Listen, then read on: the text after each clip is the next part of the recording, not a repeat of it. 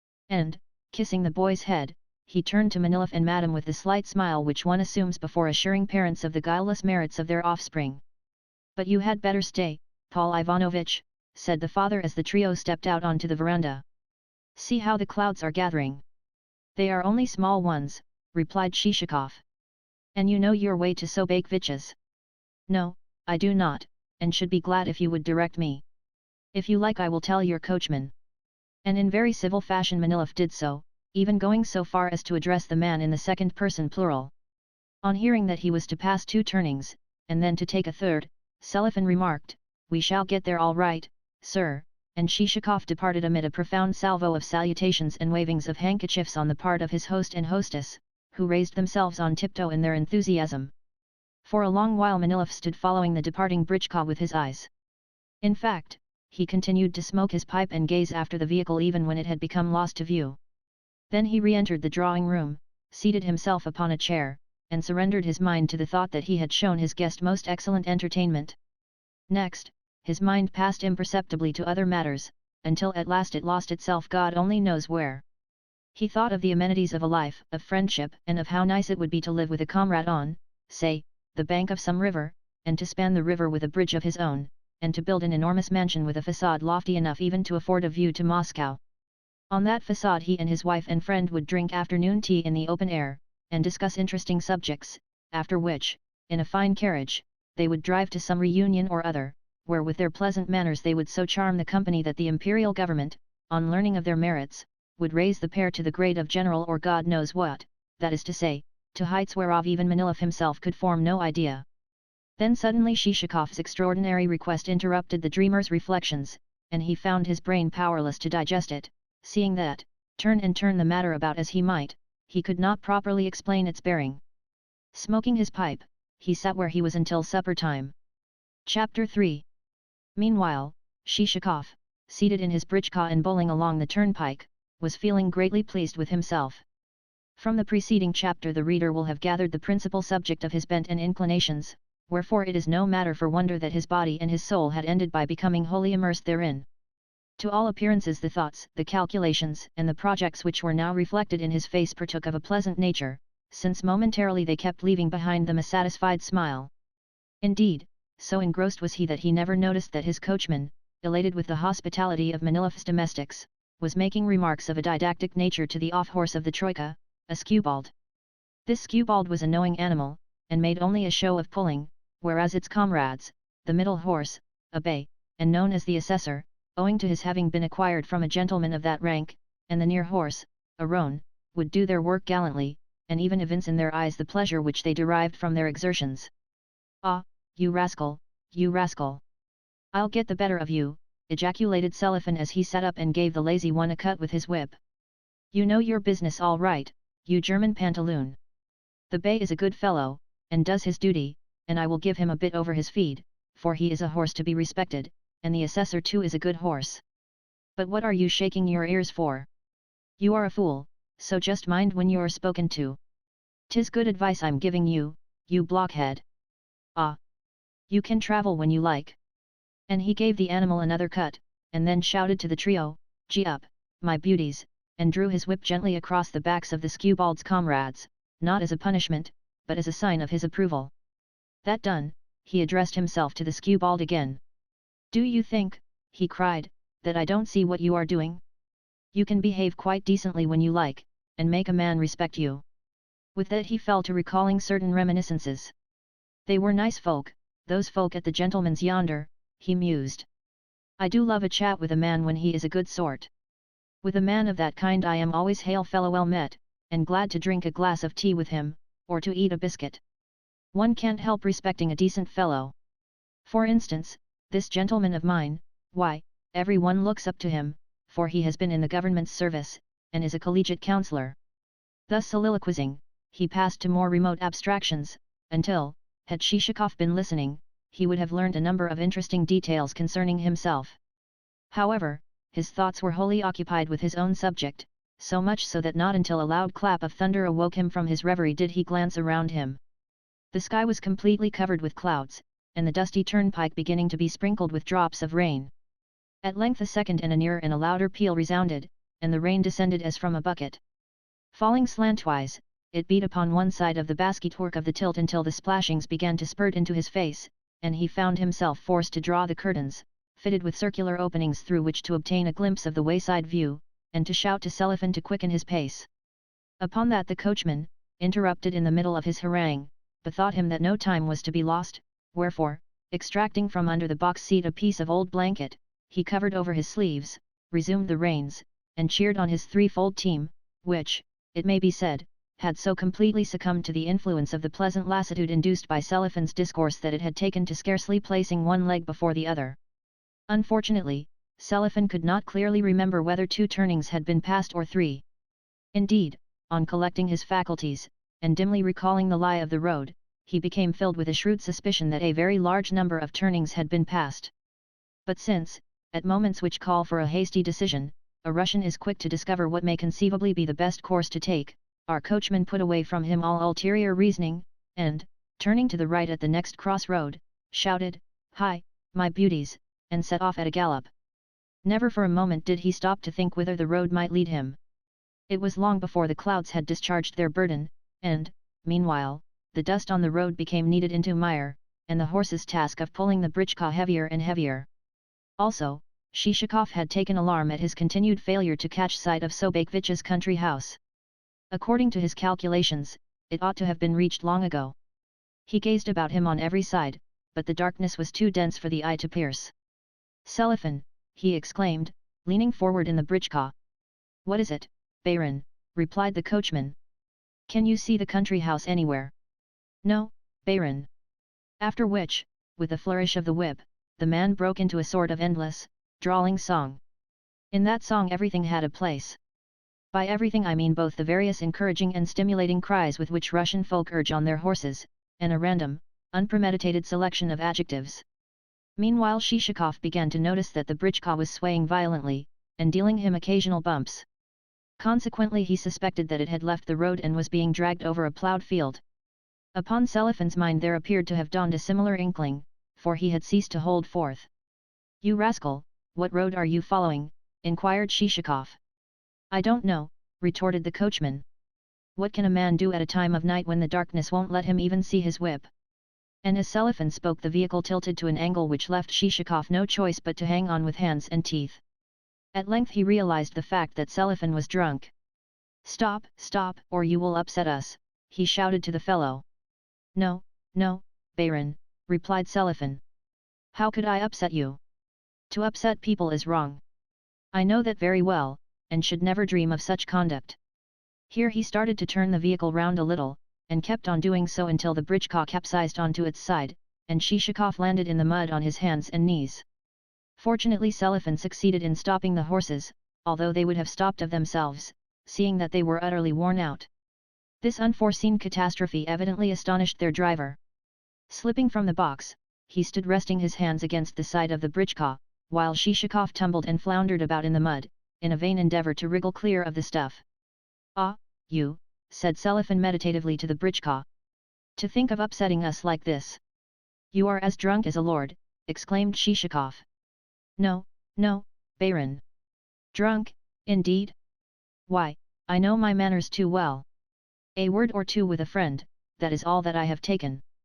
Anyone may talk with a decent man when he meets him. There is nothing wrong in that. Also, we had a snack together.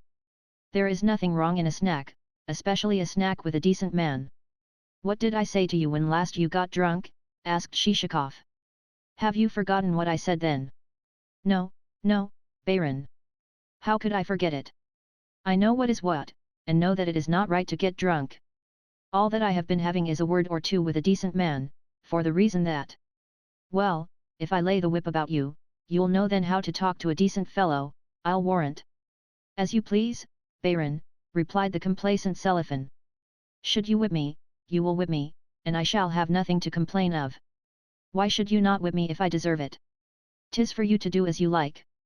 Whippings are necessary sometimes, for a peasant often plays the fool, and discipline ought to be maintained.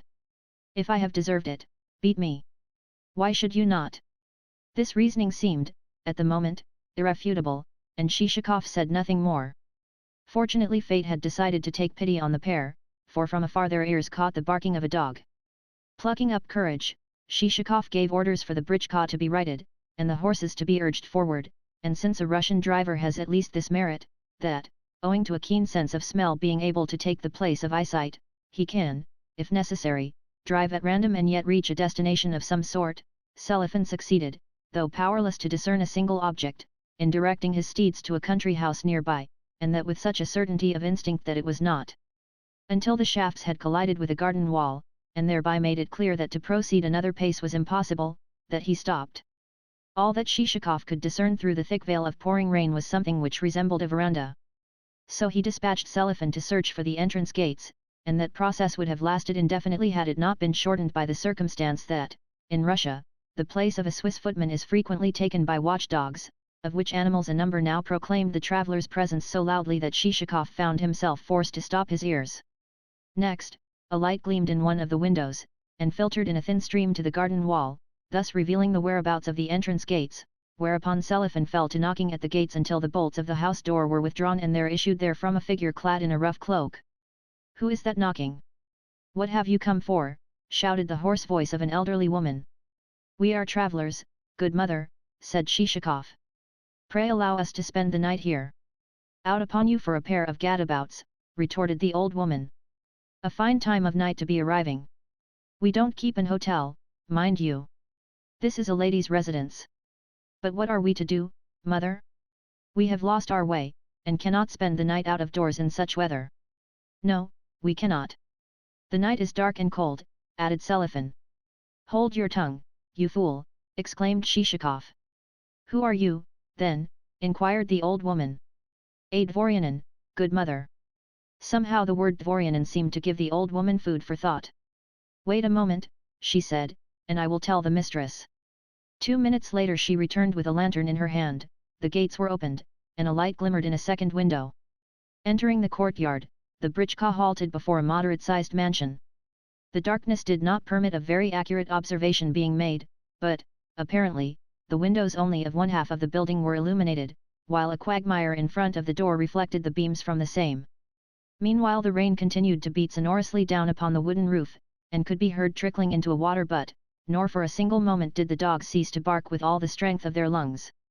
One of them, throwing up its head, kept venting a howl of such energy and duration that the animal seemed to be howling for a handsome wager, while another, cutting in between the yelpings of the first animal, kept restlessly reiterating, like a postman's bell, the notes of a very young puppy. Finally, an old hound which appeared to be gifted with a peculiarly robust temperament kept supplying the part of contrabasso, so that his growls resembled the rumbling of a bass singer when a chorus is in full cry, and the tenors are rising on tiptoe in their efforts to compass a particularly high note, and the whole body of choristers are wagging their heads before approaching a climax, and this contrabasso alone is tucking his bearded chin into his collar, and sinking almost to a squatting posture on the floor, in order to produce a note which shall cause the windows to shiver and their panes to crack. Naturally, from a canine chorus of such executants it might reasonably be inferred that the establishment was one of the utmost respectability. To that, however, our damp, cold hero gave not a thought, for all his mind was fixed upon bed. Indeed, the britchka had hardly come to a standstill before he leapt out upon the doorstep, missed his footing, and came within an ace of falling.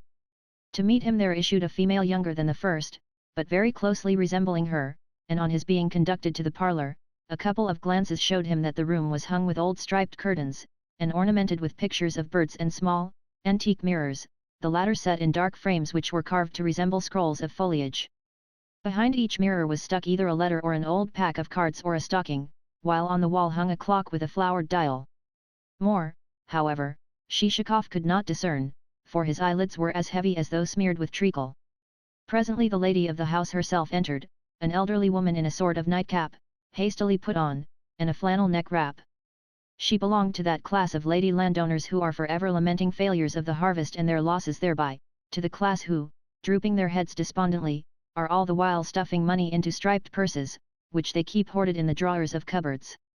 Into one purse they will stuff ruble pieces, into another half rubles, and into a third chetvertachki, although from their mien you would suppose that the cupboard contained only linen and nightshirts and skeins of wool and the piece of shabby material which is destined, should the old gown become scorched during the baking of holiday cakes and other dainties, or should it fall into pieces of itself, to become converted into a new dress.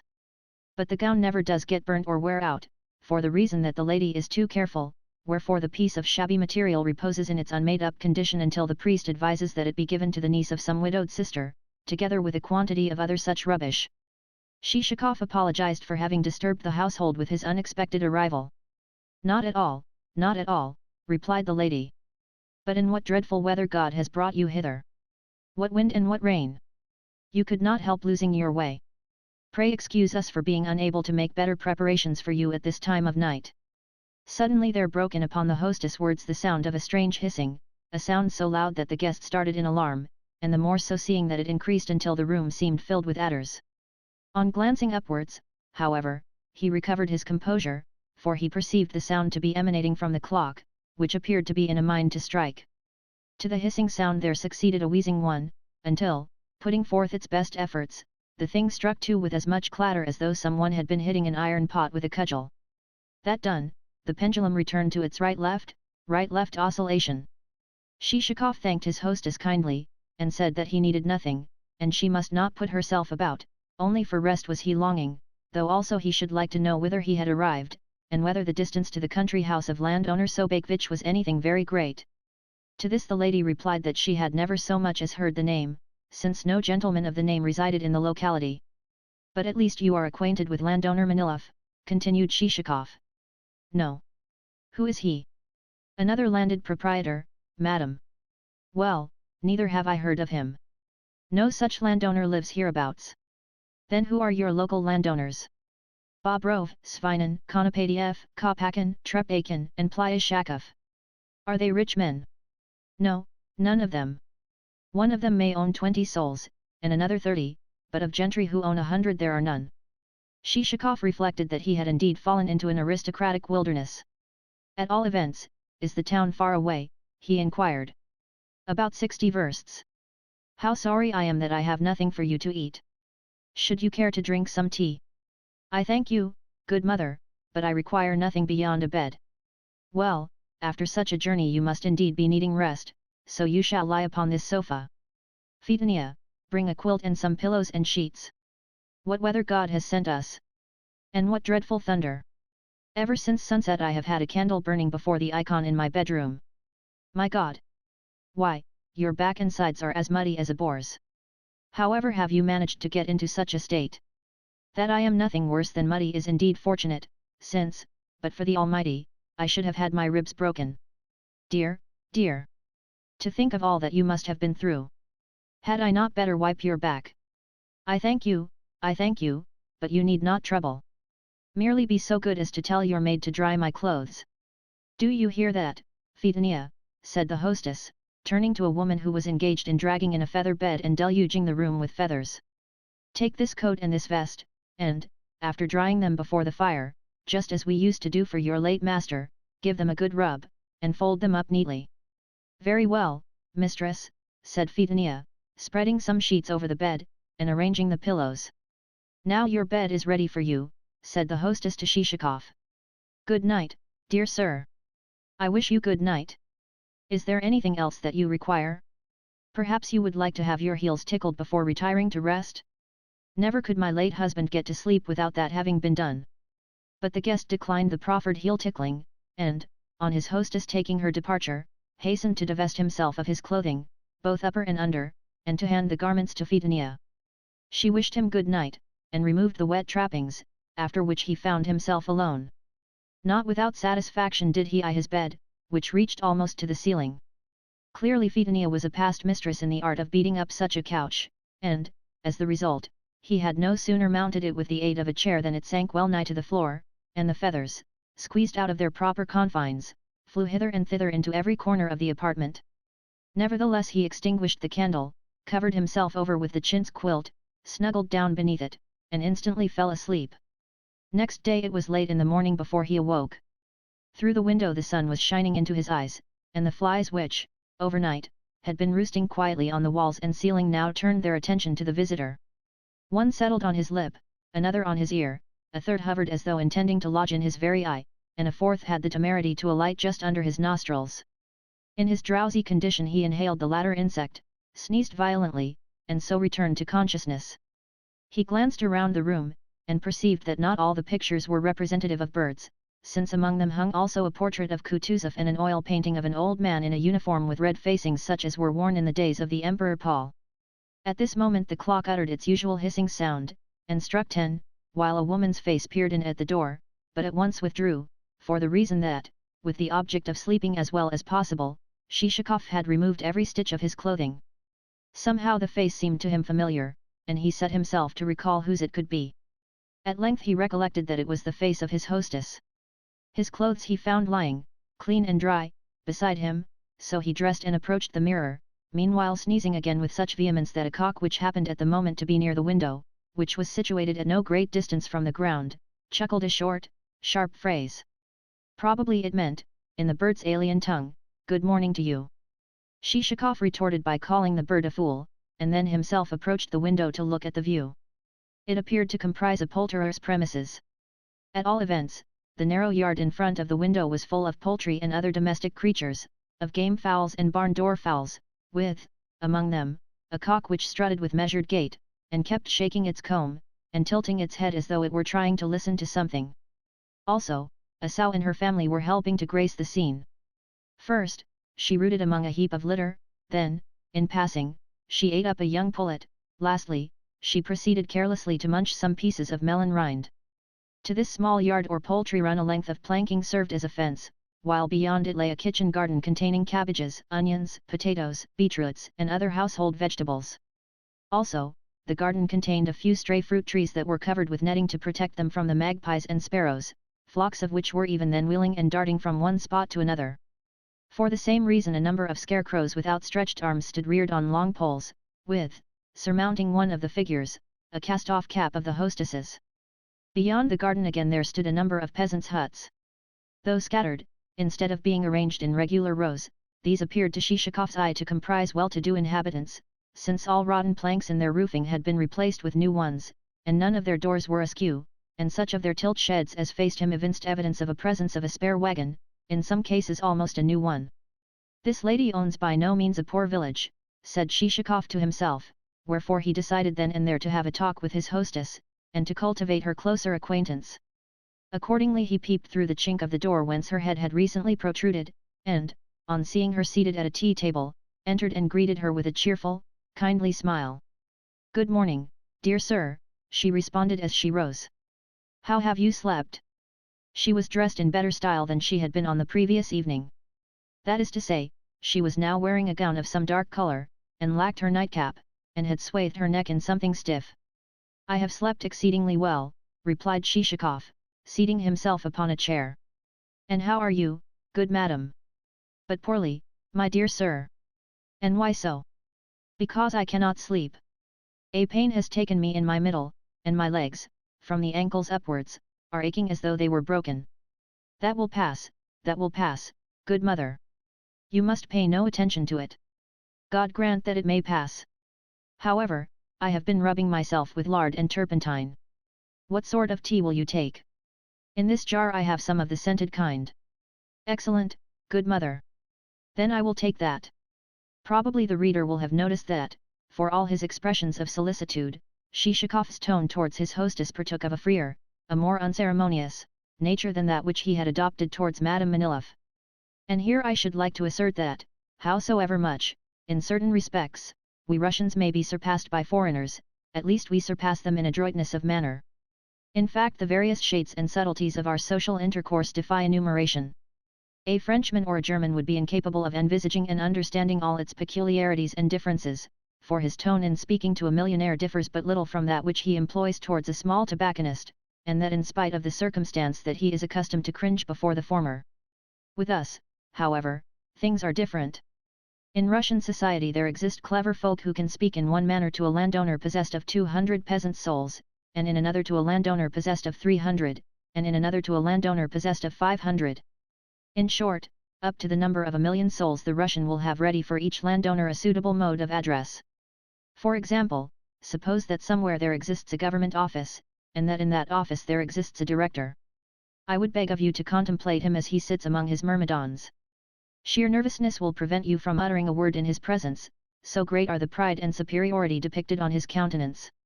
Also, were you to sketch him, you would be sketching a veritable Prometheus, for his glance is as that of an eagle, and he walks with measured, stately stride. Yet no sooner will the eagle have left the room to seek the study of his superior officer than he will go scurrying along, papers held close to his nose, like any partridge. But in society, and at the evening party, should the rest of those present be of lesser rank than himself, the Prometheus will once more become Prometheus, and the man who stands a step below him will treat him in a way never dreamt of by Ovid, seeing that each fly is of lesser account than its superior fly, and becomes, in the presence of the latter, even as a grain of sand.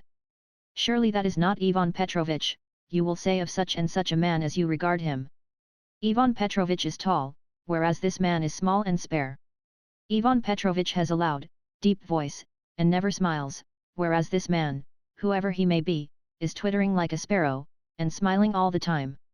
Yet approach and take a good look at the fellow and you will see that is Ivan Petrovitch.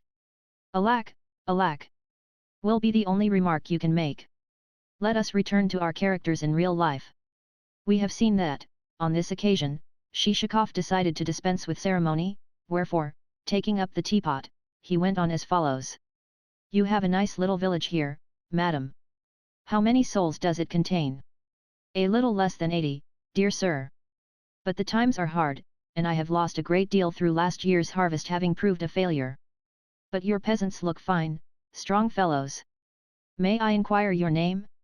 Through arriving so late at night I have quite lost my wits. Korobichka, the widow of a collegiate secretary. I humbly thank you. And your Christian name and patronymic? Nastasia Petrovna. Nastasia Petrovna. Those are excellent names. I have a maternal aunt named like yourself. And your name? Queried the lady. May I take it that you are a government assessor? No, madam, replied Shishakov with a smile. I am not an assessor, but a traveller on private business. Then you must be a buyer of produce? How I regret that I have sold my honey so cheaply to other buyers. Otherwise you might have bought it, dear sir. I never buy honey. Then what do you buy, pray? Hemp? I have a little of that by me, but not more than half a pood or so. No, madam. It is in other wares that I deal. Tell me, have you, of late years, lost many of your peasants by death? Yes, no fewer than 18, responded the old lady with a sigh. Such a fine lot, too, all good workers. True, others have since grown up, but of what use are they? Mere striplings. When the assessor last called upon me I could have wept, for, though those workmen of mine are dead, I have to keep on paying for them as though they were still alive. And only last week my blacksmith got burnt to death. Such a clever hand at his trade he was. What? A fire occurred at your place? No, no, God preserve us all. It was not so bad as that. You must understand that the blacksmith set himself on fire, he got set on fire in his bowels through overdrinking. Yes, all of a sudden there burst from him a blue flame, and he smoldered and smoldered until he had turned as black as a piece of charcoal. Yet what a clever blacksmith he was! And now I have no horses to drive out with, for there is no one to shoe them. In everything the will of God, madam, said Shishakov with a sigh. Against the divine wisdom it is not for us to rebel. Pray hand them over to me, Nastasia Petrovna. Hand over whom? The dead peasants. But how could I do that? Quite simply. Sell them to me, and I will give you some money in exchange. But how am I to sell them to you? I scarcely understand what you mean. Am I to dig them up again from the ground? Shishakov perceived that the old lady was altogether at sea, and that he must explain the matter, wherefore in a few words he informed her that the transfer or purchase of the souls in question would take place merely on paper, that the said souls would be listed as still alive. And what good would they be to you? Asked his hostess, staring at him with her eyes distended. That is my affair. But they are dead souls. Who said they were not? The mere fact of their being dead entails upon you a loss as dead as the souls, for you have to continue paying tax upon them, whereas my plan is to relieve you both of the tax and of the resultant trouble. Now do you understand? And I will not only do as I say, but also hand you over 15 rubles per soul. Is that clear enough? Yes, but I do not know, said his hostess diffidently. You see, never before have I sold dead souls. Quite so. It would be a surprising thing if you had. But surely you do not think that these dead souls are in the least worth keeping? Oh, no, indeed. Why should they be worth keeping? I am sure they are not so. The only thing which troubles me is the fact that they are dead. She seems a truly obstinate old woman, was Shishakov's inward comment. Look here, madam, he added aloud. You reason well, but you are simply ruining yourself by continuing to pay the tax upon dead souls as though they were still alive. Oh, good sir, do not speak of it, the lady exclaimed. 3 weeks ago I took 150 rubles to that assessor, and buttered him up, and then you see how it is, do you not? Remember that, according to my plan, you will never again have to butter up the assessor, seeing that it will be I who will be paying for those peasants, I, not you, for I shall have taken over the dues upon them, and have transferred them to myself as so many bona fide serfs. Do you understand at last? However, the old lady still communed with herself. She could see that the transaction would be to her advantage, yet it was one of such a novel and unprecedented nature that she was beginning to fear lest this purchaser of souls intended to cheat her. Certainly he had come from God only knew where, and at the dead of night, too. But, sir, I have never in my life sold dead folk, only living ones. 3 years ago I transferred 2 wenches to Protopopov for 100 rubles apiece, and he thanked me kindly, for they turned out splendid workers, able to make napkins or anything else. Yes, but with the living we have nothing to do, damn it. I am asking you only about dead folk. Yes, yes, of course. But at first sight I felt afraid lest I should be incurring a loss, lest you should be wishing to outweed me, good sir. You see, the dead souls are worth rather more than you have offered for them. See here, madam. What a woman it is! How could they be worth more? Think for yourself. They are so much loss to you, so much loss, do you understand? Take any worthless, rubbishy article you like, a piece of old rag, for example. That rag will yet fetch its price, for it can be bought for paper making. But these dead souls are good for nothing at all. Can you name anything that they are good for? True, true, they are good for nothing. But what troubles me is the fact that they are dead. What a blockhead of a creature, said Shishakov to himself, for he was beginning to lose patience. Bless her heart, I may as well be going. She has thrown me into a perfect sweat, the cursed old shrew.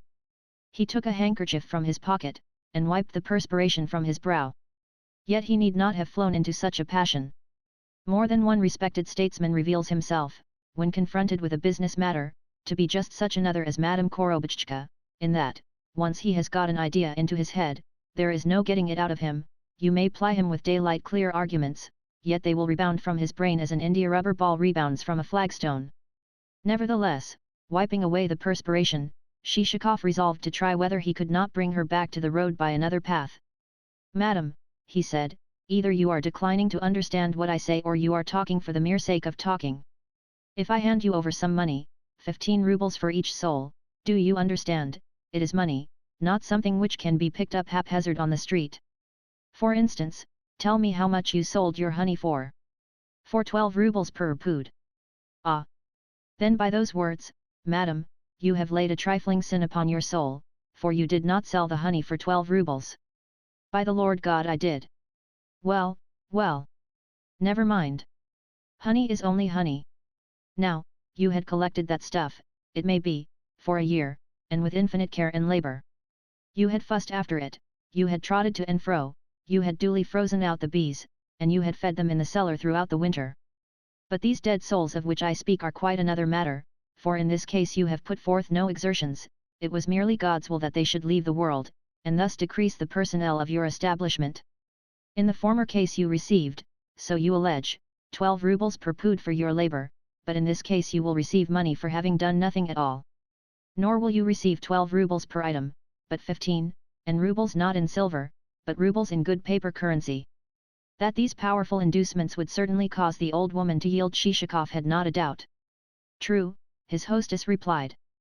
But how strangely business comes to me as a widow.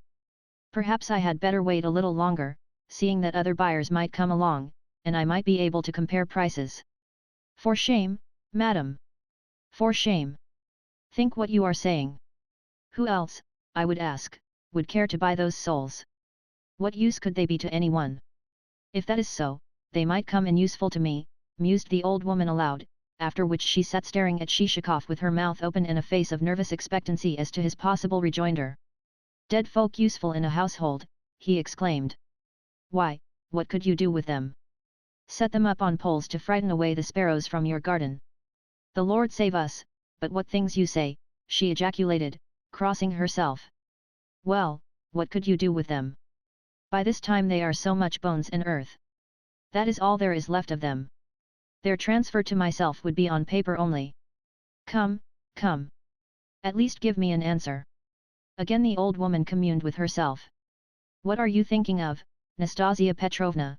Inquired Shishakov. I am thinking that I scarcely know what to do. Perhaps I had better sell you some hemp. What do I want with hemp? Pardon me, but just when I have made to you a different proposal altogether you begin fussing about hemp. Hemp is hemp, and though I may want some when I next visit you, I should like to know what you have to say to the suggestion under discussion. Well, I think it a very queer bargain. Never have I heard of such a thing. Upon this Shishakov lost all patience, upset his chair, and bid her go to the devil, of which personage even the mere mention terrified her extremely. Do not speak of him, I beg of you, she cried, turning pale. May God, rather, bless him. Last night was the third night that he has appeared to me in a dream. You see, after saying my prayers, I bethought me of telling my fortune by the cards, and God must have sent him as a punishment. He looked so horrible, and had horns longer than a bull's. I wonder you don't see scores of devils in your dreams. Merely out of Christian charity he had come to you to say, I perceive a poor widow going to rack and ruin, and likely soon to stand in danger of want. Well, go to rack and ruin, yes, you and all your village together. The insults, exclaimed the old woman, glancing at her visitor in terror. I should think so, continued Shishakov. Indeed, I cannot find words to describe you. To say no more about it, you are like a dog in a manger. You don't want to eat the hay yourself, yet you won't let anyone else touch it. All that I am seeking to do is to purchase certain domestic products of yours, for the reason that I have certain government contracts to fulfill. This last he added in passing, and without any ulterior motive, save that it came to him as a happy thought. Nevertheless, the mention of government contracts exercised a powerful influence upon Nastasia Petrovna, and she hastened to say in a tone that was almost supplicatory. Why should you be so angry with me? Had I known that you were going to lose your temper in this way, I should never have discussed the matter. No wonder that I lose my temper. An egg too many is no great matter, yet it may prove exceedingly annoying. Well, I will let you have the souls for 15 rubles each. Also, with regard to those contracts, do not forget me if at any time you should find yourself in need of rye meal or buckwheat or groats or dead meat. No, I shall never forget you, madam, he said, wiping his forehead, where 3 separate streams of perspiration were trickling down his face. Then he asked her whether in the town she had any acquaintance or agent whom she could empower to complete the transference of the serfs, and to carry out whatsoever else might be necessary. Certainly, replied Madame Korobuchka. The son of our archpriest, Father Cyril, himself is a lawyer. Upon that Shishakov begged her to accord the gentleman in question a power of attorney, while, to save extra trouble, he himself would then and there compose the requisite letter. It would be a fine thing if he were to buy up all my meal and stock for the government, thought Madame to herself. I must encourage him a little. There has been some dough standing ready since last night, so I will go and tell Fedania to try a few pancakes. Also, it might be well to try him with an egg pie. We make them nicely here, and they do not take long in the making. So she departed to translate her thoughts into action, as well as to supplement the pie with other products of the domestic cuisine, while, for his part, Shishakov returned to the drawing room where he had spent the night, in order to procure from his dispatch box the necessary writing paper. The room had now been set in order, the sumptuous feather bed removed, and a table set before the sofa. Depositing his dispatch box upon the table, he heaved a gentle sigh on becoming aware that he was so soaked with perspiration that he might almost have been dipped in a river. Everything, from his shirt to his socks, was dripping. May she starve to death, the cursed old harridan, he ejaculated after a moment's rest. Then he opened his dispatch box. In passing, I may say that I feel certain that at least some of my readers will be curious to know the contents and the internal arrangements of that receptacle. Why should I not gratify their curiosity? To begin with, the center of the box contained a soap dish, with, disposed around it, 6 or 7 compartments for razors. Next came square partitions for a sandbox and an inkstand, as well as, scooped out in their midst, a hollow of pens, sealing wax, and anything else that required more room. Lastly, there were all sorts of little divisions, both with and without lids, for articles of a smaller nature, such as visiting cards, memorial cards, theatre tickets, and things which Shishakov had laid by as souvenirs. This portion of the box could be taken out, and below it were both a space for manuscripts and a secret money box, the latter made to draw out from the side of the receptacle. Shishakov set to work to clean a pen, and then to write. Presently his hostess entered the room. "What a beautiful box you have got, my dear sir," she exclaimed as she took a seat beside him. "Probably you bought it in Moscow." "Yes, in Moscow," replied Shishakov without interrupting his writing. "I thought so. One can get good things there. 3 years ago my sister brought me a few pairs of warm shoes for my sons, and they were such excellent articles. To this day my boys wear them. And what nice stamped paper you have!" She had peered into the dispatch box, where, sure enough, there lay a further store of the paper in question. "Would you mind letting me have a sheet of it? I am without any at all, although I shall soon have to be presenting a plea to the land court, and possess not a morsel of paper to write it on." Upon this Shishakov explained that the paper was not the sort proper for the purpose, that it was meant for serf indenturing, and not for the framing of pleas. Nevertheless, to quiet her, he gave her a sheet stamped to the value of a ruble. Next, he handed her the letter to sign, and requested, in return, a list of her peasants. Unfortunately, such a list had never been compiled, let alone any copies of it, and the only way in which she knew the peasants' names was by heart. However, he told her to dictate them. Some of the names greatly astonished our hero, so, still more, did the surnames.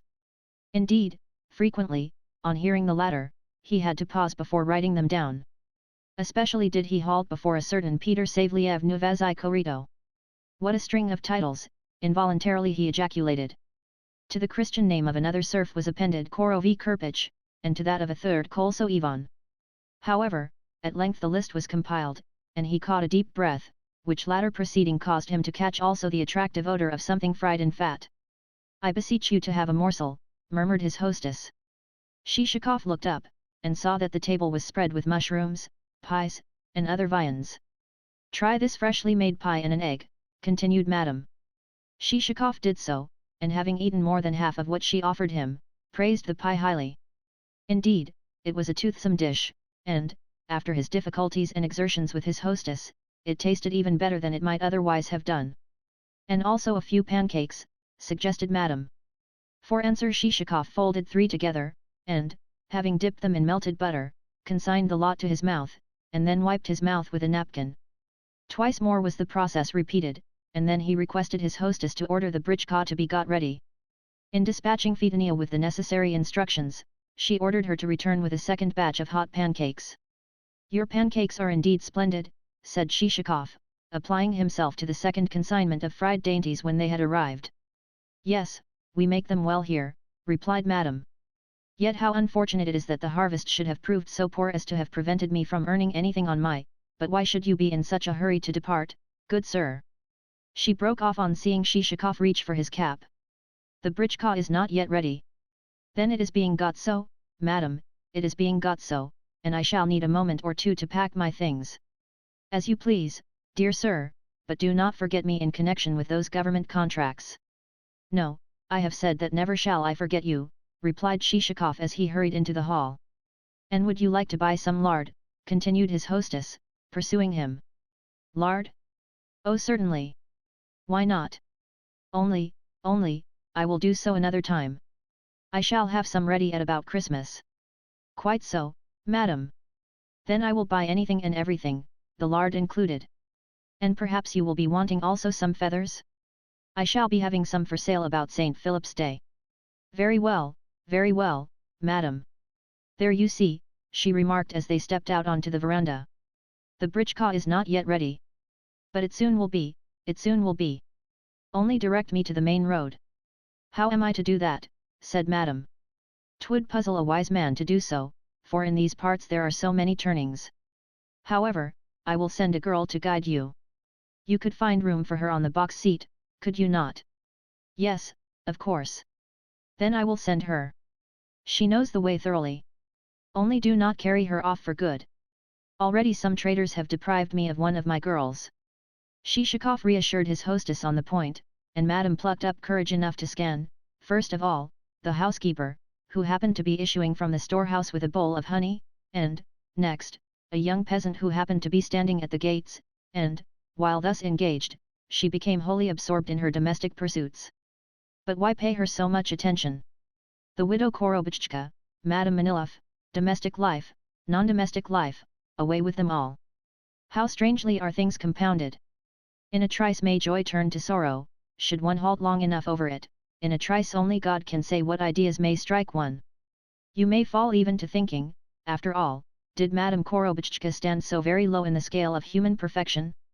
Was there really such a very great gulf between her and Madame Manilov, between her and the Madame Manilov whom we have seen entrenched behind the walls of a genteel mansion in which there were a fine staircase of wrought metal and a number of rich carpets, the Madame Manilov who spent most of her time in yawning behind half-read books, and in hoping for a visit from some socially distinguished person in order that she might display her wit and carefully rehearsed thoughts which had been de rigueur in town for a week past, yet which referred, not to what was going on in her household or on her estate, both of which properties were at odds and ends, owing to her ignorance of the art of managing them, but to the coming political revolution in France and the direction in which fashionable Catholicism was supposed to be moving? But away with such things! Why need we speak of them? Yet how comes it that suddenly into the midst of our careless, frivolous, Unthinking moments there may enter another, and a very different, tendency, that the smile may not have left a human face before its owner will have radically changed his or her nature, though not his or her environment, with the result that the face will suddenly become lit with a radiance never before seen there. "Here is the britchka, here is the britchka," exclaimed Shishakov on perceiving that vehicle slowly advancing. "Ah, you blockhead," he went on to Selifan. "Why have you been loitering about? I suppose last night's fumes have not yet left your brain." To this Selifan returned no reply. "Goodbye, madam," added the speaker. "But where is the girl whom you promised me?" "Here, Pelagia," called the hostess to a wench of about 11 who was dressed in home-dyed garments and could boast of a pair of bare feet which, from a distance, might almost have been mistaken for boots, so encrusted were they with fresh mire. "Here, Pelagia. Come and show this gentleman the way." Selifan helped the girl to ascend to the box seat. Placing one foot upon the step by which the gentry mounted, she covered the said step with mud, and then, ascending higher, attained the desired position beside the coachman. Shishakov followed in her wake, causing the britchka to heel over with his weight as he did so, and then settled himself back into his place with an "all right. Goodbye, madam," as the horses moved away at a trot. Selifan looked gloomy as he drove, but also very attentive to his business. This was invariably his custom when he had committed the fault of getting drunk. Also, the horses looked unusually well groomed. In particular, the collar on one of them had been neatly mended, although hitherto its state of dilapidation had been such as perennially to allow the stuffing to protrude through the leather. The silence preserved was well nigh complete. Merely flourishing his whip, Selifan spoke to the team no word of instruction, although the skewbald was as ready as usual to listen to conversation of a didactic nature, seeing that at such times the reins hung loosely in the hands of the loquacious driver, and the whip wandered merely as a matter of form over the backs of the troika. This time, however, there could be heard issuing from Selifan's sullen lips only the uniformly unpleasant exclamation, "Now then, you brutes! Get on with you, get on with you!" The Bey and the assessor too felt put out at not hearing themselves called my pets or good lads, while, in addition, the skewbald came in for some nasty cuts across his sleek and ample quarters. "What has put master out like this?" thought the animal as it shook its head. "Heaven knows where he does not keep beating me, across the back, and even where I am tenderer still. Yes, he keeps catching the whip in my ears, and lashing me under the belly. To the right, snapped Selifan to the girl beside him as he pointed to a rain-soaked road which trended away through fresh green fields. "No, no," she replied. "I will show you the road when the time comes." "Which way, then?" he asked again when they had proceeded a little further. "This way." And she pointed to the road just mentioned. "Get along with you," retorted the coachman. "That does go to the right. You don't know your right hand from your left." The weather was fine, but the ground so excessively sodden that the wheels of the britchka collected mire until they had become caked as with a layer of felt, a circumstance which greatly increased the weight of the vehicle, and prevented it from clearing the neighbouring parishes before the afternoon was arrived. Also, without the girls' help the finding of the way would have been impossible, since roads wiggled away in every direction, like crabs released from a net, and, but for the assistance mentioned, Selifan would have found himself left to his own devices. Presently she pointed to a building ahead, with the words, "There is the main road." "And what is the building?" asked Selifan. "A tavern," she said. "Then we can get along by ourselves," he observed. "Do you get down, and be off home." With that he stopped, and helped her to alight, muttering as he did so, "Ah, you black-foot creature!" Shishakov added a copper groat, and she departed well pleased with her ride in the gentleman's carriage. Chapter 4. On reaching the tavern, Shishakov called a halt. His reasons for this were twofold, namely, that he wanted to rest the horses, and that he himself desired some refreshment. In this connection the author feels bound to confess that the appetite and the capacity of such men are greatly to be envied. Of those well-to-do folk of St. Petersburg and Moscow who spend their time in considering what they shall eat on the morrow, and in composing a dinner for the day following, and who never sit down to a meal without first of all injecting a pill and then swallowing oysters and crabs and a quantity of other monsters, while eternally departing for Carlsbad or the Caucasus, the author has but a small opinion. Yes, they are not the persons to inspire envy. Rather, it is the folk of the middle classes, folk who at one post-house call for bacon, and at another for a sucking pig, and at a third for a steak of sturgeon or a baked pudding with onions, and who can sit down to table at any hour, as though they had never had a meal in their lives, and can devour fish of all sorts, and guzzle and chew it with a view to provoking further appetite. These, I say, are the folk who enjoy heaven's most favored gift. To attain such a celestial condition, the great folk of whom I have spoken would sacrifice half their serfs and half their mortgaged and non-mortgaged property, with the foreign and domestic improvements thereon, if thereby they could compass such a stomach as is possessed by the folk of the middle class. But, unfortunately, neither money nor real estate, whether improved or non-improved, can purchase such a stomach. The little wooden tavern, with its narrow, but hospitable, curtain suspended from a pair of rough-hewn doorposts like old church candlesticks, seemed to invite Shishakov to enter. True, the establishment was only a Russian hut of the ordinary type, but it was a hut of larger dimensions than usual, and had around its windows and gables carved and patterned cornices of bright-colored wood which threw into relief the darker hue of the walls, and consorted well with the flowered pictures painted on the shutters. Ascending the narrow wooden staircase to the upper floor, and arriving upon a broad landing, Shishakov found himself confronted with a creaking door and a stout old woman in a striped print gown. "This way, if you please," she said. Within the apartment designated, Shishakov encountered the old friends which one invariably finds in such roadside hostelries, to wit, a heavy samovar, 4 smooth, bescratched walls of white pine, a 3-cornered press with cups and teapots, egg cups of gilded china standing in front of icons suspended by blue and red ribbons, a cat lately delivered of a family, a mirror which gives one 4 eyes instead of 2 and a pancake for a face, and, beside the icons, some bunches of herbs and carnations of such faded dustiness that, should one attempt to smell them, one is bound to burst out sneezing. "Have you a sucking pig?" Shishakov inquired of the landlady as she stood expectantly before him. "Yes." "And some horseradish and sour cream?" "Yes." "Then serve them." The landlady departed for the purpose, and returned with a plate, a napkin, the latter starched to the consistency of dried bark, a knife with a bone handle beginning to turn yellow, a 2-pronged fork as thin as a wafer, and a salt cellar incapable of being made to stand upright.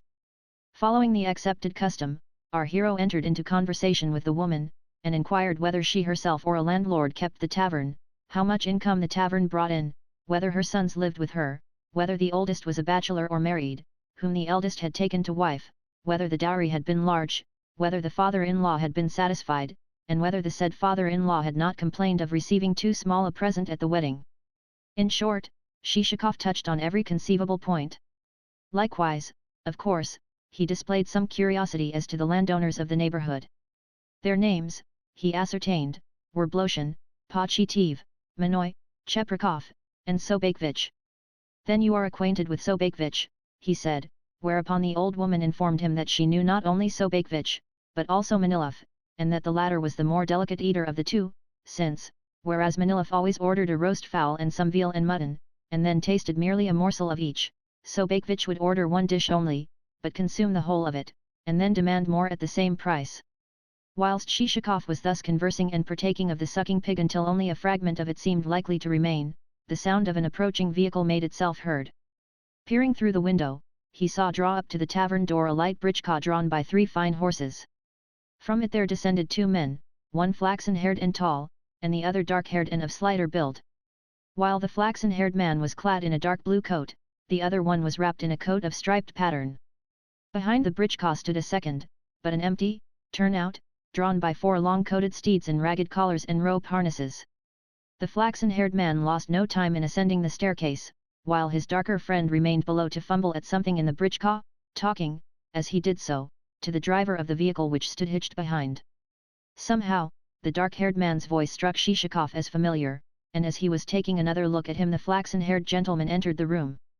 The newcomer was a man of lofty stature, with a small red moustache and a lean, hard-bitten face whose redness made it evident that its acquaintance, if not with the smoke of gunpowder, at all events with that of tobacco, was intimate and extensive.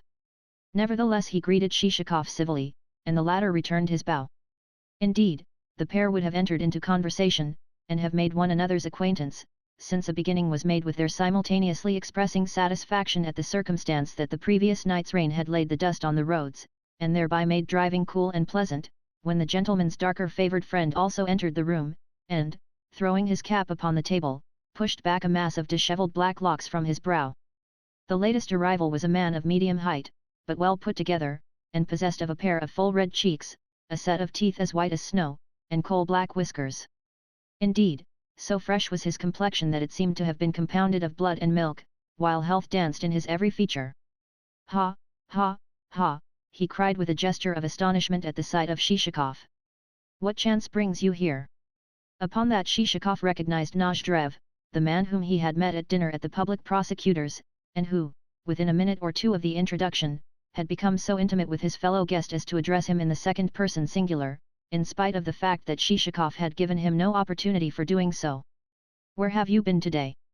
Nozdrev inquired, and, without waiting for an answer, went on, for myself, I am just from the fair, and completely cleaned out. Actually, I have had to do the journey back with stage horses. Look out of the window, and see them for yourself.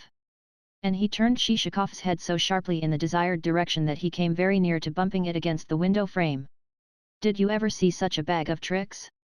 The cursed things have only just managed to get here. In fact, on the way I had to transfer myself to this fellow's britchka. He indicated his companion with a finger. By the way, don't you know one another? He is Mizwiv, my brother-in-law. He and I were talking of you only this morning. Just you see, said I to him, if we do not fall in with Shishakov before we have done. Heavens, how completely cleaned out I am! Not only have I lost 4 good horses, but also my watch and chain. Shishakov perceived that in very truth his interlocutor was minus the articles named, as well as that one of Nozdrev's whiskers was less bushy in appearance than the other one. Had I had another 20 rubles in my pocket, went on Nozdrev, I should have won back all that I have lost, as well as have pouched a further 30,000. Yes, I give you my word of honor on that. But you were saying the same thing when last I met you, put in the flaxen-haired man. Yet, even though I lent you 50 rubles, you lost them all. But I should not have lost them this time. Don't try to make me out a fool. I should not have lost them, I tell you. Had I only played the right card, I should have broken the bank. But you did not break the bank, remarked the flaxen-haired man. No. That was because I did not play my cards right. But what about your precious major's play? Is that good? Good or not, at least he beat you. Splendid of him. Nevertheless I will get my own back. Let him play me at doubles, and we shall soon see what sort of a player he is. Friend Shishakov, at first we had a glorious time, for the fair was a tremendous success. Indeed, the tradesmen said that never yet had there been such a gathering. I myself managed to sell everything from my estate at a good price. In fact, we had a magnificent time. I can't help thinking of it, devil take me. But what a pity you were not there. 3 versts from the town there is quartered a regiment of dragoons, and you would scarcely believe what a lot of officers it has. 40 at least there are, and they do a fine lot of knocking about the town and drinking. In particular, Staff Captain Potsilyev is a splendid fellow. You should just see his mustache. Why, he calls good claret trash. Bring me some of the usual trash, is his way of ordering it. And Lieutenant Kuvshainikov, too. He is as delightful as the other man. In fact, I may say that every one of the lot is a rake. I spent my whole time with them, and you can imagine that Ponomarev, the wine merchant, did a fine trade indeed. All the same, he is a rascal, you know, and ought not to be dealt with, for he puts all sorts of rubbish into his liquor, Indian wood and burnt cork and elderberry juice, the villain. Nevertheless, get him to produce a bottle from what he calls his special cellar, and you will fancy yourself in the 7th heaven of delight. And what quantities of champagne we drank! Compared with it, provincial stuff is kvass. Try to imagine not merely Cliquot, but a sort of blend of Cliquot and Matradura, Cliquot of double strength. Also Ponomarev produced a bottle of French stuff which he calls bonbon. Had it a bouquet, ask you? Why, it had the bouquet of a rose garden, of anything else you like. What times we had, to be sure.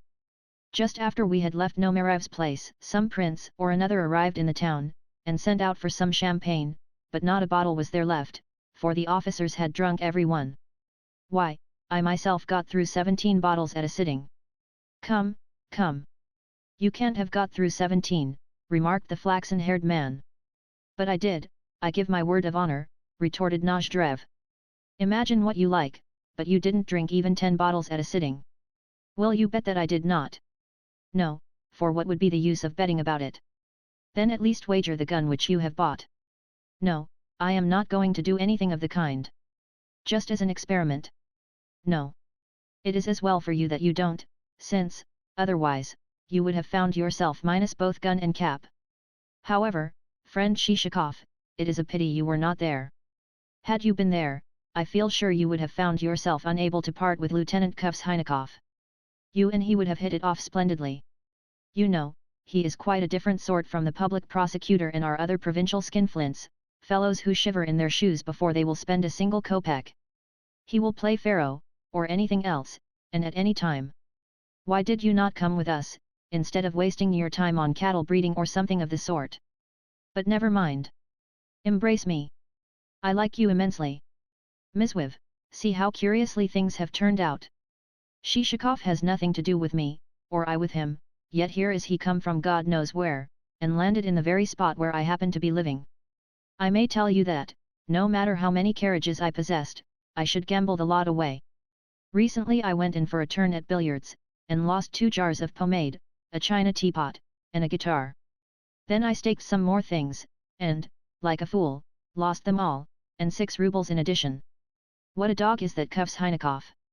He and I attended nearly every ball in the place. In particular, there was a woman, Nikolai, and such a swell. I merely thought to myself, the devil take her, but Kvashynikov is such a wag that he sat down beside her, and began paying her strings of compliments in French. However, I did not neglect the damsels altogether, although he calls that sort of thing going in for strawberries. By the way, I have a splendid piece of fish and some caviar with me. 'Tis all I have brought back. In fact, it is a lucky chance that I happened to buy the stuff before my money was gone. Where are you for? I am about to call on a friend. On what friend? Let him go to the devil, and come to my place instead. I cannot, I cannot.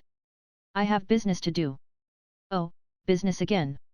I thought so. But I have business to do, and pressing business at that. I wager that you're lying. If not, tell me whom you're going to call upon. Upon Sobakevich.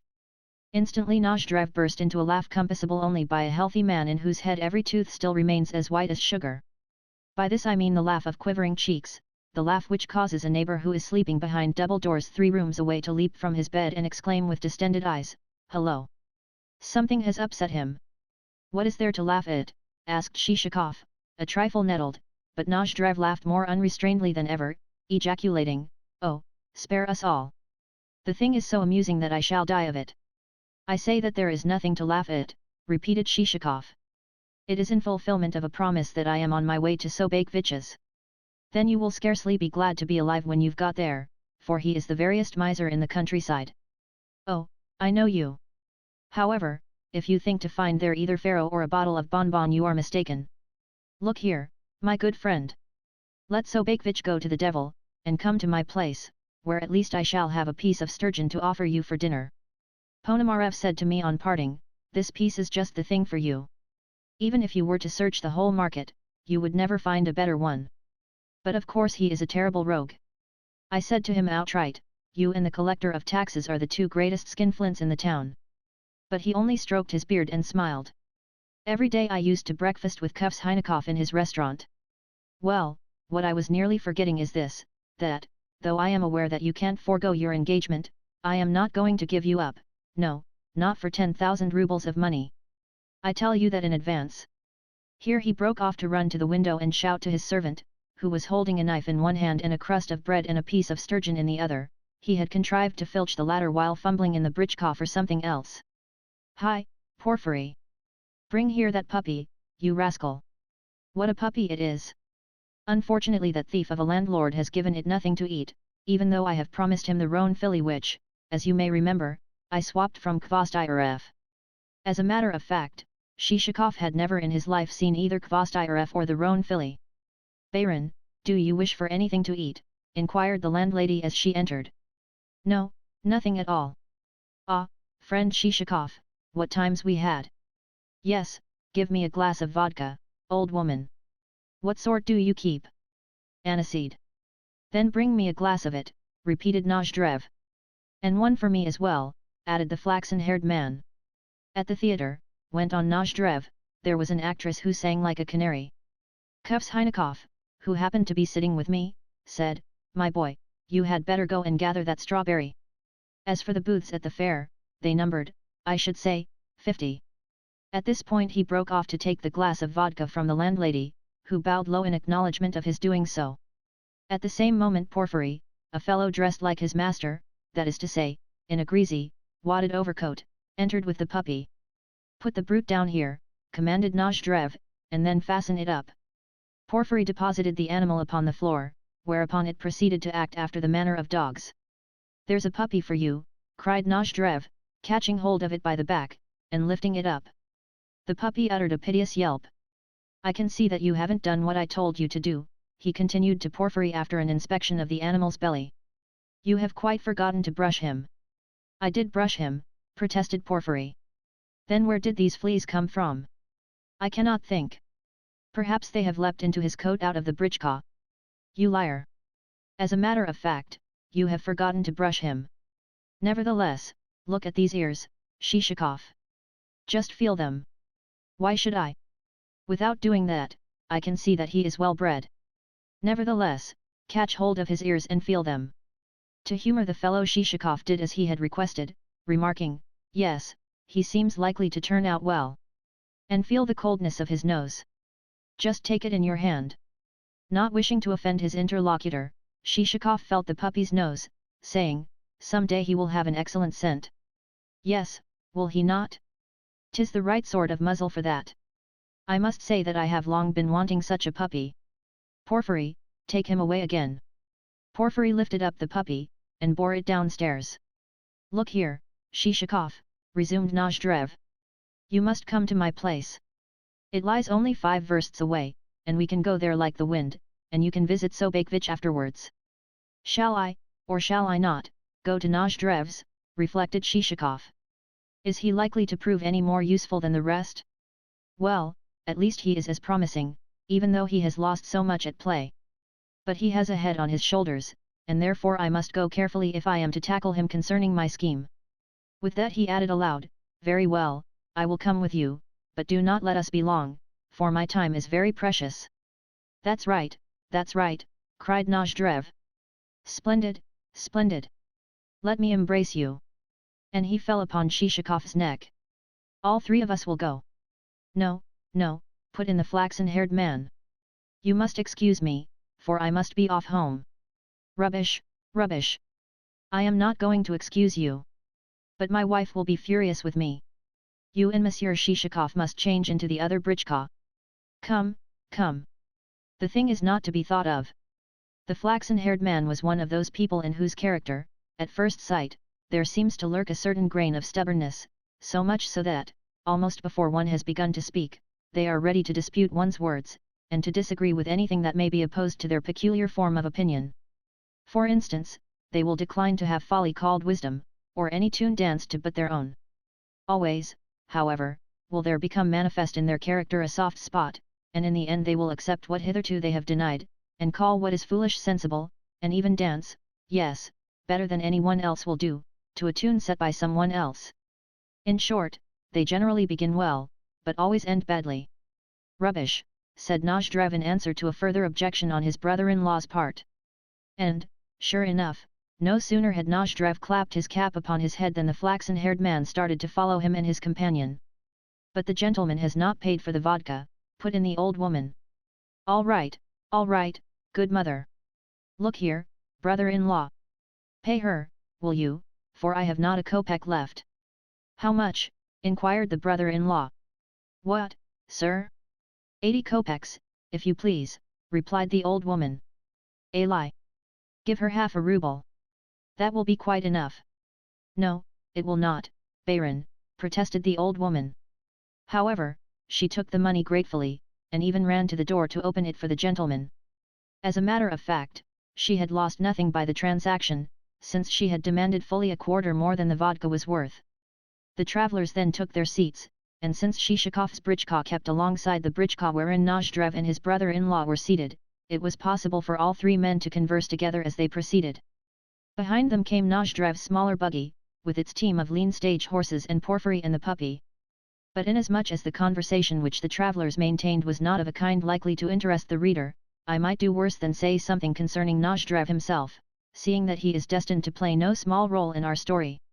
Nozdrev's face will be familiar to the reader, seeing that everyone must have encountered many such. Fellows of the kind are known as gay young sparks, and, even in their boyhood and school days, earn a reputation for being bones comrades, though with it all they come in for some hard knocks, for the reason that their faces evince an element of frankness, directness and enterprise which enables them soon to make friends, and, almost before you have had time to look around, to start addressing you in the second person singular. Yet, while cementing such friendships for all eternity, almost always they begin quarreling the same evening, since, throughout, they are a loquacious, dissipated, high-spirited, over-showy tribe. Indeed, at 35 Nozdrev was just what he had been in 18 and 20, he was just such a lover of fast living. Nor had his marriage in any way changed him, and the less so since his wife had soon departed to another world, and left behind her 2 children, whom he did not want, and who were therefore placed in the charge of a good-looking nursemaid. Never at any time could he remain at home for more than a single day, for his keen scent could range over scores and scores of versts, and detect any fare which promised balls and crowds. Consequently in a trice he would be there, quarrelling, and creating disturbances over the gaming table. Like all men of his type, he had a perfect passion for cards, yet playing neither a faultless nor an over-clean game, since he was both a blunderer and able to indulge in a large number of illicit cuts and other devices. The result was that the game often ended in another kind of sport altogether. That is to say, either he received a good kicking, or he had his thick and very handsome whiskers pulled, with the result that on certain occasions he returned home with one of those appendages looking decidedly ragged. Yet his plump, healthy-looking cheeks were so robustly constituted, and contained such an abundance of recreative vigor, that a new whisker soon sprouted in place of the old one, and even surpassed its predecessor. Again, and the following is a phenomenon peculiar to Russia, a very short time would have elapsed before once more he would be consorting with the very cronies who had recently cuffed him, and consorting with them as though nothing whatsoever had happened, no reference to the subject being made by him, and they too holding their tongues.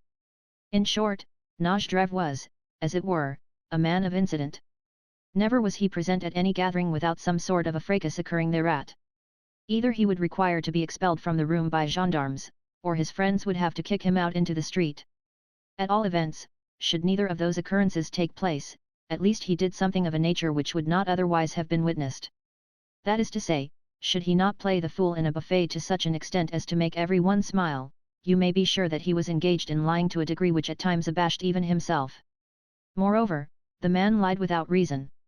For instance, he would begin telling a story to the effect that he possessed a blue-coated or a red-coated horse, until, in the end, his listeners would be forced to leave him with the remark, "You are giving us some fine stuff, old fellow." Also, men like Nozdrev have a passion for insulting their neighbors without the least excuse afforded. For that matter, even a man of good standing and of respectable exterior, a man with a star on his breast, may unexpectedly press your hand one day, and begin talking to you on subjects of a nature to give food for serious thought. Yet just as unexpectedly may that man start abusing you to your face, and do so in a manner worthy of a collegiate registrar rather than of a man who wears a star on his breast and aspires to converse on subjects which merit reflection. All that one can do in such a case is to stand shrugging one's shoulders in amazement. Well, Nozdrev had just such a weakness. The more he became friendly with a man, the sooner would he insult him, and be ready to spread calumnies as to his reputation. Yet all the while he would consider himself the insulted one's friend, and, should he meet him again, would greet him in the most amicable style possible, and say, "You rascal, why have you given up coming to see me?" Thus, taken all round, Nozdrev was a person of many aspects and numerous potentialities. In one and the same breath would he propose to go with you whithersoever you might choose, even to the very ends of the world should you so require, or to enter upon any sort of an enterprise with you, or to exchange any commodity for any other commodity which you might care to name. Guns, horses, dogs, all were subjects for barter, though not for profit so far as you were concerned.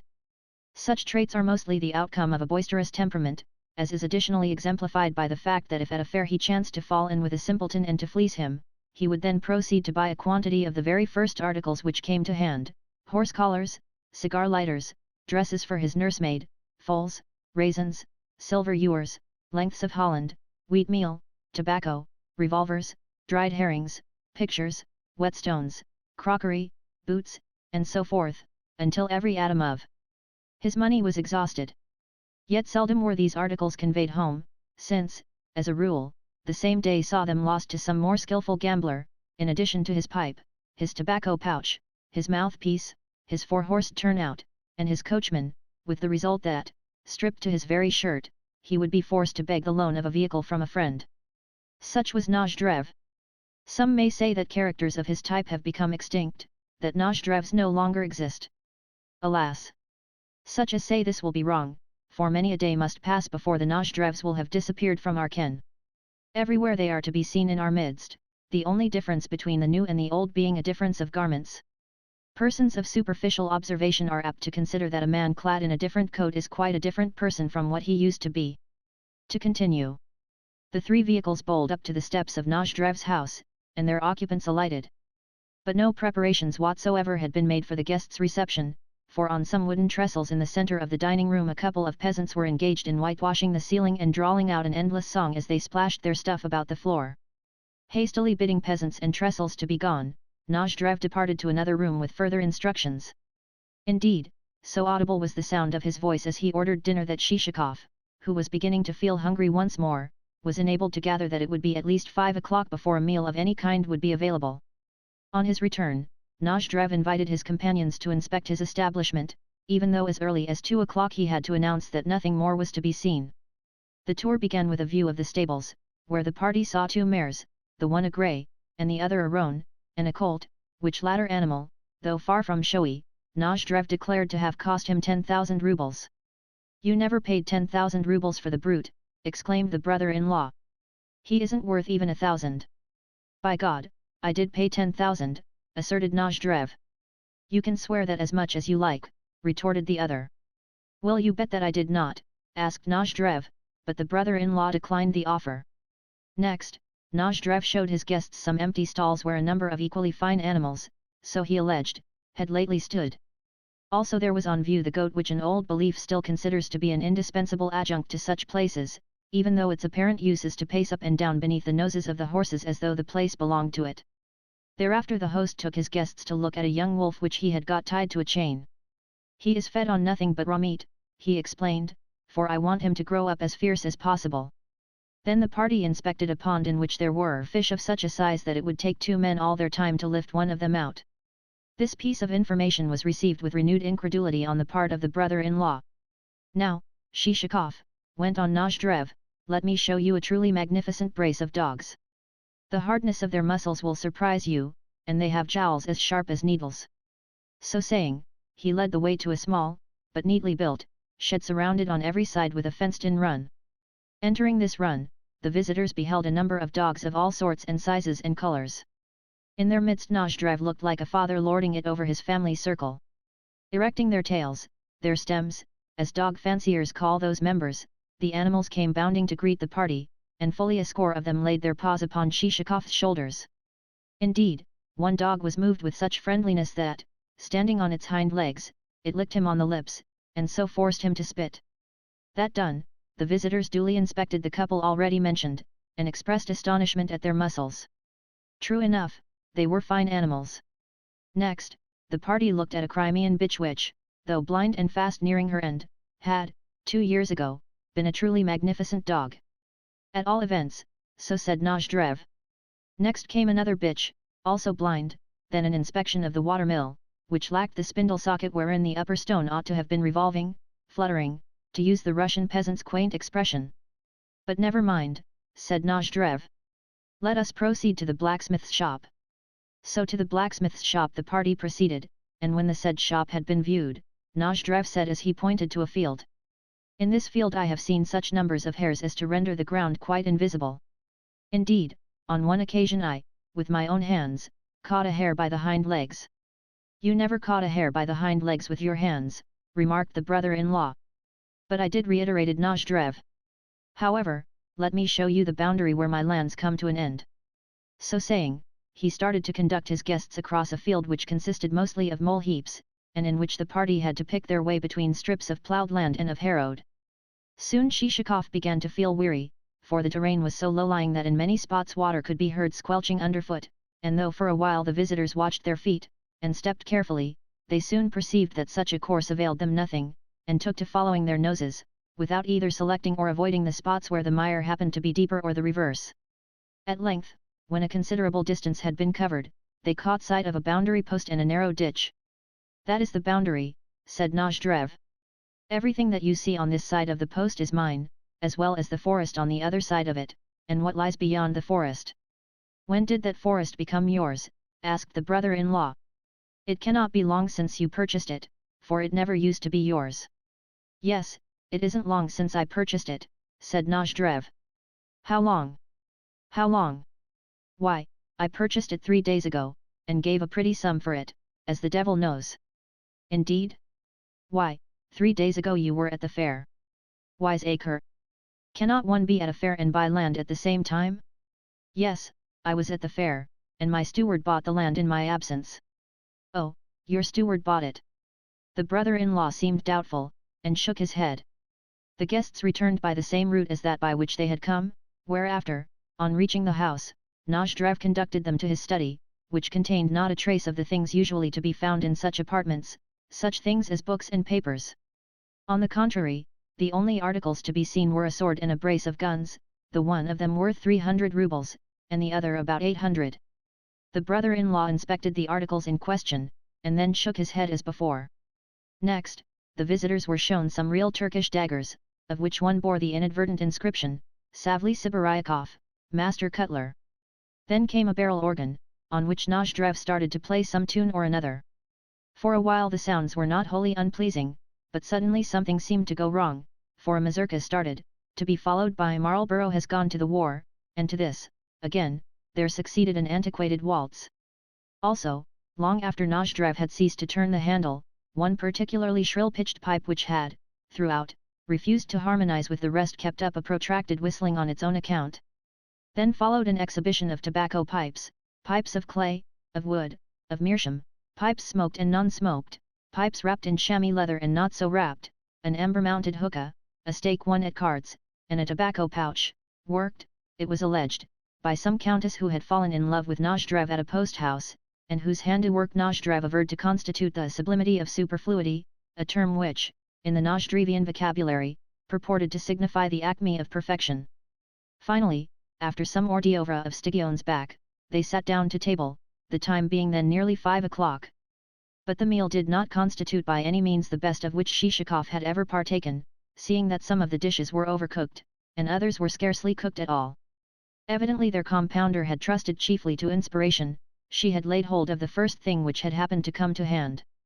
For instance, had pepper represented the nearest article within reach, she had added pepper wholesale. Had a cabbage chanced to be so encountered, she had pressed it also into the service. And the same with milk, bacon, and peas. In short, her rule seemed to have been make a hot dish of some sort, and some sort of taste will result. For the rest, Nozdrev drew heavily upon the wine.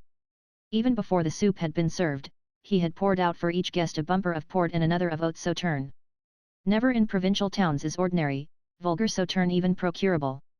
Next, he called for a bottle of Madeira, as fine a tipple as ever a field marshal drank, but the Madeira only burnt the mouth, since the dealers, familiar with the taste of our landed gentry, who love good Madeira, invariably doctor the stuff with copious dashes of rum and imperial vodka, in the hope that Russian stomachs will thus be enabled to carry off the lot. After this bottle Nozdrev called for another and a very special brand, a brand which he declared to consist of a blend of Burgundy and champagne, and of which he poured generous measures into the glasses of Shishakov and the brother-in-law as they sat to right and left of him.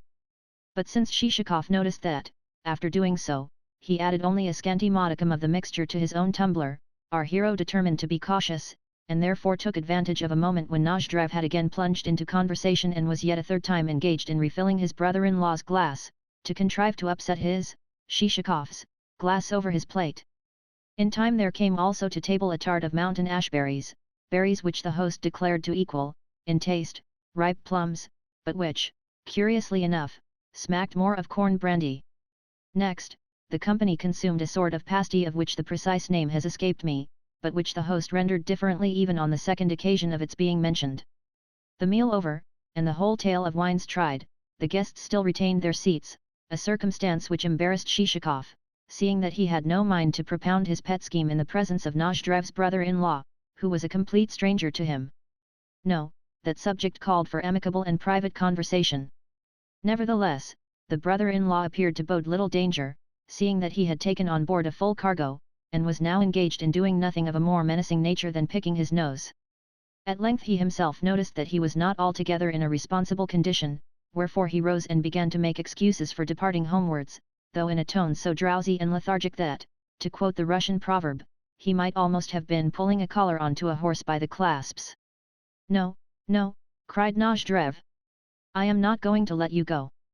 "But I must go," replied the brother-in-law. "Don't try to hinder me.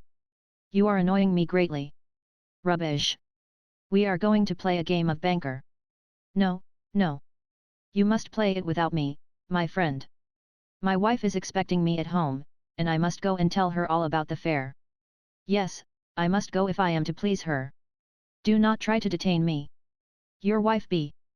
But have you really an important piece of business with her?" "No, no, my friend. The real reason is that she is a good and trustful woman, and that she does a great deal for me. The tears spring to my eyes as I think of it. Do not detain me. As an honorable man I say that I must go. Of that I do assure you in all sincerity." "Oh, let him go," put in Shishakov under his breath.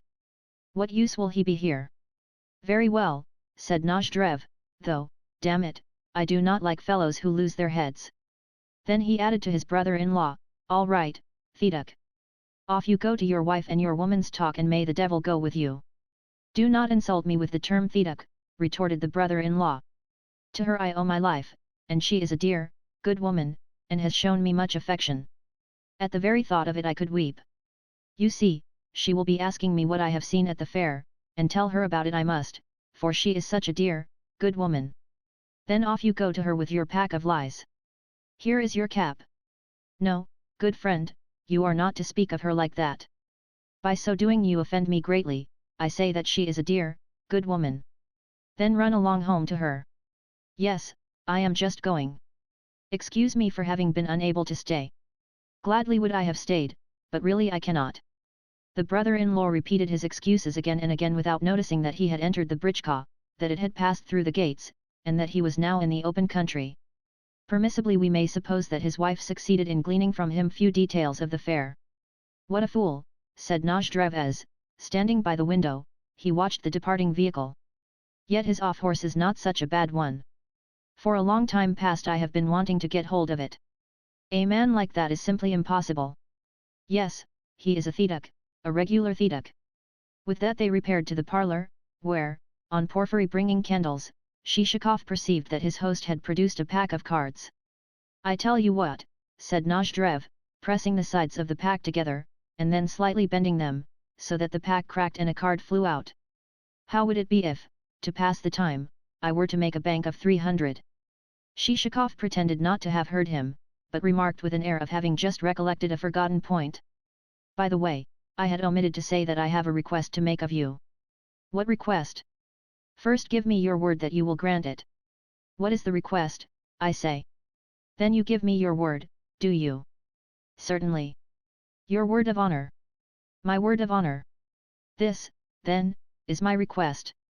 I presume that you have a large number of dead serfs whose names have not yet been removed from the revision list." "I have." "But why do you ask?" "Because I want you to make them over to me." "Of what use would they be to you?"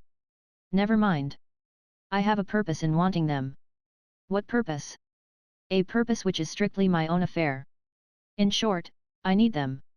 "You seem to have hatched a very fine scheme. Out with it, now. What is in the wind?"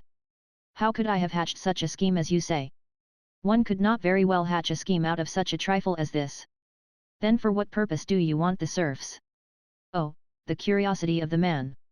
He wants to poke his fingers into and smell over every detail." "Why do you decline to say what is in your mind?" "At all events, until you do say I shall not move in the matter."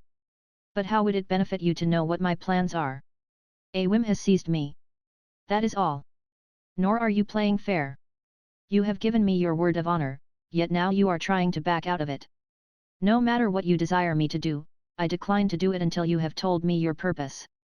"What am I to say to the fellow?" thought Shishakov. He reflected for a moment, and then explained that he wanted the dead souls in order to acquire a better standing in society, since at present he possessed little landed property, and only a handful of serfs. "You are lying," said Nozdrev without even letting him finish. "Yes, you are lying, my good friend. Shishakov himself perceived that his device had been a clumsy one, and his pretext weak. I must tell him straight out, he said to himself as he pulled his wits together. Should I tell you the truth, he added aloud, I must beg of you not to repeat it. The truth is that I am thinking of getting married. But, unfortunately, my betrothed's father and mother are very ambitious people, and do not want me to marry her, since they desire the bridegroom to own not less than 300 souls, whereas I own but 150, and that number is not sufficient. Again you are lying, said Nozdrev. Then look here, I have been lying only to this extent. And Shishakov marked off upon his little finger a minute portion. Nevertheless I will bet my head that you have been lying throughout. Come, come. That is not very civil of you. Why should I have been lying? Because I know you, and know that you are a regular skinflint. I say that in all friendship. If I possessed any power over you I should hang you to the nearest tree. This remark hurt Shishakov, for at any time he disliked expressions gross or offensive to decency, and never allowed anyone, no, not even persons of the highest rank, to behave towards him with an undue measure of familiarity. Consequently his sense of umbrage on the present occasion was unbounded. By God, I would hang you, repeated Nozdrev. I say this frankly, and not for the purpose of offending you, but simply to communicate to you my friendly opinion. To everything there are limits, retorted Shishakov stiffly. If you want to indulge in speeches of that sort you had better return to the barracks. However, after a pause he added. If you do not care to give me the serfs, why not sell them? Sell them? I know you, you rascal. You wouldn't give me very much for them, would you? A nice fellow. Look here. What are they to you? So many diamonds, eh? I thought so. I know you. Pardon me, but I could wish that you were a member of the Jewish persuasion. You would give them to me fast enough then. On the contrary, to show you that I am not a usurer, I will decline to ask of you a single kopeck for the serfs. All that you need do is to buy that colt of mine, and then I will throw in the serfs in addition. But what should I want with your colt, said Shishakov, genuinely astonished at the proposal. What should you want with him? Why, I have bought him for 10,000 rubles, and am ready to let you have him for 4. I ask you again, of what use could the colt possibly be to me? I am not the keeper of a breeding establishment. Ah! I see that you fail to understand me. Let me suggest that you pay down at once 3,000 rubles of the purchase money, and leave the other 1,000 until later. But I do not mean to buy the colt, damn him. Then buy the roan mare. No, nor the roan mare. Then you shall have both the mare and the grey horse which you have seen in my stables for 2,000 rubles. I require no horses at all. But you would be able to sell them again. You would be able to get thrice their purchase price at the very first fair that was held. Then sell them at that fair yourself, seeing that you are so certain of making a triple profit. Oh, I should make it fast enough, only I want you to benefit by the transaction.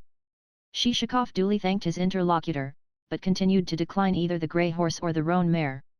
Then buy a few dogs, said Nozdrev.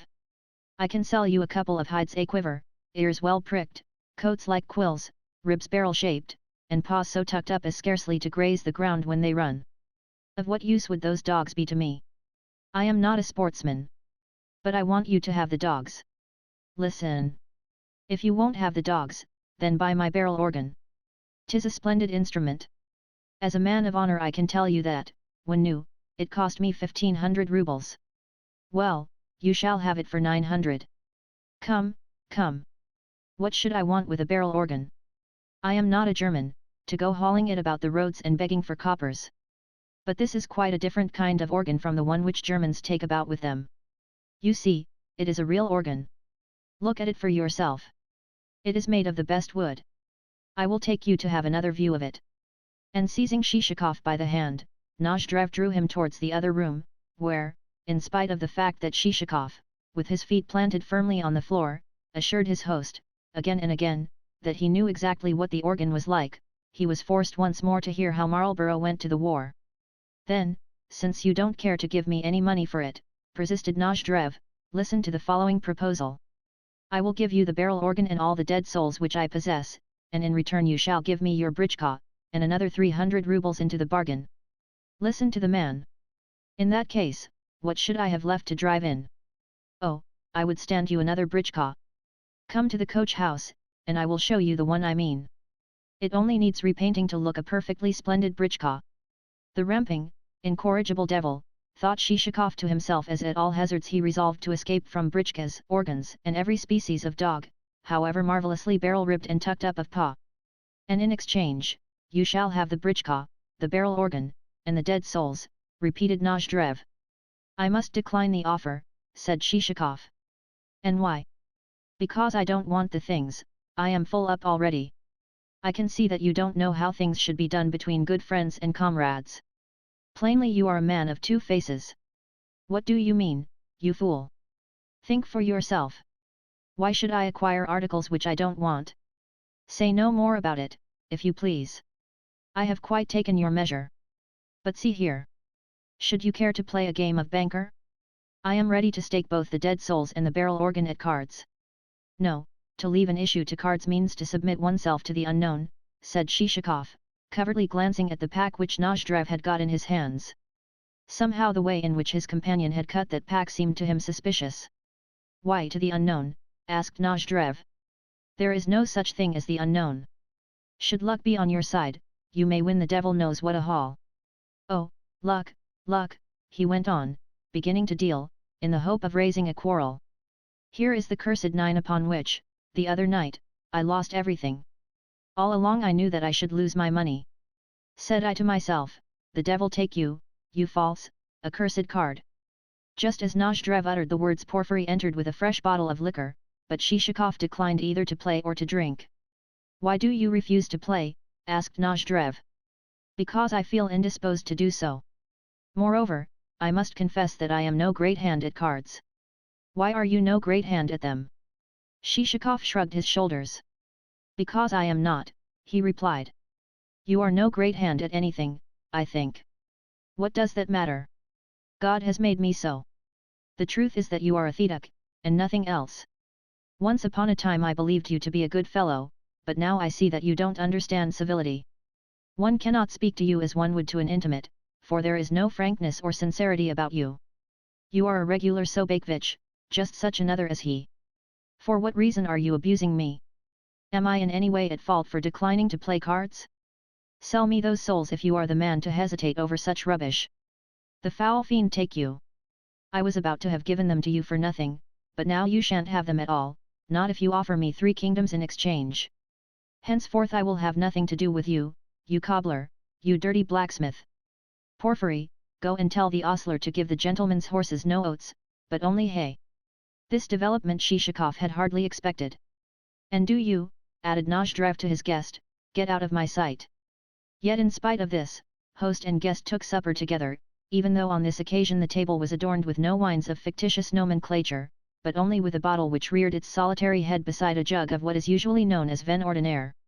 When supper was over Nozdrev said to Shishakov as he conducted him to a side room where a bed had been made up. This is where you are to sleep. I cannot very well wish you good night. Left to himself on Nozdrev's departure, Shishakov felt in a most unenviable frame of mind.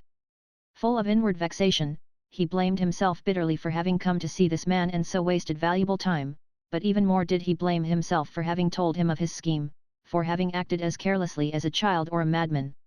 Of a surety the scheme was not one which ought to have been confided to a man like Nozdrev, for he was a worthless fellow who might lie about it, and append additions to it, and spread such stories as would give rise to God knows what scandals.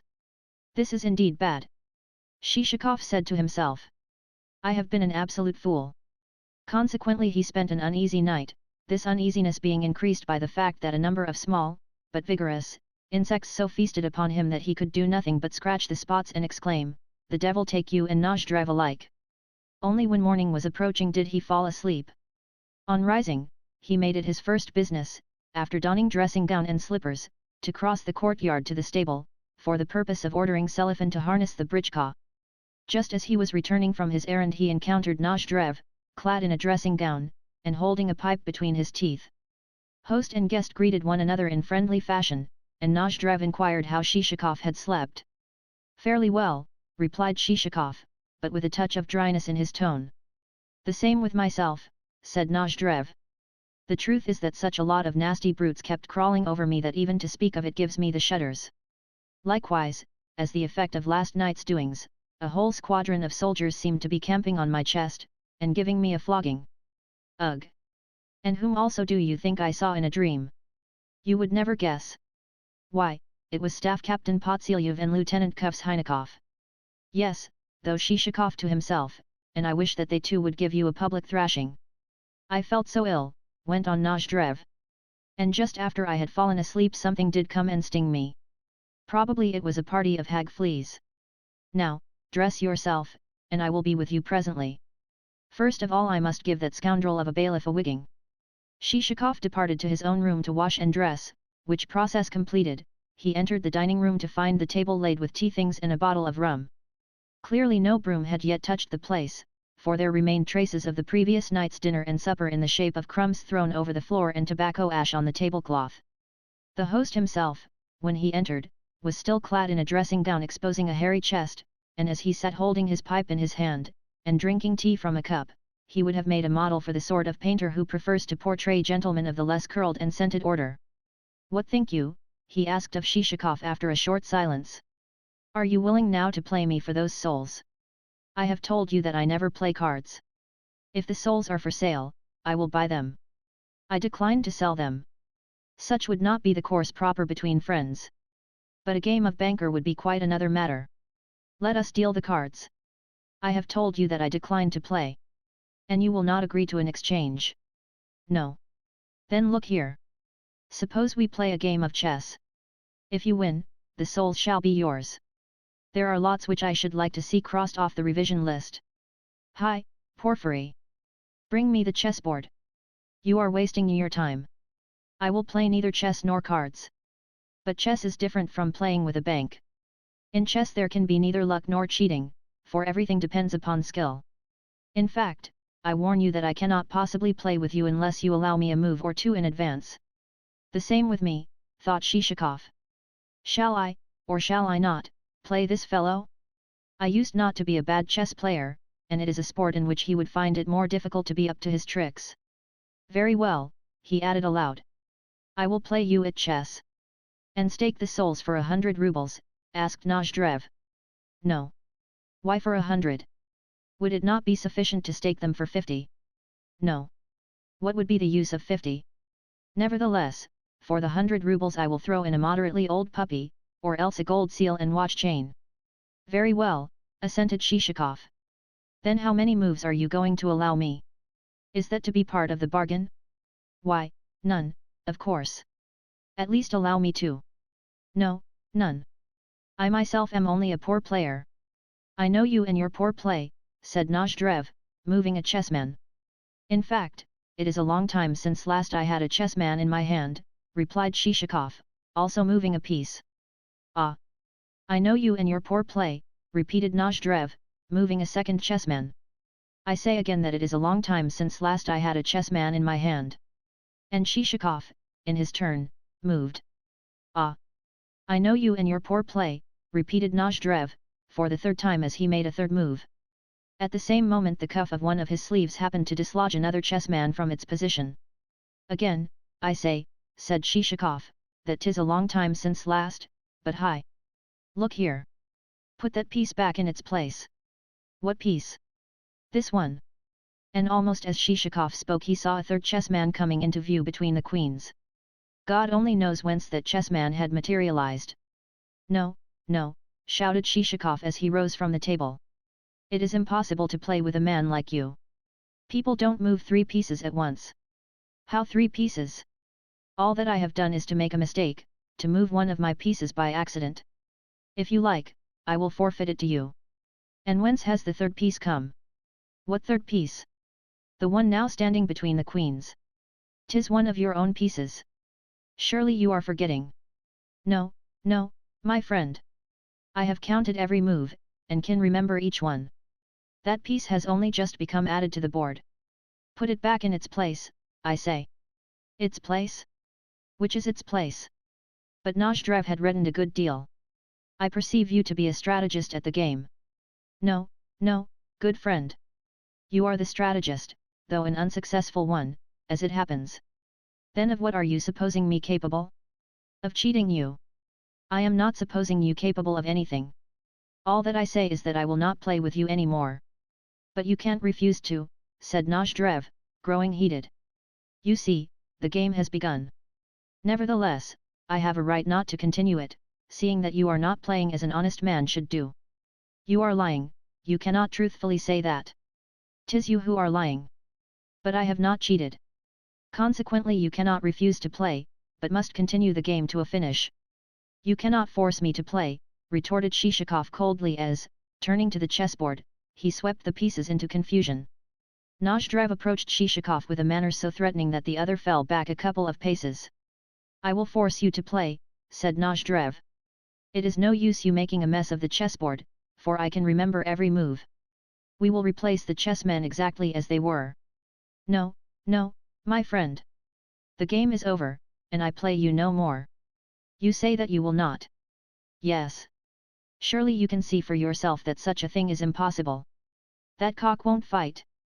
Say at once that you refuse to play with me. And Nozdrev approached a step nearer. Very well, I do say that, replied Shishakov, and at the same moment raised his hands towards his face, for the dispute was growing heated. Nor was the act of caution altogether unwarranted, for Nozdrev also raised his fist, and it may be that one of our hero's plump, pleasant-looking cheeks would have sustained an indelible insult had not he, Shishakov, parried the blow and, seizing Nozdrev by his whirling arms, held them fast. Porfiry! Pavlishka! Shouted Nozdrev as madly he strove to free himself. On hearing the words, Shishakov, both because he wished to avoid rendering the servants witnesses of the undefying scene and because he felt that it would be of no avail to hold Nozdrev any longer, let go of the latter's arms, but at the same moment Porfiry and Pavlishka entered the room, a pair of stout rascals with whom it would be unwise to meddle. Do you, or do you not, intend to finish the game, said Nozdrev. Give me a direct answer. No, it will not be possible to finish the game, replied Shishakov, glancing out of the window. He could see his britchka standing ready for him, and Selifan evidently awaiting orders to draw up to the entrance steps. But from the room there was no escape, since in the doorway was posted the couple of well-built serving men. Then it is as I say? You refuse to finish the game, repeated Nozdrev, his face as red as fire. I would have finished it had you played like a man of honor. But, as it is, I cannot. You cannot, you villain? You find that you cannot as soon as you find that you are not winning? Thrash him, you fellows! And as he spoke Nozdrev grasped the cherry-wood shank of his pipe. Shishakov turned as white as a sheet. He tried to say something, but his quivering lips emitted no sound. Thrash him, again shouted Nozdrev as he rushed forward in a state of heat and perspiration more proper to a warrior who is attacking an impregnable fortress. Thrash him, again he shouted in a voice like that of some half-demented lieutenant whose desperate bravery has acquired such a reputation that orders have had to be issued that his hands shall be held lest he attempt deeds of over-presumptuous daring. Seized with the military spirit, however, the lieutenant's head begins to whirl, and before his eye there flits the image of Suvorov. He advances to the great encounter, and impulsively cries, "Forward, my sons!" cries it without reflecting that he may be spoiling the plan of the general attack, that millions of rifles may be protruding their muzzles through the embrasures of the impregnable, towering walls of the fortress, that his own impotent assault may be destined to be dissipated like dust before the wind, and that already there may have been launched on its whistling career the bullet which is to close forever his vociferous throat. However, if Nozdrev resembled the headstrong, desperate lieutenant whom we have just pictured as advancing upon a fortress, at least the fortress itself in no way resembled the impregnable stronghold which I have described. As a matter of fact, the fortress became seized with a panic which drove its spirit into its boots. First of all, the chair with which Shishakov, the fortress in question, sought to defend himself was wrested from his grasp by the serfs, and then, blinking and neither alive nor dead, he turned to parry the Circassian pipe-stem of his host. In fact, God only knows what would have happened had not the fates been pleased by a miracle to deliver Shishakov's elegant back and shoulders from the onslaught. Suddenly, and as unexpectedly as though the sound had come from the clouds, there made itself heard the tinkling notes of a collar bell, and then the rumble of wheels approaching the entrance steps, and, lastly, the snorting and hard breathing of a team of horses as a vehicle came to a standstill. Involuntarily all present glanced through the window, and saw a man clad in a semi-military greatcoat leap from a buggy. After making an inquiry or two in the hall, he entered the dining room just at the juncture when Shishakov, almost swooning with terror, had found himself placed in about as awkward a situation as could well befall a mortal man. Kindly tell me which of you is Monsieur Nozdrev, said the unknown with a glance of perplexity both at the person named, who was still standing with pipe shank upraised, and at Shishakov, who was just beginning to recover from his unpleasant predicament. Kindly tell me whom I have the honor of addressing, retorted Nozdrev as he approached the official. I am the superintendent of rural police. And what do you want? I have come to fulfill a commission imposed upon me. That is to say, I have come to place you under arrest until your case shall have been decided. Rubbish! What case, pray? The case in which you involved yourself when, in a drunken condition, and through the instrumentality of a walking stick, you offered grave offence to the person of landowner Maximov. You lie. To your face I tell you that never in my life have I set eyes upon landowner Maximov. Good sir, allow me to represent to you that I am a government officer. Speeches like that you may address to your servants, but not to me. At this point Shishakov, without waiting for Nozdrev's reply, seized his cap, slipped behind the superintendent's back, rushed out onto the veranda, sprang into his britchka, and ordered Selifan to drive like the wind. Chapter 5. Certainly Shishakov was a thorough coward, for, although the britchka pursued its headlong course until Nozdrev's establishment had disappeared behind hillocks and hedgerows, our hero continued to glance nervously behind him, as though every moment expecting to see a stern chase begin.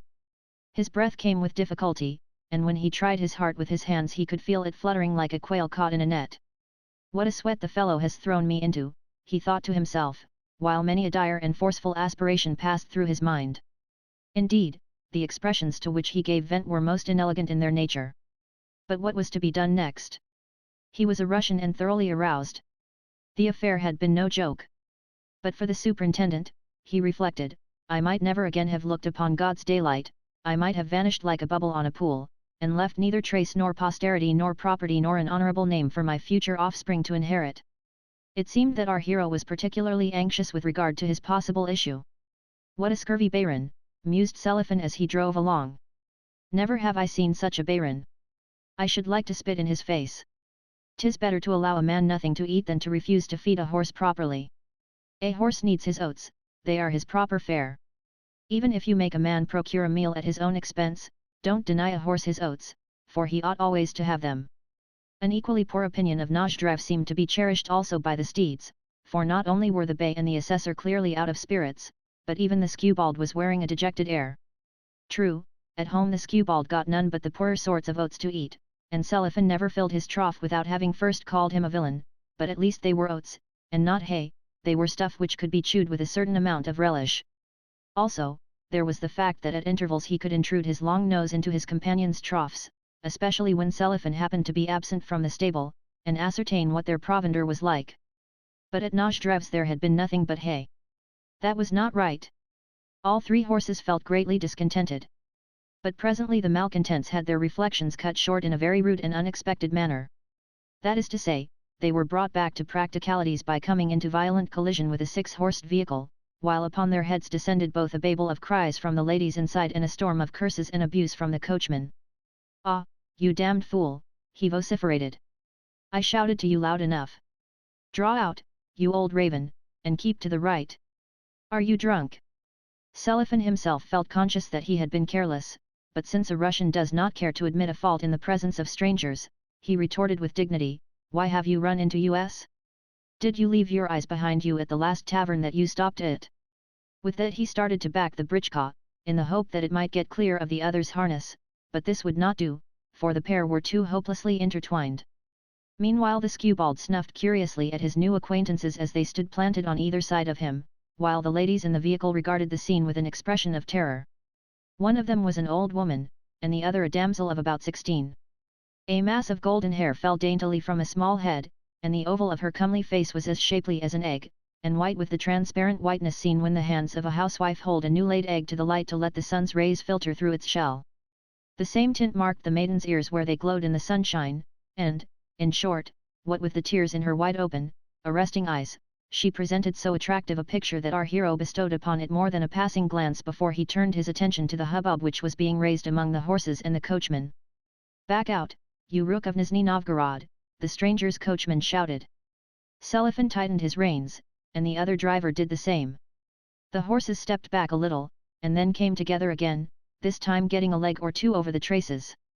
In fact, so pleased did the skewbald seem with his new friends that he refused to stir from the melee into which an unforeseen chance had plunged him. Laying his muzzle lovingly upon the neck of one of his recently acquired acquaintances, he seemed to be whispering something in that acquaintance's ear, and whispering pretty nonsense, too, to judge from the way in which that confidant kept shaking his ears. At length peasants from a village which happened to be near the scene of the accident tackled the mess, and since a spectacle of that kind is to the Russian muzhik what a newspaper or a club meeting is to the German, the vehicle soon became the center of a crowd, and the village denuded even of its old women and children. The traces were disentangled, and a few slaps on the nose forced the skewbald to draw back a little, after which the teams were straightened out and separated. Nevertheless, either sheer obstinacy or vexation at being parted from their new friends caused the strange team absolutely to refuse to move a leg. Their driver laid the whip about them, but still they stood as though rooted to the spot. At length the participatory efforts of the peasants rose to an unprecedented degree of enthusiasm, and they shouted in an intermittent chorus the advice, "Do you, Andrusha, take the head of the trace horse on the right, while Uncle Mitai mounts the shaft horse. Get up, Uncle Mitai." Upon that the lean, long, and red-bearded Uncle Mitai mounted the shaft horse, in which position he looked like a village steeple or the winder which is used to raise water from wells. The coachman whipped up his steeds afresh, but nothing came of it, and Uncle Mitai had proved useless. Hold on," shouted the peasants again. "Do you, Uncle Mitai, mount the trace horse, while Uncle Minna mounts the shaft horse." Whereupon Uncle Minna, a peasant with a pair of broad shoulders, a beard as black as charcoal, and a belly like the huge samovar in which spiton is brewed for all attending a local market, hastened to seat himself upon the shaft horse, which almost sank to the ground beneath his weight. "Now they will go all right," the muzhiks exclaimed. "Lay it on hot, lay it on hot. Give that sorrel horse the whip, and make him squirm like a cormorant." Nevertheless, the affair in no way progressed, wherefore, seeing that flogging was of no use, Uncles Mitai and Minna both mounted the sorrel, while Andrusha seated himself upon the trace horse. Then the coachman himself lost patience, and sent the two uncles about their business, and not before it was time, seeing that the horses were steaming in a way that made it clear that, unless they were first winded, they would never reach the next post-house. So they were given a moment's rest. That done, they moved off of their own accord.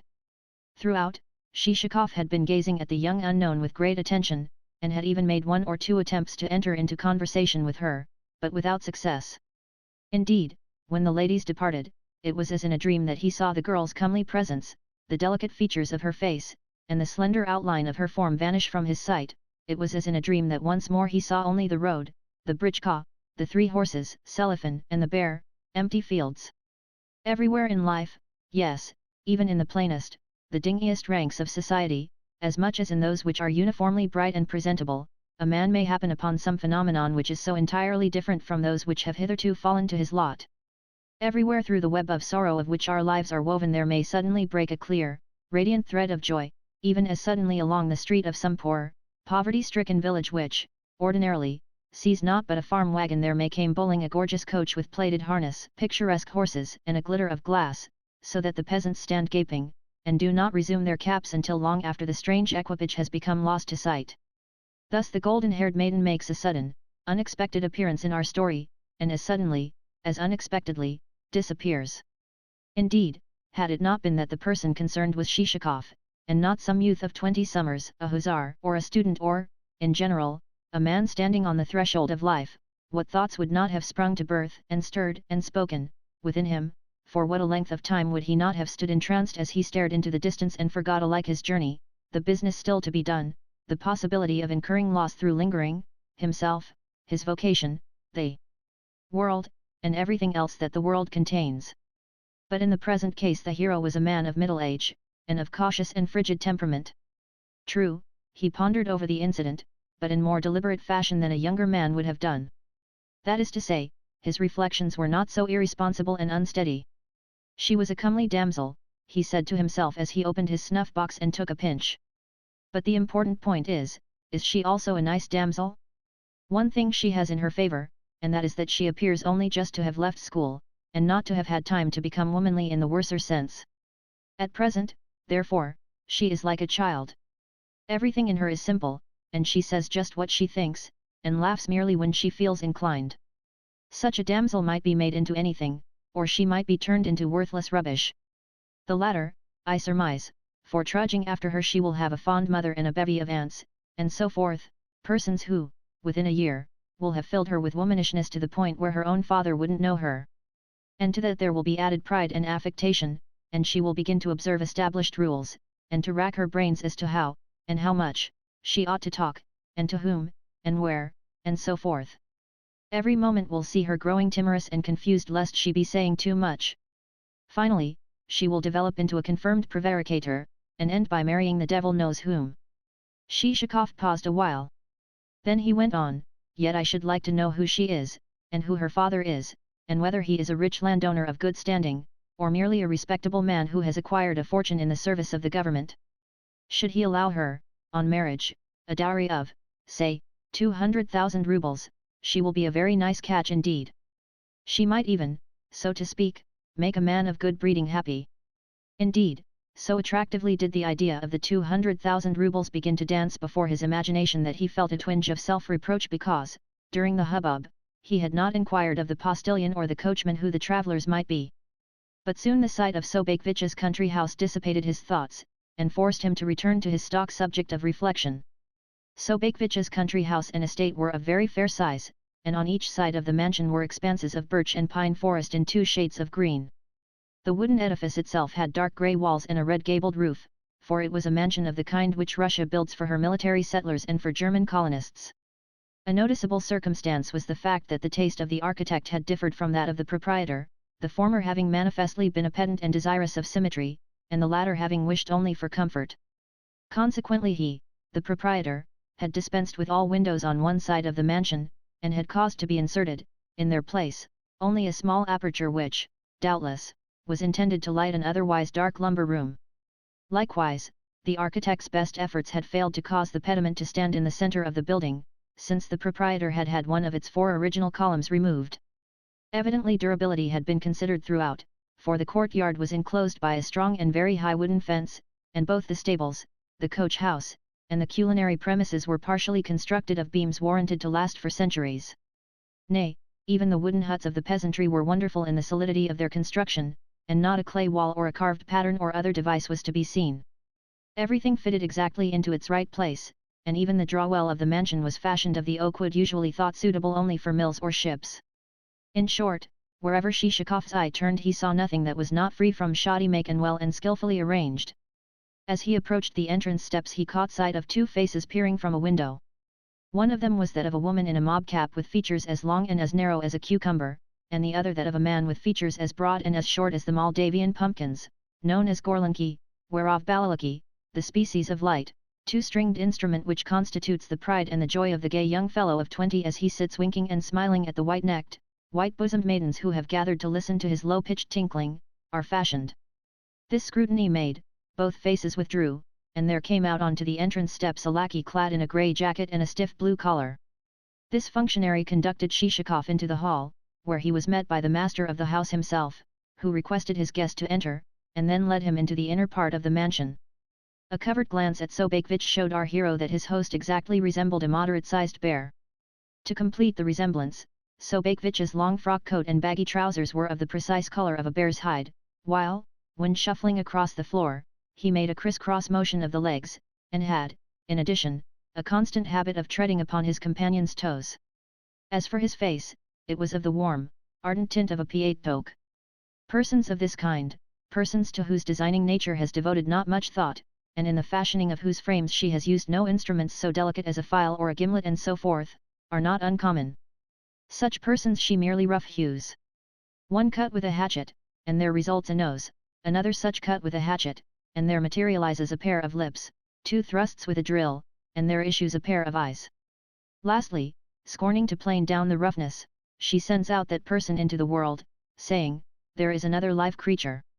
Sobakevitch was just such a ragged, curiously put together figure, though the above model would seem to have been followed more in his upper portion than in his lower. One result was that he seldom turned his head to look at the person with whom he was speaking, but, rather, directed his eyes towards, say, the stove corner or the doorway. As host and guest crossed the dining room Shishakov directed a second glance at his companion. He is a bear, and nothing but a bear, he thought to himself. And, indeed, the strange comparison was inevitable. Incidentally, Sobakvich's Christian name and patronymic were Michael Semyonovich. Of his habit of treading upon other people's toes Shishakov had become fully aware, wherefore he stepped cautiously, and, throughout, allowed his host to take the lead. As a matter of fact, Sobakvich himself seemed conscious of his failing, for at intervals he would inquire, "I hope I have not hurt you," and Shishakov, with a word of thanks, would reply that as yet he had sustained no injury. At length they reached the drawing room, where Sobakvich pointed to an armchair, and invited his guest to be seated. Shishakov gazed with interest at the walls and the pictures.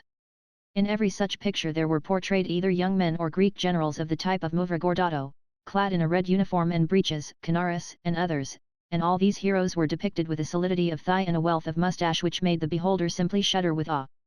Among them there were placed also, according to some unknown system, and for some unknown reason, firstly, Bagration, tall and thin, and with a cluster of small flags and cannon beneath him, and the whole set in the narrowest of frames, and, secondly, the Greek heroine, Boblina, whose legs looked larger than do the whole bodies of the drawing-room dandies of the present day.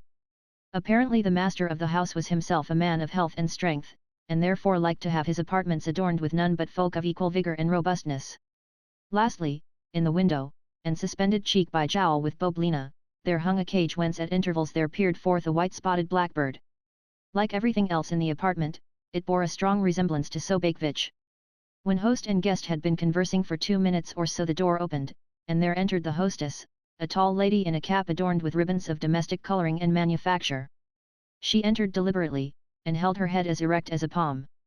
"This is my wife, Theodolia Ivanovna," said Sobakvich. Shishakov approached and took her hand. The fact that she raised it nearly to the level of his lips apprised him of the circumstance that it had just been rinsed in cucumber oil.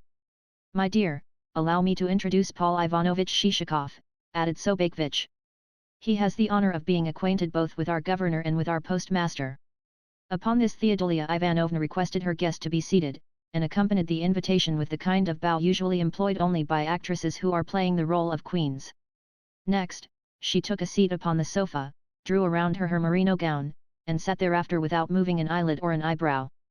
As for Shishakov, he glanced upwards, and once more caught sight of Canaris with his fat thighs and interminable moustache, and of Boblina and the blackbird. For fully 5 minutes all present preserved a complete silence, the only sound audible being that of the blackbird's beak against the wooden floor of the cage as the creature fished for grains of corn. Meanwhile Shishakov again surveyed the room, and saw that everything in it was massive and clumsy in the highest degree, as also that everything was curiously in keeping with the master of the house. For example, in one corner of the apartment there stood a hazelwood bureau with a bulging body on 4 grotesque legs, the perfect image of a bear. Also, the tables and the chairs were of the same ponderous, unrestful order, and every single article in the room appeared to be saying either, "I, too, am a Sobakvich," or "I am exactly like Sobakvich." "I heard speak of you one day when I was visiting the president of the council," said Shishakov, on perceiving that no one else had a mind to begin a conversation. "That was on Thursday last. We had a very pleasant evening." "Yes, on that occasion I was not there," replied Sobakvich. "What a nice man he is!" "Who is?" inquired Sobakvich, gazing into the corner by the stove. "The president of the local council." "Did he seem so to you?" "True, he is a mason, but he is also the greatest fool that the world ever saw." Shishakov started a little at this mordant criticism, but soon pulled himself together again, and continued. "Of course, every man has his weakness. Yet the president seems to be an excellent fellow. And do you think the same of the governor?" "Yes." "Why not?" "Because there exists no greater rogue than he." "What? The governor a rogue?"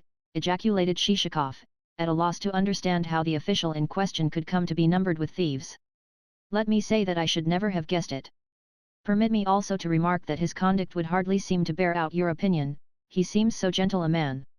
And in proof of this Shishakov cited the purses which the governor knitted, and also expatiated on the mildness of his features. "He has the face of a robber," said Sobakvich. "Were you to give him a knife, and to turn him loose on a turnpike, he would cut your throat for 2 kopecks. And the same with the vice-governor. The pair are just Gog and Magog. Evidently he is not on good terms with them," thought Shishakov to himself. "I had better pass to the chief of police, with whom he does seem to be friendly." Accordingly he added aloud, "For my own part, I should give the preference to the head of the gendarmerie." What a frank, outspoken nature he has! And what an element of simplicity does his expression contain! He is mean to the core, remarked Sobakevich coldly. He will sell you and cheat you, and then dine at your table.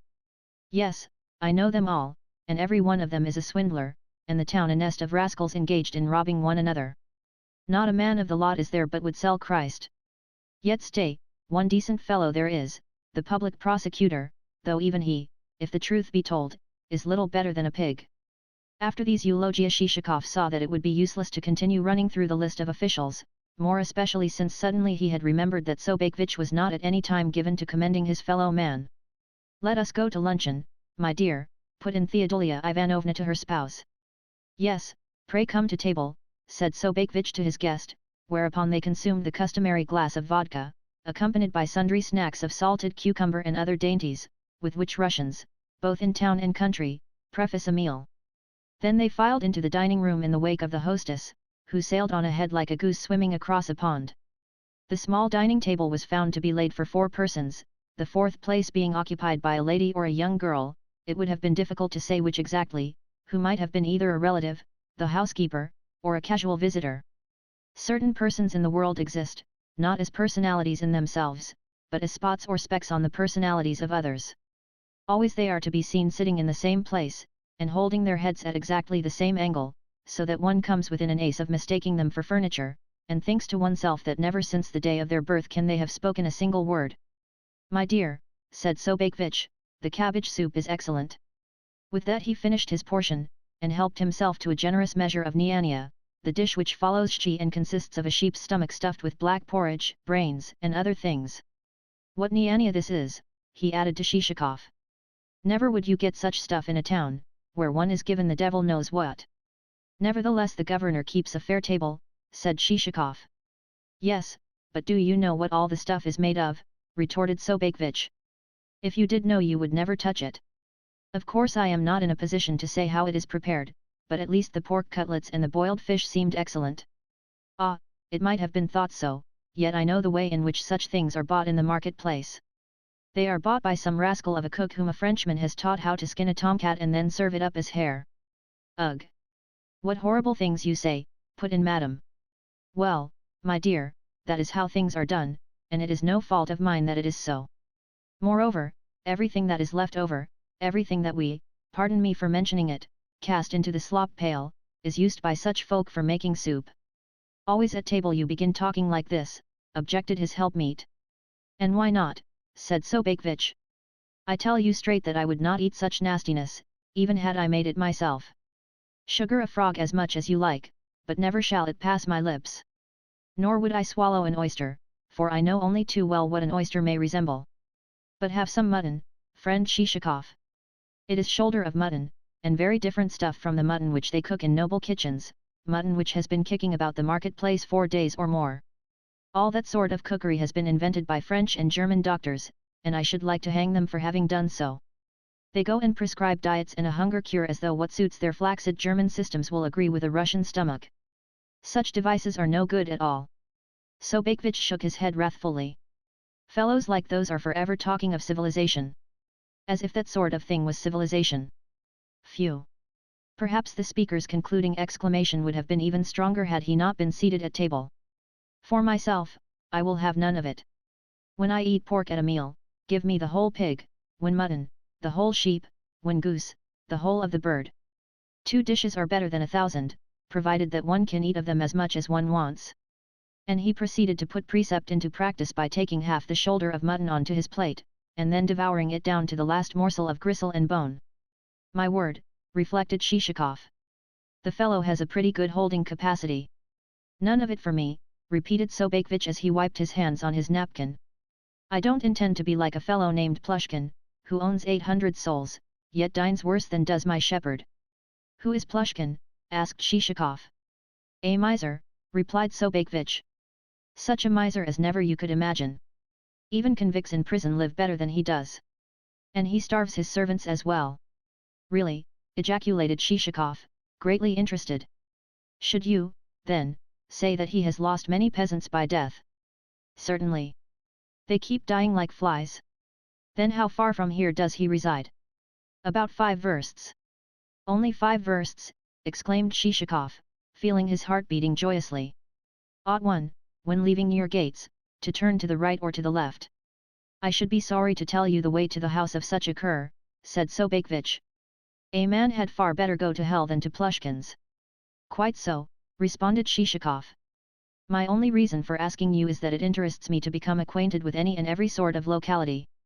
To the shoulder of mutton there succeeded, in turn, cutlets, each one larger than a plate, a turkey of about the size of a calf, eggs, rice, pastry, and every conceivable thing which could possibly be put into a stomach.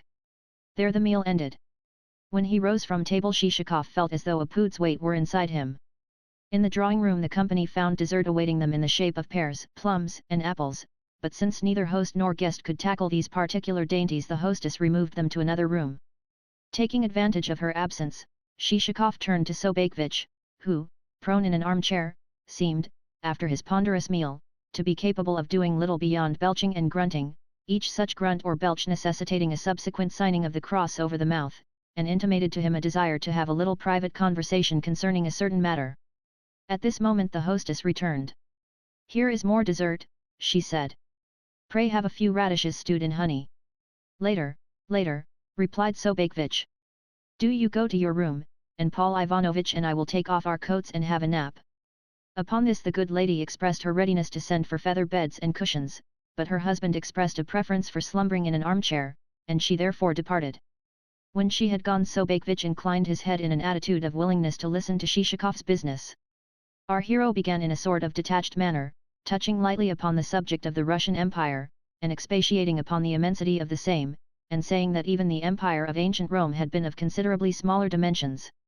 Meanwhile Sobakevich sat with his head drooping. From that Shishakov went on to remark that, according to the statutes of the said Russian Empire, which yielded to none in glory, so much so that foreigners marvelled at it, peasants on the census lists who had ended their earthly careers were nevertheless, on the rendering of new lists, returned equally with the living, to the end that the courts might be relieved of a multitude of trifling, useless emendations which might complicate the already sufficiently complex mechanism of the state. Nevertheless, said Shishakov, the general equity of this measure did not obviate a certain amount of annoyance to landowners, since it forced them to pay upon a non-living article the tax due upon a living. Hence, our hero concluded, he, Shishakov, was prepared, owing to the personal respect which he felt for Sobakevich, to relieve him, in part, of the irksome obligation referred to. In passing, it may be said that Shishakov referred to his principal point only guardedly, for he called the souls which he was seeking not dead, but non-existent. Meanwhile Sobakevich listened with bent head, though something like a trace of expression dawned in his face as he did so. Ordinarily his body lacked a soul, or, if he did possess a soul, he seemed to keep it elsewhere than where it ought to have been, so that, buried beneath mountains, as it were, or enclosed within a massive shell, its movements produced no sort of agitation on the surface. Well, said Shishakov, though not without a certain tremor of diffidence as to the possible response. You are after dead souls, were Sobakevich's perfectly simple words. He spoke without the least surprise in his tone, and much as though the conversation had been turning on grain. Yes, replied Shishakov, and then, as before, softened down the expression dead souls. They are to be found, said Sobakevich. Why should they not be? Then of course you will be glad to get rid of any that you may chance to have. Yes, I shall have no objection to selling them. At this point the speaker raised his head a little, for it had struck him that surely the would-be buyer must have some advantage in view. The devil, thought Shishakov to himself. Here is he selling the goods before I have even had time to utter a word. And what about the price, he added aloud. Of course, the articles are not of a kind very easy to appraise. I should be sorry to ask too much, said Sobakevich. How would 100 rubles per head suit you? What, 100 rubles per head? Shishakov stared open-mouthed at his host, doubting whether he had heard aright, or whether his host's slow-moving tongue might not have inadvertently substituted one word for another. Yes. Is that too much for you? Said Sobakevich. Then he added, what is your own price? My own price? I think that we cannot properly have understood one another, that you must have forgotten of what the goods consist. With my hand on my heart do I submit that 8 grivni per soul would be a very handsome, offer. What? 8 grivni? In my opinion, a higher offer would be impossible. But I am not a seller of boots. No, yet you, for your part, will agree that these souls are not live human beings. I suppose you hope to find fools ready to sell you souls on the census list for a couple of groats apiece. Pardon me, but why do you use the term on the census list? The souls themselves have long since passed away, and have left behind them only their names. Not to trouble you with any further discussion of the subject, I can offer you 1.5 rubles per head, but no more. You should be ashamed even to mention such a sum. Since you deal in articles of this kind, quote me a genuine price. I cannot, Michael Semyonovich. Believe me, I cannot. What a man cannot do, that he cannot do. The speaker ended by advancing another half-ruble per head. But why hang back with your money, said Sobakevich. Of a truth I am not asking much of you. Any other rascal than myself would have cheated you by selling you old rubbish instead of good, genuine souls, whereas I should be ready to give you of my best, even were you buying only nut kernels. For instance, look at Wheelwright my Kiev. Never was there such a one to build spring carts. And his handiwork was not like your Moscow handiwork, good only for an hour. No, he did it all himself, even down to the varnishing. Shishakov opened his mouth to remark that, nevertheless, the said Mikheev had long since departed this world, but Sobakevich's eloquence had got too thoroughly into its stride to admit of any interruption. And look, too, at Probka Stepan, the carpenter, his host went on. I will wager my head that nowhere else would you find such a workman. What a strong fellow he was! He had served in the guards, and the Lord only knows what they had given for him, seeing that he was over 3 arshins in height. Again Shishakov tried to remark that Probka was dead, but Sobakevich's tongue was borne on the torrent of its own verbiage, and the only thing to be done was to listen. And Malushkin, the bricklayer. He could build a stove in any house you liked. And Maxim Teliatnikov, the bootmaker. Anything that he drove his all into became a pair of boots, and boots for which he would be thankful, although he was a bit foul of the mouth. And Aram Mysora Kolechin, too. He was the best of the lot, and used to work at his trade in Moscow, where he paid a tax of 500 rubles. Well, there's an assortment of serfs for you, a very different assortment from what Plushkin would sell you. But permit me, at length put in Shishakov, astounded at this flood of eloquence to which there appeared to be no end.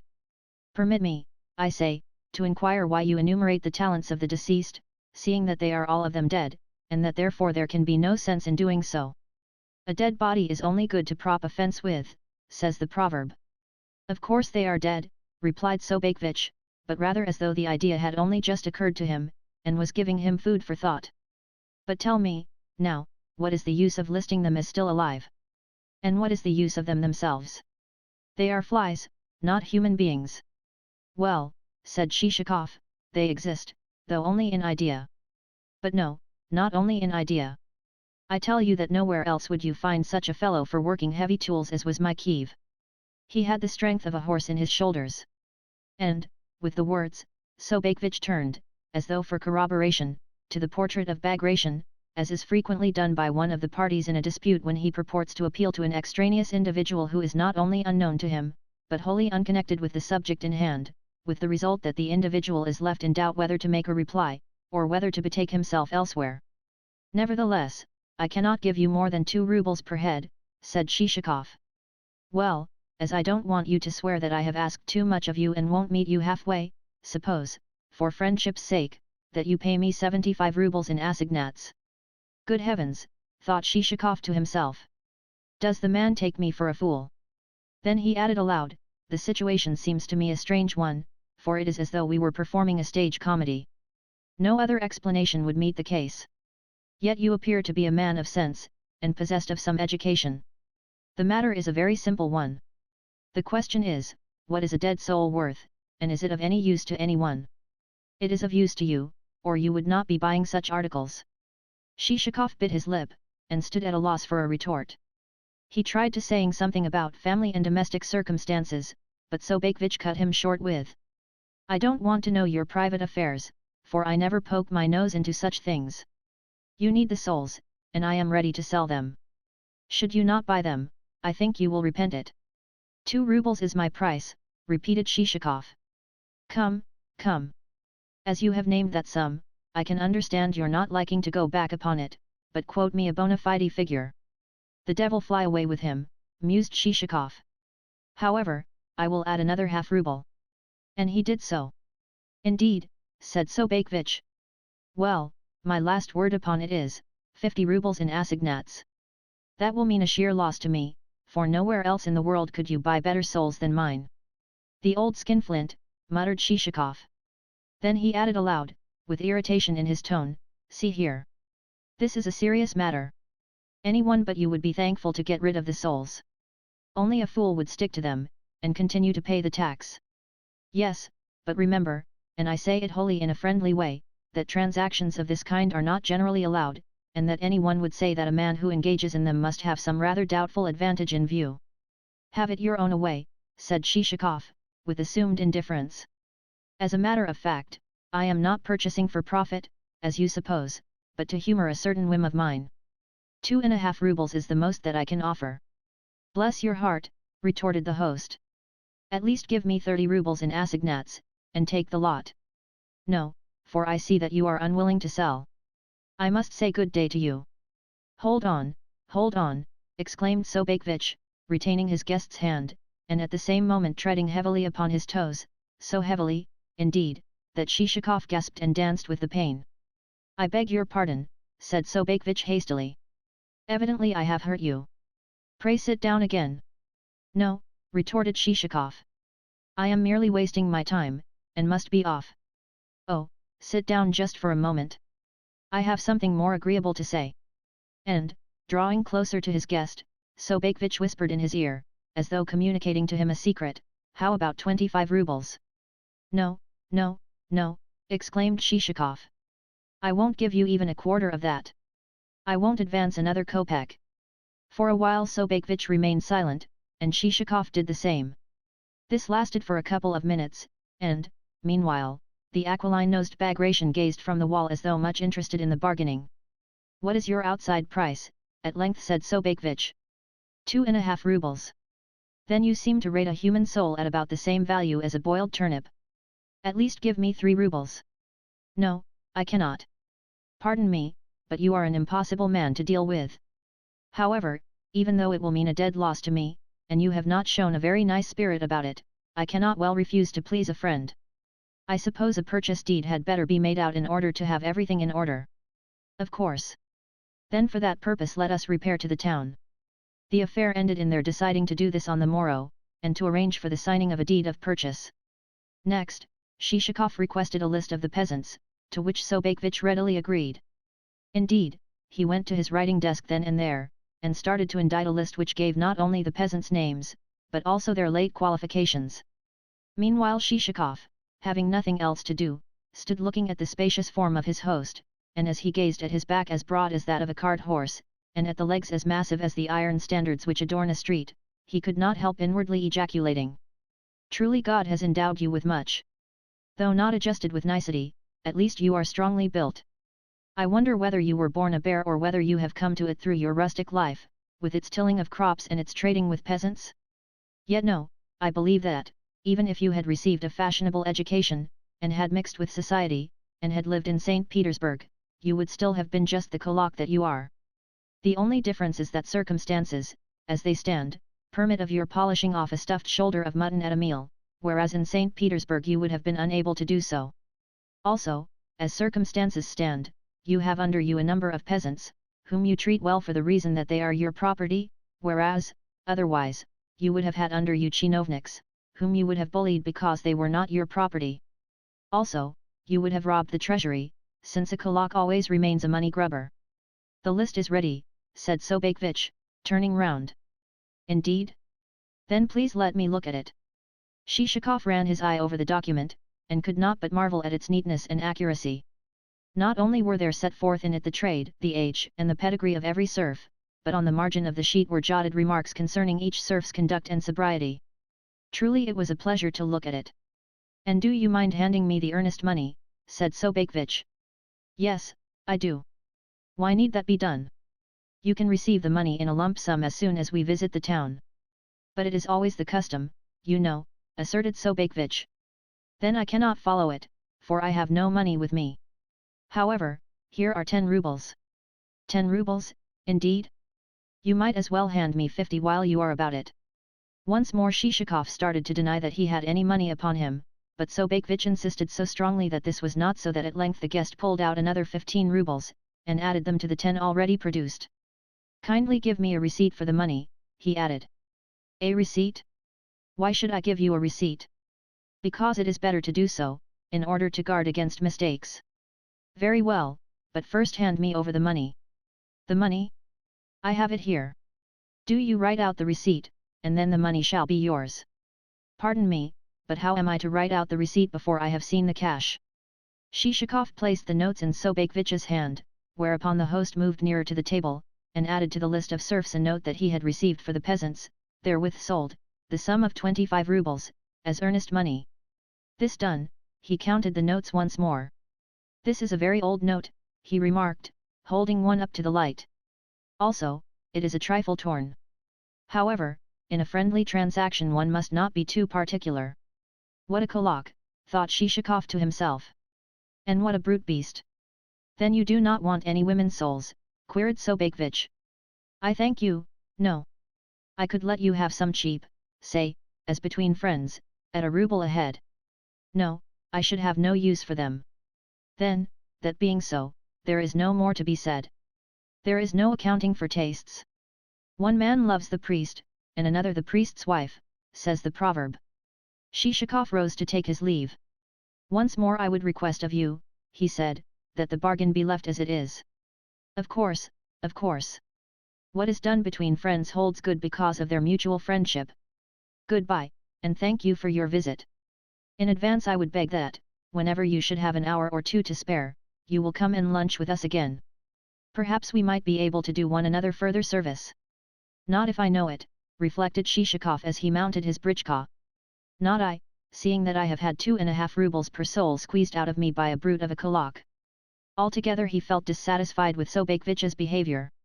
In spite of the man being a friend of the governor and the chief of police, he had acted like an outsider in taking money for what was worthless rubbish.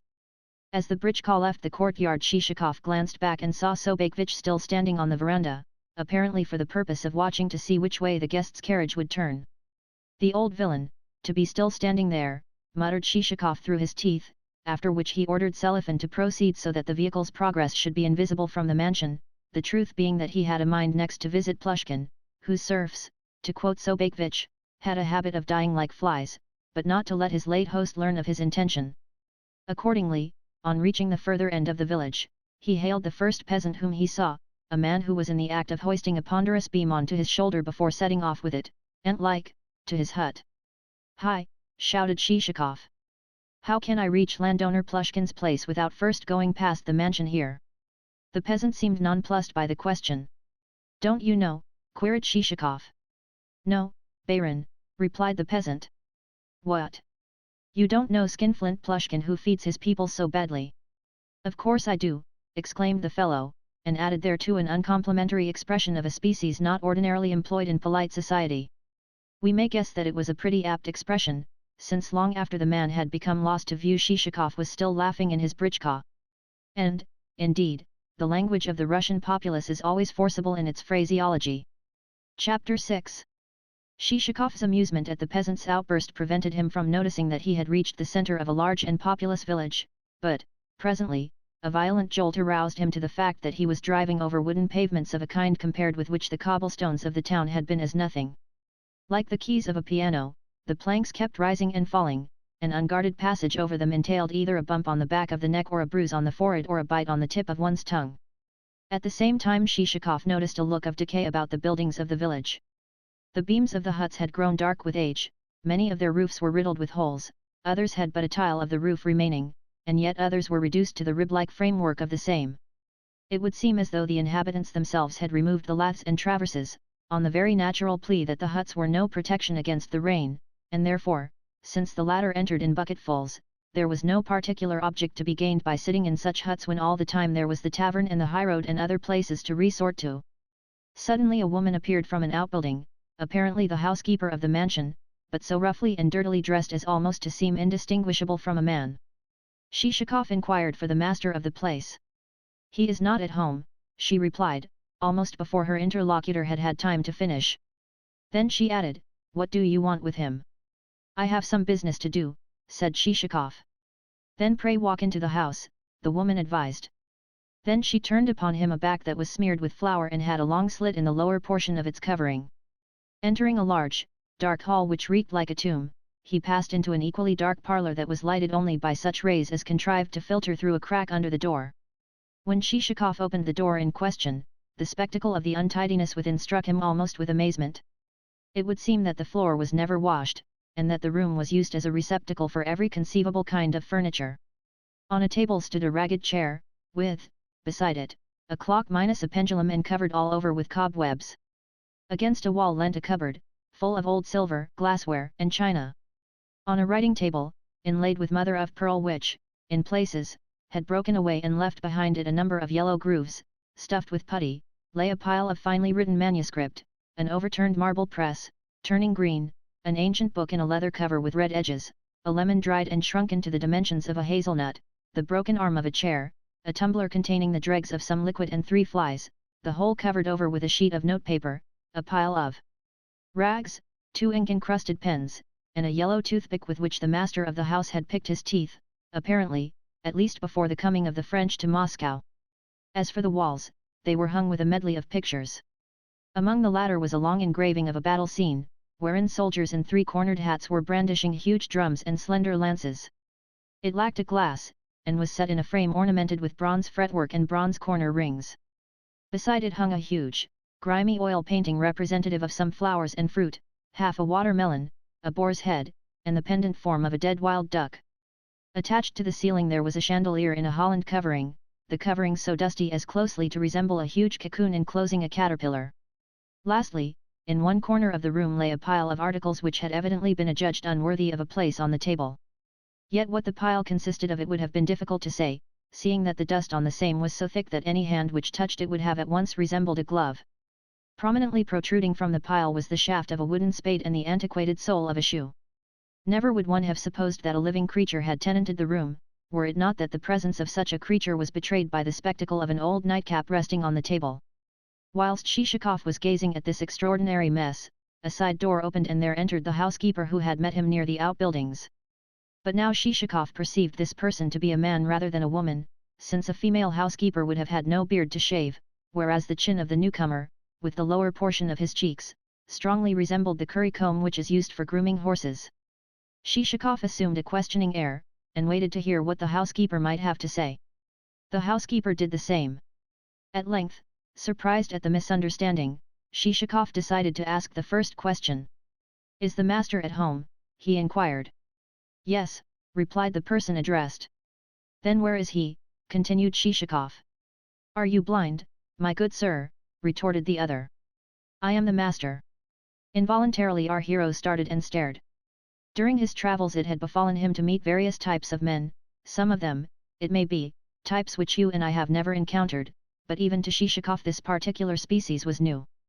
In the old man's face there was nothing very special, it was much like the wizened face of many another dotard, save that the chin was so greatly projected that whenever he spoke he was forced to wipe it with a handkerchief to avoid dribbling, and that his small eyes were not yet grown dull, but twinkled under their overhanging brows like the eyes of mice when, with attentive ears and sensitive whiskers, they snuff the air and peer forth from their holes to see whether a cat or a boy may not be in the vicinity. No, the most noticeable feature about the man was his clothes. In no way could it have been guessed of what his coat was made, for both its sleeves and its skirts were so ragged and filthy as to defy description, while instead of 2 posterior tails, there dangled 4 of those appendages, with, projecting from them, a torn newspaper.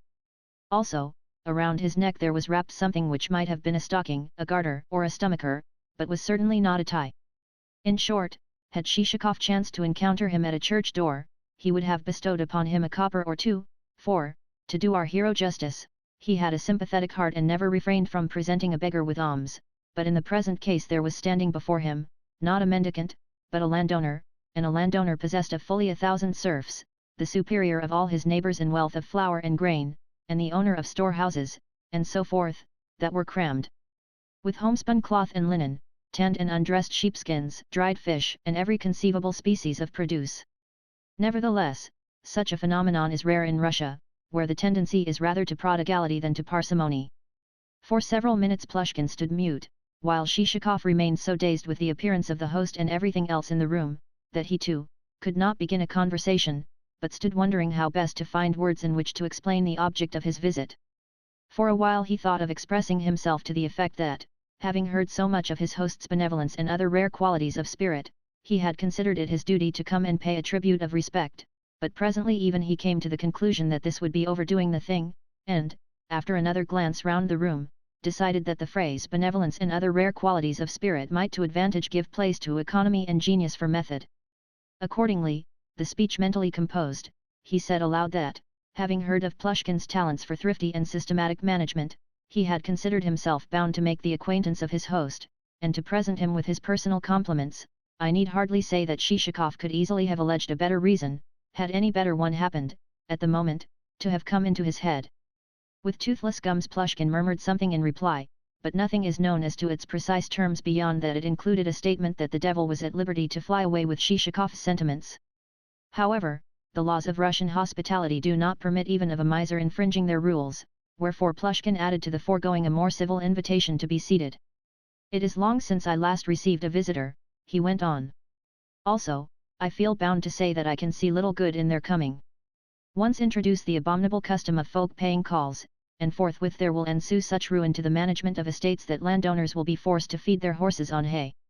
Not for a long time have I eaten a meal away from home, although my own kitchen is a poor one, and has its chimney in such a state that, were it to become overheated, it would instantly catch fire. What a brute," thought Shishakov. "I am lucky to have got through so much pastry and stuffed shoulder of mutton at Sobakevich's. Also," went on Plushkin, "I am ashamed to say that hardly a wisp of fodder does the place contain. But how can I get fodder? My lands are small, and the peasantry lazy fellows who hate work and think of nothing but the tavern. In the end, therefore, I shall be forced to go and spend my old age in roaming about the world." "But I have been told that you possess over 1,000 serfs," said Shishakov. "Who told you that?" "No matter who it was, you would have been justified in giving him the lie. He must have been a jester who wanted to make a fool of you. 1,000 souls, indeed. Why, just reckon the taxes on them, and see what there would be left. For these 3 years that accursed fever has been killing off my serfs wholesale." "Wholesale, you say?" echoed Shishakov, greatly interested. "Yes, wholesale," replied the old man. "Then might I ask you the exact number?" "Fully 80. "Surely not. But it is so." "Then might I also ask whether it is from the date of the last census revision that you are reckoning these souls?" "Yes, damn it. And since that date I have been bled for taxes upon 120 souls in all." "Indeed?" "Upon 120 souls in all." And Shishakov's surprise and elation were such that, this said, he remained sitting open-mouthed. "Yes, good sir," replied Plushkin. "I am too old to tell you lies, for I have passed my 70th year." Somehow he seemed to have taken offence at Shishakov's almost joyous exclamation, wherefore the guest hastened to heave a profound sigh, and to observe that he sympathized to the full with his host's misfortunes. "But sympathy does not put anything into one's pocket," retorted Plushkin. "For instance, I have a kinsman who is constantly plaguing me. He is a captain in the army, damn him, and all day he does nothing but call me dear uncle, and kiss my hand, and express sympathy until I am forced to stop my ears. You see, he has squandered all his money upon his brother officers, as well as made a fool of himself with an actress, so now he spends his time in telling me that he has a sympathetic heart." Shishakov hastened to explain that his sympathy had nothing in common with the captain's, since he dealt, not in empty words alone, but in actual deeds, in proof of which he was ready then and there, for the purpose of cutting the matter short, and of dispensing with circumlocution, to transfer to himself the obligation of paying the taxes due upon such serfs as Plushkin's as had, in the unfortunate manner just described, departed this world. The proposal seemed to astonish Plushkin, for he sat staring open-eyed. At length he inquired, "My dear sir, have you seen military service?" "No," replied the other warily, "but I have been a member of the civil service." "Oh! Of the civil service?" And Plushkin sat moving his lips as though he were chewing something. "Well, what of your proposal?" he added presently. "Are you prepared to lose by it?" "Yes, certainly, if thereby I can please you." "My dear sir! My good benefactor!" In his delight Plushkin lost sight of the fact that his nose was caked with snuff of the consistency of thick coffee, and that his coat had parted in front and was disclosing some very unseemly underclothing. "What comfort you have brought to an old man!" "Yes, as God is my witness." For the moment he could say no more. Yet barely a minute had elapsed before this instantaneously aroused emotion had, as instantaneously, disappeared from his wooden features. Once more they assumed a careworn expression, and he even wiped his face with his handkerchief, then rolled it into a ball, and rubbed it to and fro against his upper lip. "If it will not annoy you again to state the proposal," he went on, "what you undertake to do is to pay the annual tax upon these souls, and to remit the money either to me or to the treasury." "Yes, that is how it shall be done. We will draw up a deed of purchase as though the souls were still alive and you had sold them to myself." "Quite so, a deed of purchase," echoed Plushkin, once more relapsing into thought and the chewing motion of the lips. "But a deed of such a kind will entail certain expenses, and lawyers are so devoid of conscience. In fact, so extortionate is their avarice that they will charge 1/2 a ruble, and then a sack of flour, and then a whole wagon load of meal. I wonder that no one has yet called attention to the system." Upon that Shishakov intimated that, out of respect for his host, he himself would bear the cost of the transfer of souls. This led Plushkin to conclude that his guest must be the kind of unconscionable fool who, while pretending to have been a member of the civil service, has in reality served in the army and run after actresses, wherefore the old man no longer disguised his delight, but called down blessings alike upon Shishakov's head and upon those of his children. He had never even inquired whether Shishakov possessed a family. Next, he shuffled to the window, and, tapping one of its panes, shouted the name of Proshka. Immediately someone ran quickly into the hall, and, after much stamping of feet, burst into the room. This was Proshka, a 13-year-old youngster who was shod with boots of such dimensions as almost to engulf his legs as he walked. The reason why he had entered thus shod was that Plushkin only kept one pair of boots for the whole of his domestic staff. This universal pair was stationed in the hall of the mansion, so that any servant who was summoned to the house might don the said boots after wading barefooted through the mud of the courtyard, and enter the parlour dry-shod, subsequently leaving the boots where he had found them, and departing in his former barefooted condition. Indeed, had anyone, on a slushy winter's morning, glanced from a window into the said courtyard, he would have seen Plushkin's servitors performing saltatory feats worthy of the most vigorous of stage dancers. "Look at that boy's face," said Plushkin to Shishakov as he pointed to Proshka.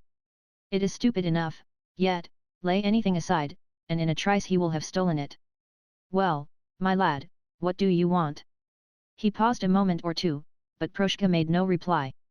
Come," went on the old man. "Set out the samovar, and then give Mavra the key of the storeroom, here it is, and tell her to get out some loaf sugar for tea. Here. Wait another moment, fool. Is the devil in your legs that they itch so to be off? Listen to what more I have to tell you. Tell Mavra that the sugar on the outside of the loaf has gone bad, so that she must scrape it off with a knife, and not throw away the scrapings, but give them to the poultry. Also, see that you yourself don't go into the storeroom, or I will give you a birching that you won't care for. Your appetite is good enough already, but a better one won't hurt you. Don't even try to go into the storeroom, for I shall be watching you from this window. You see," the old man added to Shishakov, "one can never trust these fellows." Presently, when Proshka and the boots had departed, he fell to gazing at his guest with an equally distrustful air, since certain features in Shishakov's benevolence now struck him as a little open to question, and he had begun to think to himself, after all, the devil only knows who he is, whether a braggart, like most of these spendthrifts, or a fellow who is lying merely in order to get some tea out of me. Finally, his circumspection, combined with a desire to test his guest, led him to remark that it might be well to complete the transaction immediately, since he had not overmuch confidence in humanity, seeing that a man might be alive today and dead tomorrow. To this Shishakov assented readily enough, merely adding that he should like first of all to be furnished with a list of the dead souls. This reassured Plushkin as to his guest's intention of doing business, so he got out his keys, approached a cupboard, and, having pulled back the door, rummaged among the cups and glasses with which it was filled. At length he said, "I cannot find it now, but I used to possess a splendid bottle of liquor. Probably the servants have drunk it all, for they are such thieves. Oh no, perhaps this is it." Looking up, Shishakov saw that Plushkin had extracted a decanter coated with dust. "My late wife made the stuff," went on the old man, "but that rascal of a housekeeper went and threw away a lot of it, and never even replaced the stopper. Consequently bugs and other nasty creatures got into the decanter, but I cleaned it out, and now beg to offer you a glassful. The idea of a drink from such a receptacle was too much for Shishakov, so he excused himself on the ground that he had just had luncheon. You have just had luncheon, re-echoed Plushkin. Now, that shows how invariably one can tell a man of good society, wheresoever one may be. A man of that kind never eats anything, he always says that he has had enough. Very different that from the ways of a rogue, whom one can never satisfy, however much one may give him. For instance, that captain of mine is constantly begging me to let him have a meal, though he is about as much my nephew as I am his grandfather. As it happens, there is never a bite of anything in the house, so he has to go away empty. But about the list of those good-for-nothing souls, I happen to possess such a list, since I have drawn one up in readiness for the next revision. With that Plushkin donned his spectacles, and once more started to rummage in the cupboard, and to smother his guest with dust as he untied successive packages of papers, so much so that his victim burst out sneezing. Finally he extracted a much scribbled document in which the names of the deceased peasants lay as close-packed as a cloud of midges, for there were 120 of them in all.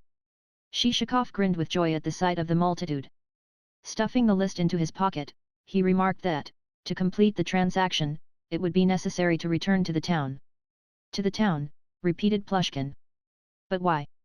Moreover, how could I leave the house, seeing that every one of my servants is either a thief or a rogue? Day by day they pilfer things, until soon I shall have not a single coat to hang on my back.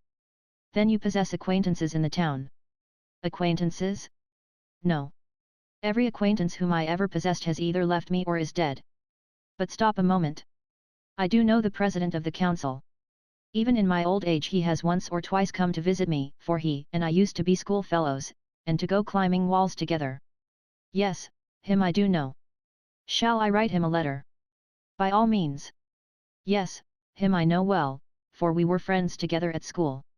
Over Plushkin's wooden features there had gleamed a ray of warmth, a ray which expressed, if not feeling, at all events feeling's pale reflection. Just such a phenomenon may be witnessed when, for a brief moment, a drowning man makes a last reappearance on the surface of a river, and there rises from the crowd lining the banks a cry of hope that even yet the exhausted hands may clutch the rope which has been thrown him, may clutch it before the surface of the unstable element shall have resumed forever its calm, dread vacuity.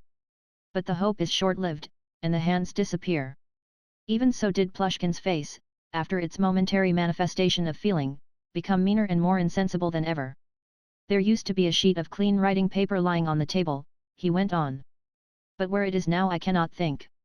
That comes of my servants being such rascals. With that he fell to looking also under the table, as well as to hurrying about with cries of Mavra, Mavra. At length the call was answered by a woman with a plate full of the sugar of which mention has been made, whereupon there ensued the following conversation. What have you done with my piece of writing paper, you pilferer? I swear that I have seen no paper except the bit with which you covered the glass. Your very face tells me that you have made off with it. Why should I make off with it? 'Twould be of no use to me, for I can neither read nor write. You lie. You have taken it away for the sexton to scribble upon. Well, if the sexton wanted paper he could get some for himself. Neither he nor I have set eyes upon your piece. Ah! Wait a bit, for on the judgment day you will be roasted by devils on iron spits. Just see if you are not. But why should I be roasted when I have never even touched the paper? You might accuse me of any other fault than theft. Nay, devils shall roast you, sure enough. They will say to you, bad woman, we are doing this because you robbed your master, and then stoke up the fire still hotter. Nevertheless I shall continue to say, you are roasting me for nothing, for I never stole anything at all. Why, there it is, lying on the table. You have been accusing me for no reason whatever. And, sure enough, the sheet of paper was lying before Plushkin's very eyes. For a moment or two he chewed silently. Then he went on.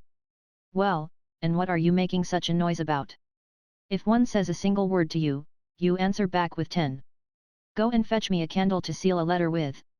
And mind you bring a tallow candle, for it will not cost so much as the other sort. And bring me a match too. Mavra departed, and Plushkin, seating himself, and taking up a pen, sat turning the sheet of paper over and over, as though in doubt whether to tear from it yet another morsel. At length he came to the conclusion that it was impossible to do so, and therefore, dipping the pen into the mixture of mouldy fluid and dead flies which the ink bottle contained, started to indite the letter in characters as bold as the notes of a music score, while momentarily checking the speed of his hand, lest it should meander too much over the paper, and crawling from line to line as though he regretted that there was so little vacant space left on the sheet. "And do you happen to know anyone to whom a few runaway serfs would be of use?" he asked as subsequently he folded the letter. "What? You have some runaways as well?" exclaimed Shishakov, again greatly interested. "Certainly I have. My son-in-law has laid the necessary information against them, but says that their tracks have grown cold. However, he is only a military man, that is to say, good at clinking a pair of spurs, but of no use for laying a plea before a court. And how many runaways have you?" "About 70. "Surely not." "Alas, yes. Never does a year pass without a certain number of them making off. Yet so gluttonous and idle are my serfs that they are simply bursting with food, whereas I scarcely get enough to eat. I will take any price for them that you may care to offer. Tell your friends about it, and, should they find even a score of the runaways, it will repay them handsomely, seeing that a living serf on the census list is at present worth 500 rubles. Perhaps so, but I am not going to let anyone but myself have a finger in this," thought Shishakov to himself, after which he explained to Plushkin that a friend of the kind mentioned would be impossible to discover, since the legal expenses of the enterprise would lead to the said friend having to cut the very tail from his coat before he would get clear of the lawyers. "Nevertheless," added Shishakov, "seeing that you are so hard-pressed for money, and that I am so interested in the matter, I feel moved to advance you, well, to advance you such a trifle as would scarcely be worth mentioning." "But how much is it?" asked Plushkin eagerly, and with his hands trembling like quicksilver. 25 kopecks per soul." "What? In ready money?" "Yes, in money down." "Nevertheless, consider my poverty, dear friend, and make it 40 kopecks per soul." "Venerable sir, would that I could pay you not merely 40 kopecks, but 500 rubles. I should be only too delighted if that were possible, since I perceive that you, an aged and respected gentleman, are suffering for your own goodness of heart." "By God, that is true, that is true." Plushkin hung his head, and wagged it feebly from side to side. "Yes, all that I have done purely out of kindness. See how instantaneously I have divined your nature. By now it will have become clear to you why it is impossible for me to pay you 500 rubles per runaway soul, for by now you will have gathered the fact that I am not sufficiently rich. Nevertheless, I am ready to add another 5 kopecks, and so to make it that each runaway serf shall cost me, in all, 30 kopecks. As you please, dear sir. Yet stretch another point, and throw in another 2 kopecks. Pardon me, but I cannot. How many runaway serfs did you say that you possess?" 70. "No, 78. 78 souls at 30 kopecks each will amount to, only for a moment did our hero halt, since he was strong in his arithmetic, will amount to 24 rubles, 96 kopecks. With that he requested Plushkin to make out the receipt, and then handed him the money. Plushkin took it in both hands, bore it to a bureau with as much caution as though he were carrying a liquid which might at any moment splash him in the face, and, arrived at the bureau, and glancing round once more, carefully packed the cash in one of his money bags, where, doubtless, it was destined to lie buried until, to the intense joy of his daughters and his son-in-law, and, perhaps, of the captain who claimed kinship with him, he should himself receive burial at the hands of fathers Carp and Polycarp, the 2 priests attached to his village. Lastly, the money concealed, Plushkin reseated himself in the armchair, and seemed at a loss for further material for conversation. "Are you thinking of starting?" at length he inquired, on seeing Shishakov making a trifling movement, though the movement was only to extract from his pocket a handkerchief. Nevertheless the question reminded Shishakov that there was no further excuse for lingering. "Yes, I must be going," he said as he took his hat. "Then what about the tea?" "Thank you, I will have some on my next visit." "What? Even though I have just ordered the samovar to be got ready?" Well. I myself do not greatly care for tea, for I think it an expensive beverage. Moreover, the price of sugar has risen terribly." "Proshka," he then shouted. "The samovar will not be needed. Return the sugar to Mavra, and tell her to put it back again." "But no. Bring the sugar here, and I will put it back. Goodbye, dear sir," finally he added to Shishakov. "May the Lord bless you. Hand that letter to the President of the Council, and let him read it. Yes, he is an old friend of mine. We knew one another as schoolfellows." With that this strange phenomenon, this withered old man, escorted his guest to the gates of the courtyard, and, after the guest had departed, ordered the gates to be closed, made the round of the outbuildings for the purpose of ascertaining whether the numerous watchmen were at their posts, peered into the kitchen, where, under the pretense of seeing whether his servants were being properly fed, he made a light meal of cabbage soup and gruel, rated the said servants soundly for their thievishness and general bad behavior, and then returned to his room. Meditating in solitude, he fell to thinking how best he could contrive to recompense his guest for the latter's measureless benevolence. I will present him, he thought to himself, with a watch. It is a good silver article, not one of those cheap metal affairs, and though it has suffered some damage, he can easily get that put right. A young man always needs to give a watch to his betrothed. No, he added after further thought. I will leave him the watch in my will, as a keepsake. Meanwhile our hero was bowling along in high spirit. Such an unexpected acquisition both of dead souls and of runaway serfs had come as a windfall. Even before reaching Plushkin's village he had had a presentiment that he would do successful business there, but not business of such preeminent profitableness as had actually resulted. As he proceeded he whistled, hummed with hand placed trumpet-wise to his mouth, and ended by bursting into a burst of melody so striking that Selifan, after listening for a while, nodded his head and exclaimed, "My word, but the master can sing." By the time they reached the town darkness had fallen, and changed the character of the scene. The britchka bounded over the cobblestones, and at length turned into the hostelry's courtyard, where the travellers were met by Petrushka. With one hand holding back the tails of his coat, which he never liked to see fly apart, the valet assisted his master to alight. The waiter ran out with candle in hand and napkin on shoulder. Whether or not Petrushka was glad to see the baron return it is impossible to say, but at all events he exchanged a wink with Selifan, and his ordinarily morose exterior seemed momentarily to brighten. "Then you have been travelling far, sir," said the waiter, as he lit the way upstarts. "Yes," said Shishakov.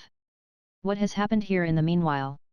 "Nothing, sir," replied the waiter, bowing, "except that last night there arrived a military lieutenant.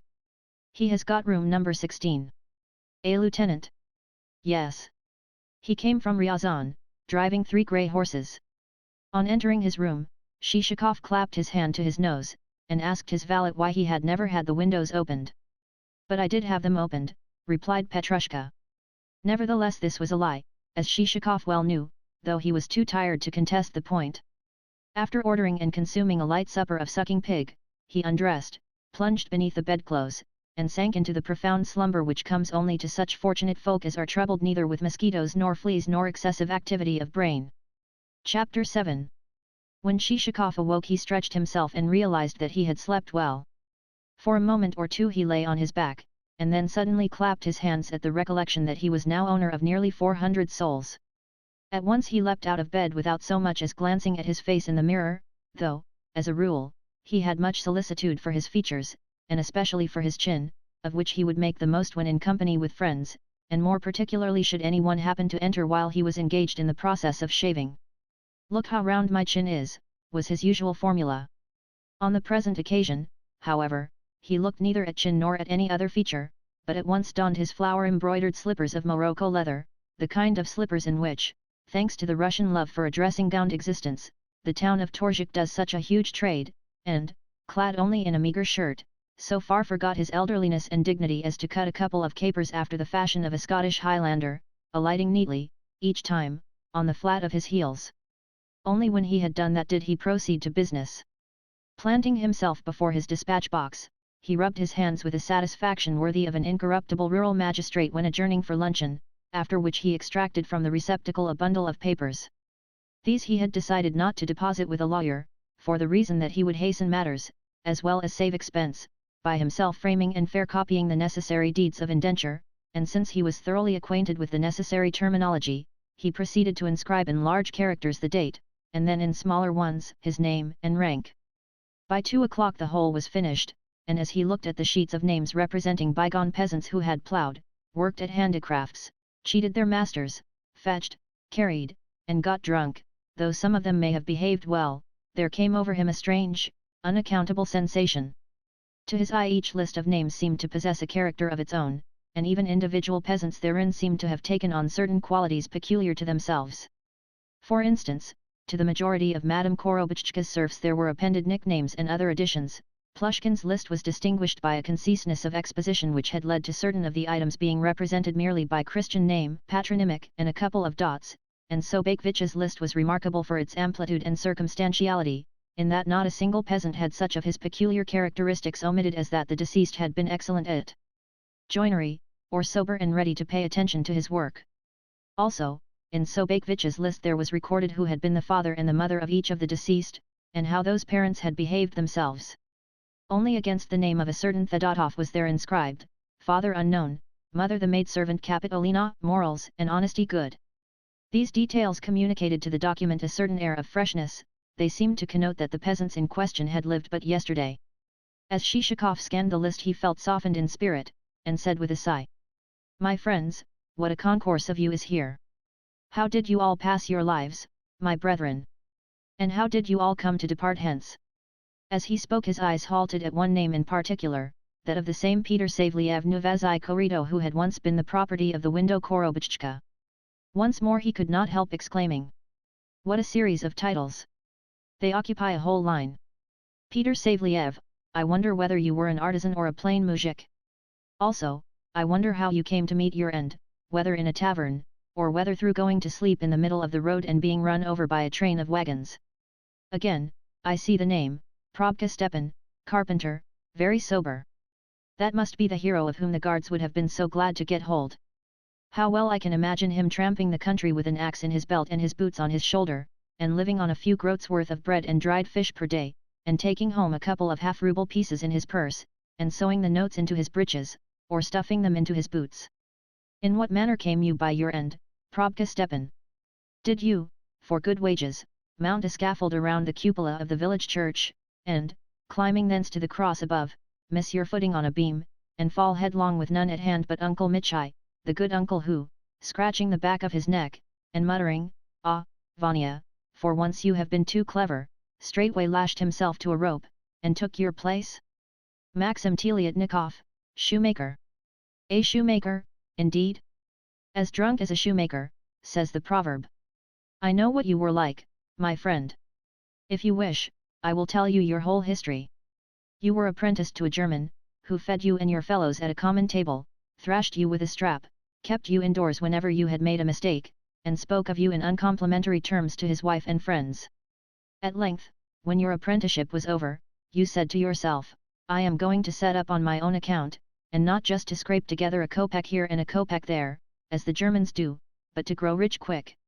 Hence you took a shop at a high rent, bespoke a few orders, and set to work to buy up some rotten leather out of which you could make, on each pair of boots, a double profit.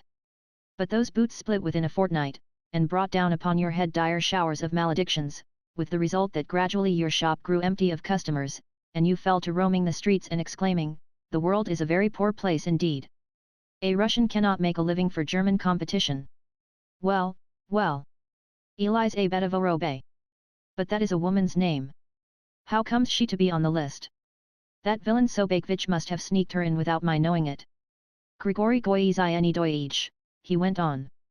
What sort of a man were you, I wonder? Were you a carrier who, having set up a team of 3 horses and a tilt wagon, left your home, your native hovel, forever, and departed to cart merchandise to market? Was it on the highway that you surrendered your soul to God, or did your friends first marry you to some fat, red-faced soldier's daughter, after which your harness and team of rough, but sturdy, horses caught a highwayman's fancy, and you, lying on your pallet, thought things over until, willy-nilly, you felt that you must get up and make for the tavern, thereafter blundering into an ice-hole? Ah, our peasant of Russia! Never do you welcome death when it comes. And you, my friends, continued Shishakov, turning to the sheet whereon were inscribed the names of Plushkin's absconded serfs. Although you are still alive, what is the good of you? You are practically dead. Whither, I wonder, have your fugitive feet carried you? Did you fare hardly at Plushkin's, or was it that your natural inclinations led you to prefer roaming the wilds and plundering travellers? Are you, by this time, in jail, or have you taken service with other masters for the tillage of their lands? Aramay Karyakin, Nikita Volokita, and Anton Volokita, son of the foregoing, To judge from your surnames, you would seem to have been born gadabouts. Popov, household serf. Probably you are an educated man, good Popov, and go in for polite thieving, as distinguished from the more vulgar cutthroat sort. In my mind's eye I seem to see a captain of rural police challenging you for being without a passport, whereupon you stake your all upon a single throw. To whom do you belong? Asks the captain, probably adding to his question a forcible expletive. To such and such a landowner, stoutly you reply. And what are you doing here? Continues the captain. I have just received permission to go and earn my obrok, is your fluent explanation. Then where is your passport? At Mieszczanin Pimenov's. Pimenov's? Then are you Pimenov himself? Yes, I am Pimenov himself. He has given you his passport. No, he has not given me his passport. Come, come, shouts the captain with another forcible expletive. You are lying. No, I am not, is your dogged reply. It is only that last night I could not return him his passport, because I came home late, so I handed it to Antip Prokhorov, the bell ringer, for him to take care of. Bell ringer, indeed. Then he gave you a passport. No, I did not receive a passport from him either. What? And here the captain shouts another expletive, how dare you keep on lying? Where is your own passport? I had one all right, you reply cunningly, but must have dropped it somewhere on the road as I came along. And what about that soldier's coat? Asks the captain with an impolite addition. Whence did you get it? And what of the priest's cash box and copper money? About them I know nothing, you reply doggedly. Never at any time have I committed a theft. Then how is it that the coat was found at your place? I do not know. Probably someone else put it there. You rascal, shouts the captain, shaking his head, and closing in upon you. Put the leg irons upon him, and off with him to prison. With pleasure, you reply as, taking a snuff box from your pocket, you offer a pinch to each of the two gendarmes who are manacling you, while also inquiring how long they have been discharged from the army, and in what wars they may have served. And in prison you remain until your case comes on, when the justice orders you to be removed from Tsarev-Kokshika to such and such another prison, and a second justice orders you to be transferred thence to Vasigonsk or somewhere else, and you go flitting from jail to jail, and saying each time, as you eye your new habitation, the last place was a good deal cleaner than this one is, and one could play bobki there, and stretch one's legs, and see a little society. Abakum Thyrov, Shishakov went on after a pause. What of you, brother? Where, and in what capacity, are you disporting yourself? Have you gone to the Volga country, and become bitten with the life of freedom, and joined the fishermen of the river? Here, breaking off, Shishakov relapsed into silent meditation. Of what was he thinking as he sat there? Was he thinking of the fortunes of Abakum Thyrov, or was he meditating as meditates every Russian when his thoughts once turn to the joys of an emancipated existence? Ah, well, he sighed, looking at his watch. It has now gone 12 o'clock. Why have I so forgotten myself? There is still much to be done, yet I go shutting myself up and letting my thoughts wander. What a fool I am! So saying, he exchanged his Scottish costume, of a shirt and nothing else, for attire of a more European nature, after which he pulled tight the waistcoat over his ample stomach, sprinkled himself with eau de cologne, tucked his papers under his arm, took his fur cap, and set out for the municipal offices, for the purpose of completing the transfer of souls. The fact that he hurried along was not due to a fear of being late, seeing that the president of the local council was an intimate acquaintance of his, as well as a functionary who could shorten or prolong an interview at will, even as Homer's Zeus was able to shorten or to prolong a night or a day, whenever it became necessary to put an end to the fighting of his favorite heroes, or to enable them to join battle, but rather to a feeling that he would like to have the affair concluded as quickly as possible, seeing that, throughout, it had been an anxious and difficult business. Also, he could not get rid of the idea that his souls were unsubstantial things, and that therefore, under the circumstances, his shoulders had better be relieved of their load with the least possible delay. Pulling on his cinnamon-colored, bare-lined overcoat as he went, he had just stepped thoughtfully into the street when he collided with a gentleman dressed in a similar coat and an ear-lappet fur cap. Upon that the gentleman uttered an exclamation. Behold, it was Manilov. At once the friends became folded in a strenuous embrace, and remained so locked for fully 5 minutes. Indeed, the kisses exchanged were so vigorous that both suffered from toothache for the greater portion of the day. Also, Manilov's delight was such that only his nose and lips remained visible, the eyes completely disappeared. Afterwards he spent about a quarter of an hour in holding Shishakov's hand and chafing it vigorously. Lastly, he, in the most pleasant and exquisite terms possible, intimated to his friend that he had just been on his way to embrace Paul Ivanovitch, and upon this followed a compliment of the kind which would more fittingly have been addressed to a lady who was being asked to accord a partner the favor of a dance. Shishakov had opened his mouth to reply, though even he felt at a loss how to acknowledge what had just been said, when Manilov cut him short by producing from under his coat a roll of paper tied with red ribband. "What have you there?" asked Shishakov. "The list of my souls." "Ah!" And as Shishakov unrolled the document and ran his eye over it, he could not but marvel at the elegant neatness with which it had been inscribed. "It is a beautiful piece of writing," he said. "In fact, there will be no need to make a copy of it. Also, it has a border around its edge. Who worked that exquisite border?" "Do not ask me," said Manilov. "Did you do it?" "No, my wife." "Dear, dear!" Shishakov cried. "To think that I should have put her to so much trouble." "Nothing could be too much trouble where Paul Ivanovitch is concerned." Shishakov bowed his acknowledgements. Next, on learning that he was on his way to the municipal offices for the purpose of completing the transfer, Manilov expressed his readiness to accompany him, wherefore the pair linked arm in arm and proceeded together. Whenever they encountered a slight rise in the ground, even the smallest unevenness or difference of level, Manilov supported Shishakov with such energy as almost to lift him off his feet, while accompanying the service with a smiling implication that not if he could help it should Paul Ivanovitch slip or fall. Nevertheless, this conduct appeared to embarrass Shishakov, either because he could not find any fitting words of gratitude or because he considered the proceeding tiresome, and it was with a sense of relief that he debouched upon the square where the municipal offices, a large, three-storied building of a chalky whiteness which probably symbolized the purity of the souls engaged within, were situated. No other building in the square could vie with them in size, seeing that the remaining edifices consisted only of a sentry box, a shelter for 2 or 3 cabmen, and a long hoarding, the latter adorned with the usual bills, posters, and scrawls in chalk and charcoal. At intervals, from the windows of the second and third stories of the municipal offices, the incorruptible heads of certain of the attendant priests of Themis would peer quickly forth, and as quickly disappear again, probably for the reason that a superior official had just entered the room. Meanwhile the two friends ascended the staircase, nay, almost flew up it, since, longing to get rid of Manilov's ever-supporting arm, Shishakov hastened his steps, and Manilov kept darting forward to anticipate any possible failure on the part of his companion's legs. Consequently the pair were breathless when they reached the first corridor. In passing, it may be remarked that neither corridors nor rooms evinced any of that cleanliness and purity which marked the exterior of the building, for such attributes were not troubled about within, and anything that was dirty remained so, and donned no meretricious, purely external, disguise. It was as though Themis received her visitors in negligee and a dressing gown. The author would also give a description of the various offices through which our hero passed, were it not that he, the author, stands in awe of such legal haunts. Approaching the first desk which he happened to encounter, Shishakov inquired of the 2 young officials who were seated at it whether they would kindly tell him where business relating to serf indenture was transacted. "Of what nature, precisely, is your business?" countered one of the youthful officials as he turned himself round. "I desire to make an application."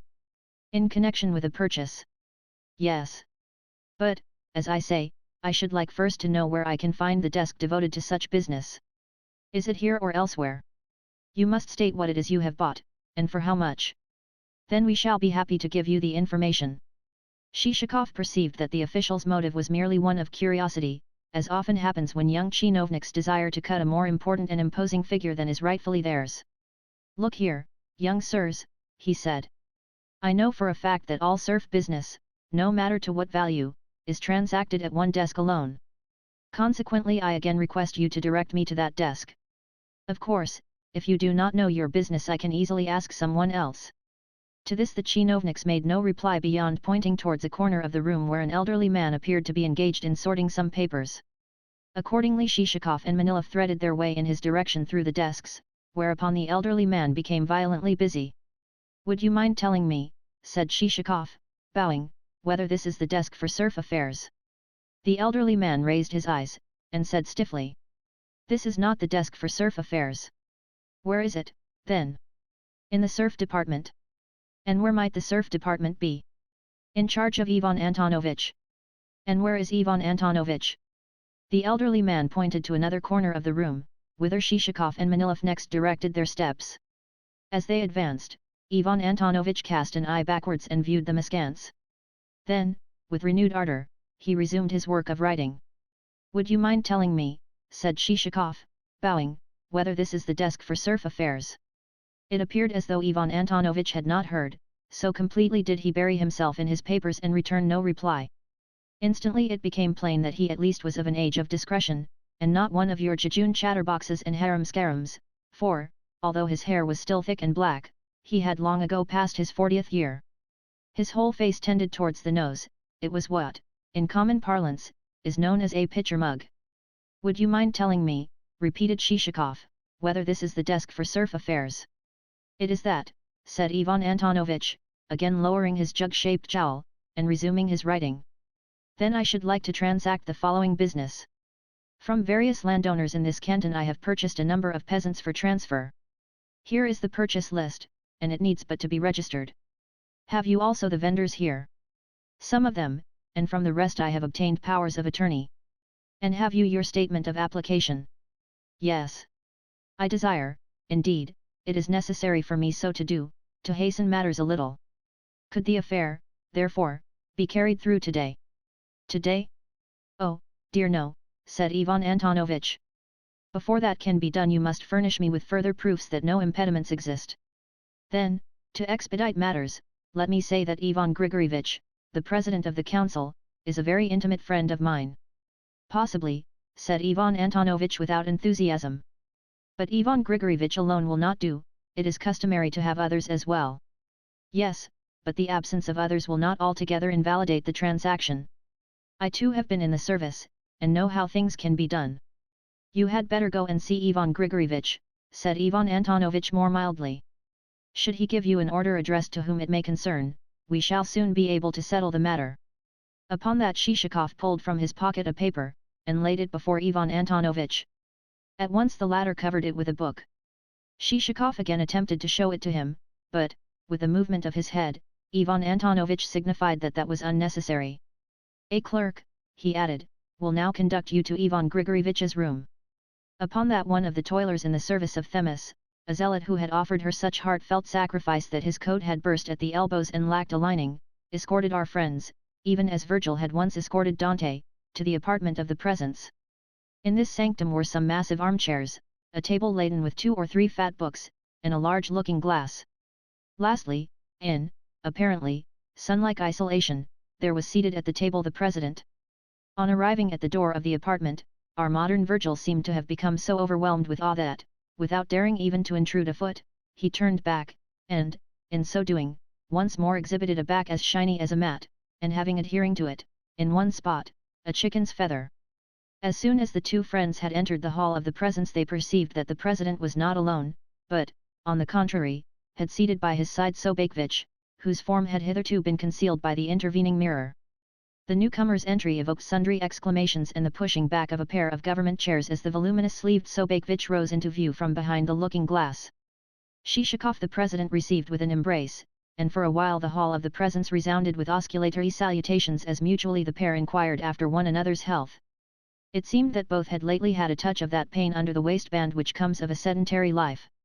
Also, it seemed that the president had just been conversing with Sobakevich on the subject of sales of souls, since he now proceeded to congratulate Shishakov on the same, a proceeding which rather embarrassed our hero, seeing that Manilov and Sobakevich, 2 of the vendors, and persons with whom he had bargained in the strictest privacy, were now confronting one another direct. However, Shishakov duly thanked the president, and then, turning to Sobakevich, inquired after his health. "Thank God, I have nothing to complain of," replied Sobakevich, which was true enough, seeing that a piece of iron would have caught cold and taken to sneezing sooner than would that uncouthly fashioned landowner. "Ah, yes, you have always had good health, have you not?" put in the president. "Your late father was equally strong." "Yes, he even went out bear hunting alone," replied Sobakevich. "I should think that you two could worst a bear if you were to try a tussle with him," rejoined the president. "Oh no," said Sobakevich. "My father was a stronger man than I am." Then with a sigh the speaker added, "But nowadays there are no such men as he. What is even a life like mine worth?" "Then you do not have a comfortable time of it," exclaimed the president. "No, far from it," rejoined Sobakevich, shaking his head. "Judge for yourself, Ivan Grigorievich. I am 50 years old, yet never in my life had been ill, except for an occasional carbuncle or boil. That is not a good sign. Sooner or later I shall have to pay for it. And he relapsed into melancholy. Just listen to the fellow, was Shishikov's and the president's joint inward comment. What on earth has he to complain of? I have a letter for you, Ivan Grigoryevich, went on Shishikov aloud as he produced from his pocket Plushkin's epistle. From whom? Inquired the president. Having broken the seal, he exclaimed, why, it is from Plushkin. To think that he is still alive. What a strange world it is. He used to be such a nice fellow, and now he is a cur, concluded Sobakevich, as well as a miser who starves his serfs to death. Allow me a moment, said the president. Then he read the letter through. When he had finished he added, yes, I am quite ready to act as Plushkin's attorney. When do you wish the purchase deeds to be registered, Monsieur Shishikov, now or later? Now, if you please, replied Shishikov. Indeed, I beg that, if possible, the affair may be concluded today, since tomorrow I wish to leave the town. I have brought with me both the forms of indenture and my statement of application. Very well. Nevertheless we cannot let you depart so soon. The indentures shall be completed today, but you must continue your sojourn in our midst. I will issue the necessary orders at once. So saying, he opened the door into the general office, where the clerks looked like a swarm of bees around a honeycomb, if I may liken affairs of government to such an article. Is Ivan Antonovich here? Asked the president. Yes, replied a voice from within. Then send him here. Upon that the pitcher-faced Ivan Antonovich made his appearance in the doorway, and bowed. Take these indentures, Ivan Antonovich, said the president, and see that they. But first I would ask you to remember, put in Sobakevich, that witnesses ought to be in attendance, not less than 2 on behalf of either party. Let us, therefore, send for the public prosecutor, who has little to do, and has even that little done for him by his chief clerk, Zoloducha. The inspector of the medical department is also a man of leisure, and likely to be at home, if he has not gone out to a card party. Others also there are, all men who cumber the ground for nothing. Quite so, agreed the president, and at once dispatched a clerk to fetch the persons named. Also, requested Shishikov, I should be glad if you would send for the accredited representative of a certain lady landowner with whom I have done business. He is the son of a Father Cyril, and a clerk in your offices. Certainly we shall call him here, replied the president. Everything shall be done to meet your convenience, and I forbid you to present any of our officials with a gratuity. That is a special request on my part. No friend of mine ever pays a copper. With that he gave Ivan Antonovich the necessary instructions, and though they scarcely seemed to meet with that functionary's approval, upon the president the purchase deeds had evidently produced an excellent impression, more especially since the moment when he had perceived the sum total to amount to nearly 100,000 rubles. For a moment or two he gazed into Shishikov's eyes with an expression of profound satisfaction. Then he said, well done, Paul Ivanovich. You have indeed made a nice haul. That is so, replied Shishikov. Excellent business. Yes, excellent business. I, too, conceive that I could not well have done better. The truth is that never until a man has driven home the piles of his life's structure upon a lasting bottom, instead of upon the wayward chimeras of youth, will his aims in life assume a definite end. And, that said, Shishikov went on to deliver himself of a very telling indictment of liberalism in our modern young men. Yet in his words there seemed to lurk a certain lack of conviction. Somehow he seemed secretly to be saying to himself, my good sir, you are talking the most absolute rubbish, and nothing but rubbish. Nor did he even throw a glance at Sobakevich and Manilov. It was as though he were uncertain what he might not encounter in their expression. Yet he need not have been afraid. Never once did Sobakevich's face move a muscle, and, as for Manilov, he was too much under the spell of Shishikov's eloquence to do aught beyond nod his approval at intervals, and strike the kind of attitude which is assumed by lovers of music when a lady singer has, in rivalry of an accompanying violin, produced a note whereof the shrillness would exceed even the capacity of a bird's throstle. But why not tell Ivan Grigoryevich precisely what you have bought? Inquired Sobakevich of Shishikov. And why, Ivan Grigoryevich, do you not ask Monsieur Shishikov precisely what his purchases have consisted of? What a splendid lot of serfs, to be sure. I myself have sold him my wheelwright, my Kiev. What? You have sold him my Kiev, exclaimed the president. I know the man well. He is a splendid craftsman, and, on one occasion, made me a drozhki. Only, well, lately didn't you tell me that he is dead? That my Kiev is dead, re-echoed Sobakevich, coming perilously near to laughing. Oh dear no. That was his brother. My Kiev himself is very much alive, and in even better health than he used to be. Any day he could knock you up a britchka such as you could not procure even in Moscow. However, he is now bound to work for only one master. Indeed a splendid craftsman, repeated the president. My only wonder is that you can have brought yourself to part with him. Then think you that my Kiev is the only serf with whom I have parted? Nay, for I have parted also with Probka Stepan, my carpenter, with Malushkin, my bricklayer, and with Teliatnikov, my bootmaker. Yes, the whole lot I have sold. And to the president's inquiry why he had so acted, seeing that the serfs named were all skilled workers and indispensable to a household, Sobakevich replied that a mere whim had led him to do so, and thus the sale had owed its origin to a piece of folly. Then he hung his head as though already repenting of his rash act, and added, although a man of grey hairs, I have not yet learned wisdom. But, inquired the president further, how comes it about, Paul Ivanovich, that you have purchased peasants apart from land? Is it for transferment elsewhere that you need them? Yes. Very well, then. That is quite another matter. To what province of the country? To the province of Kherson. Indeed? That region contains some splendid land, said the president, whereupon he proceeded to expatiate on the fertility of the Kherson pastures. And have you much land there? He continued. Yes, quite sufficient to accommodate the serfs whom I have purchased. And is there a river on the estate or a lake? Both. After this reply Shishakov involuntarily threw a glance at Sobakevich, and though that landowner's face was as motionless as every other, the other seemed to detect in it, you liar! Don't tell me that you own both a river and a lake, as well as the land which you say you do. Whilst the foregoing conversation had been in progress, various witnesses had been arriving on the scene. They consisted of the constantly blinking public prosecutor, the inspector of the medical department, and others, all, to quote Sobakevich, men who cumbered the ground for nothing. With some of them, however, Shishakov was altogether unacquainted, since certain substitutes and supernumeraries had to be pressed into the service from among the ranks of the subordinate staff. There also arrived, in answer to the summons, not only the son of Father Cyril before mentioned, but also Father Cyril himself.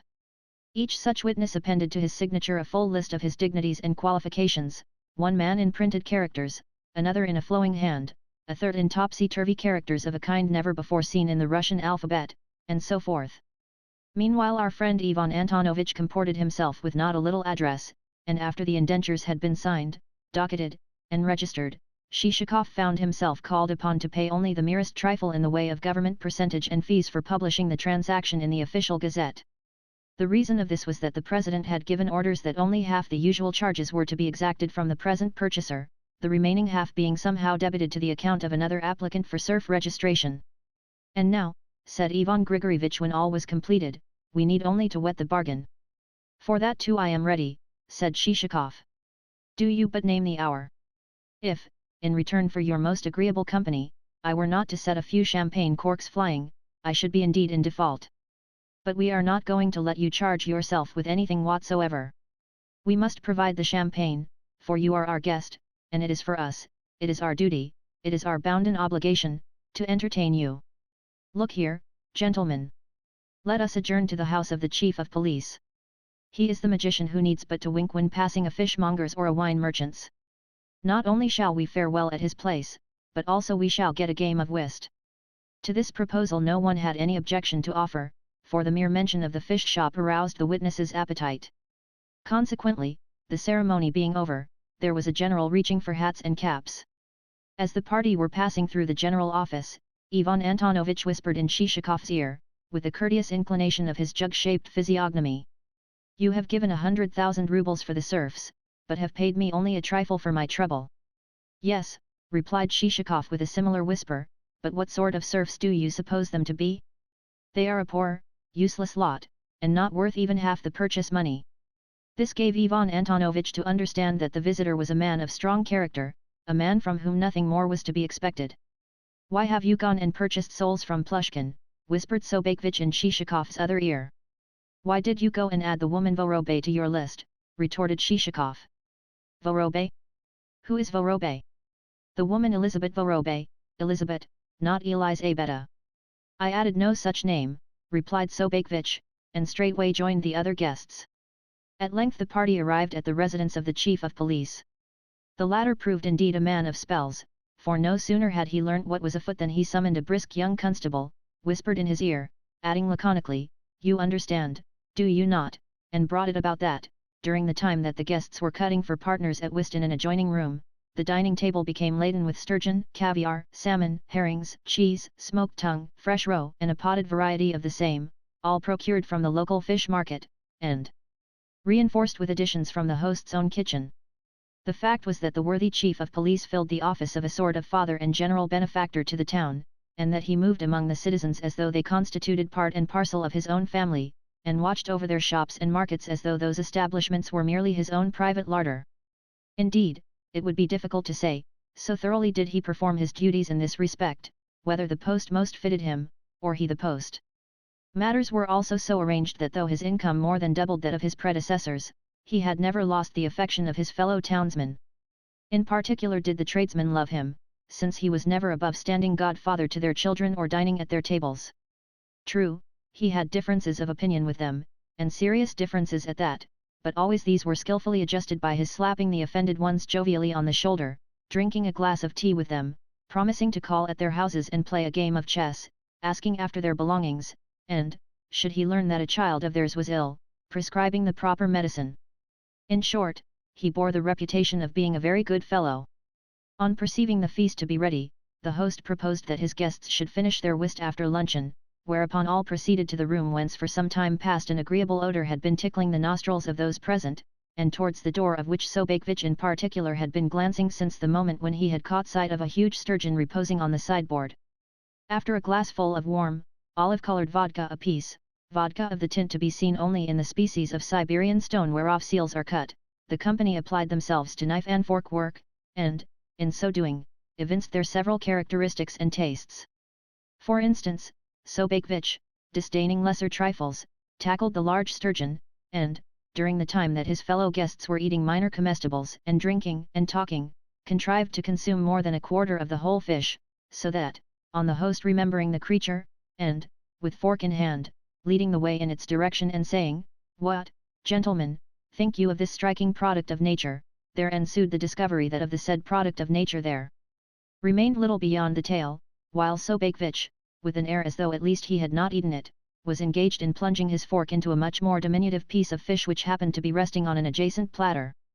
After his divorce from the sturgeon, Sobakevich ate and drank no more, but sat frowning and blinking in an armchair. Apparently the host was not a man who believed in sparing the wine, for the toasts drunk were innumerable. The first toast, as the reader may guess, was quaffed to the health of the new landowner of Kherson, the second to the prosperity of his peasants and their safe transferment, and the third to the beauty of his future wife, a compliment which brought to our hero's lips a flickering smile. Lastly, he received from the company a pressing, as well as an unanimous, invitation to extend his stay in town for at least another fortnight, and, in the meanwhile, to allow a wife to be found for him. "Quite so," agreed the president. "Fight us tooth and nail though you may, we intend to have you married. You have happened upon us by chance, and you shall have no reason to repent of it. We are in earnest on this subject." "But why should I fight you tooth and nail?" said Shishakov, smiling. "Marriage would not come amiss to me, were I but provided with a betrothed." "Then a betrothed you shall have." "Why not? We will do as you wish." "Very well," assented Shishakov. "Bravo, bravo," the company shouted. "Long life Paul Ivanovich! Hurrah! Hurrah!" And with that every one approached to clink glasses with him, and he readily accepted the compliment, and accepted it many times in succession. Indeed, as the hours passed on, the hilarity of the company increased yet further, and more than once the president, a man of great urbanity when thoroughly in his cups, embraced the chief guest of the day with the heartfelt words, "My dearest fellow! My own most precious of friends!" Nay, he even started to crack his fingers, to dance around Shishakov's chair, and to sing snatches of a popular song. To the champagne succeeded Hungarian wine, which had the effect of still further hardening and enlivening the company. By this time every one had forgotten about whist, and given himself up to shouting and disputing. Every conceivable subject was discussed, including politics and military affairs, and in this connection guests voiced jejune opinions for the expression of which they would, at any other time, have soundly spanked their offspring. Shishakov, like the rest, had never before felt so gay, and, imagining himself really and truly to be a landowner of Kherson, spoke of various improvements in agriculture, of the three-field system of tillage, and of the beatific felicity of a union between two kindred souls. Also, he started to recite poetry to Sobakevich, who blinked as he listened, for he greatly desired to go to sleep. At length the guest of the evening realized that matters had gone far enough, so begged to be given a lift home, and was accommodated with the public prosecutor's drozhki. Luckily the driver of the vehicle was a practiced man at his work, for, while driving with one hand, he succeeded in leaning backwards and, with the other, holding Shishakov securely in his place.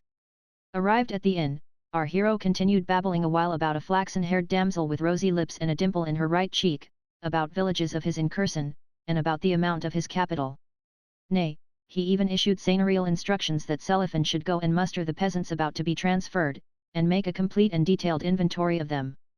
For a while Selifan listened in silence, then he left the room, and instructed Petrushka to help the baron to undress. As it happened, Shishakov's boots had no sooner been removed than he managed to perform the rest of his toilet without assistance, to roll onto the bed, which creaked terribly as he did so, and to sink into a sleep in every way worthy of a landowner of Kherson. Meanwhile Petrushka had taken his master's coat and trousers of bilberry-coloured check into the corridor, where, spreading them over a clothes horse, he started to flick and to brush them, and to fill the whole corridor with dust. Just as he was about to replace them in his master's room he happened to glance over the railing of the gallery, and saw Selifan returning from the stable. Glances were exchanged, and in an instant the pair had arrived at an instinctive understanding, an understanding to the effect that the baron was sound asleep, and that therefore one might consider one's own pleasure a little. Accordingly Petrushka proceeded to restore the coat and trousers to their appointed places, and then descended the stairs, whereafter he and Selifan left the house together. Not a word passed between them as to the object of their expedition. On the contrary, they talked solely of extraneous subjects. Yet their walk did not take them far, it took them only to the other side of the street, and thence into an establishment which immediately confronted the inn. Entering a mean, dirty courtyard covered with glass, they passed thence into a cellar where a number of customers were seated around small wooden tables. What thereafter was done by Selifan and Petrushka God alone knows. At all events, within an hour's time they issued, arm in arm, and in profound silence, yet remaining markedly assiduous to one another, and ever ready to help one another around an awkward corner. Still linked together, never once releasing their mutual hold, they spent the next quarter of an hour in attempting to negotiate the stairs of the inn, but at length even that ascent had been mastered, and they proceeded further on their way. Halting before his mean little pallet, Petrushka stood a while and thought. His difficulty was how best to assume a recumbent position.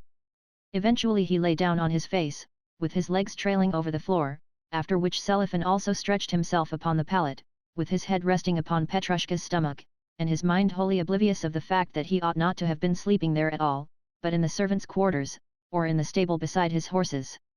Scarcely a moment had passed before the pair were plunged in slumber and emitting the most raucous snores, to which their master, next door, responded with snores of a whistling and nasal order. Indeed, before long every one in the inn had followed their soothing example, and the hostelry lay plunged in complete restfulness. Only in the window of the room of the newly arrived lieutenant from Ryazan did a light remain burning. Evidently he was a devotee of boots, for he had purchased 4 pairs, and was now trying on a 5th. Several times he approached the bed with a view to taking off the boots and retiring to rest, but each time he failed, for the reason that the boots were so alluring in their make that he had no choice but to lift up first one foot, and then the other, for the purpose of scanning their elegant welts. Chapter 8. It was not long before Shishakov's purchases had become the talk of the town, and various were the opinions expressed as to whether or not it was expedient to procure peasants for transferment. Indeed such was the interest taken by certain citizens in the matter that they advised the purchaser to provide himself and his convoy with an escort, in order to ensure their safe arrival at the appointed destination, but though Shishakov thanked the donors of this advice for the same, and declared that he should be very glad, in case of need, to avail himself of it, he declared also that there was no real need for an escort, seeing that the peasants whom he had purchased were exceptionally peace-loving folk, and that, being themselves consenting parties to the transferment, they would undoubtedly prove in every way tractable. One particularly good result of this advertisement of his scheme was that he came to rank as neither more nor less than a millionaire. Consequently, much as the inhabitants had liked our hero in the first instance, as seen in Chapter I, they now liked him more than ever. As a matter of fact, they were citizens of an exceptionally quiet, good-natured, easy-going disposition, and some of them were even well educated. For instance, the president of the local council could recite the whole of Zhukovsky's Ludmila by heart, and give such an impressive rendering of the passage "The pine forest was asleep and the valley at rest," as well as of the exclamation "Phew," that one felt, as he did so, that the pine forest and the valley really were as he described them. The effect was also further heightened by the manner in which, at such moments, he assumed the most portentous frown. For his part, the postmaster went in more for philosophy, and diligently perused such works as Jung's Night Thoughts, and Eckhardthausen's A Key to the Mysteries of Nature, of which latter work he would make copious extracts, though no one had the slightest notion what they referred to. For the rest, he was a witty, florid little individual, and much addicted to a practice of what he called embellishing whatsoever he had to say, a feat which he performed with the aid of such by-the-way phrases as "my dear sir," "my good so-and-so," "you know," "you understand," "you may imagine," "relatively speaking," for instance, and etc., of which phrases he would add sackfuls to his speech. He could also embellish his words by the simple expedient of half closing, half winking one eye, which trick communicated to some of his satirical utterances quite a mordant effect. Nor were his colleagues a whit inferior to him in enlightenment. For instance, one of them made a regular practice of reading Karamzin, another of conning the Moscow Gazette, and a third of never looking at a book at all. Likewise, although they were the sort of men to whom, in their more intimate movements, their wives would very naturally address such nicknames as Toby Jug, Marmot, Fatty, Pot-belly, Smutty, Kiki, and Buzz-Buzz, they were men also of good heart, and very ready to extend their hospitality and their friendship when once a guest had eaten of their bread and salt, or spent an evening in their company.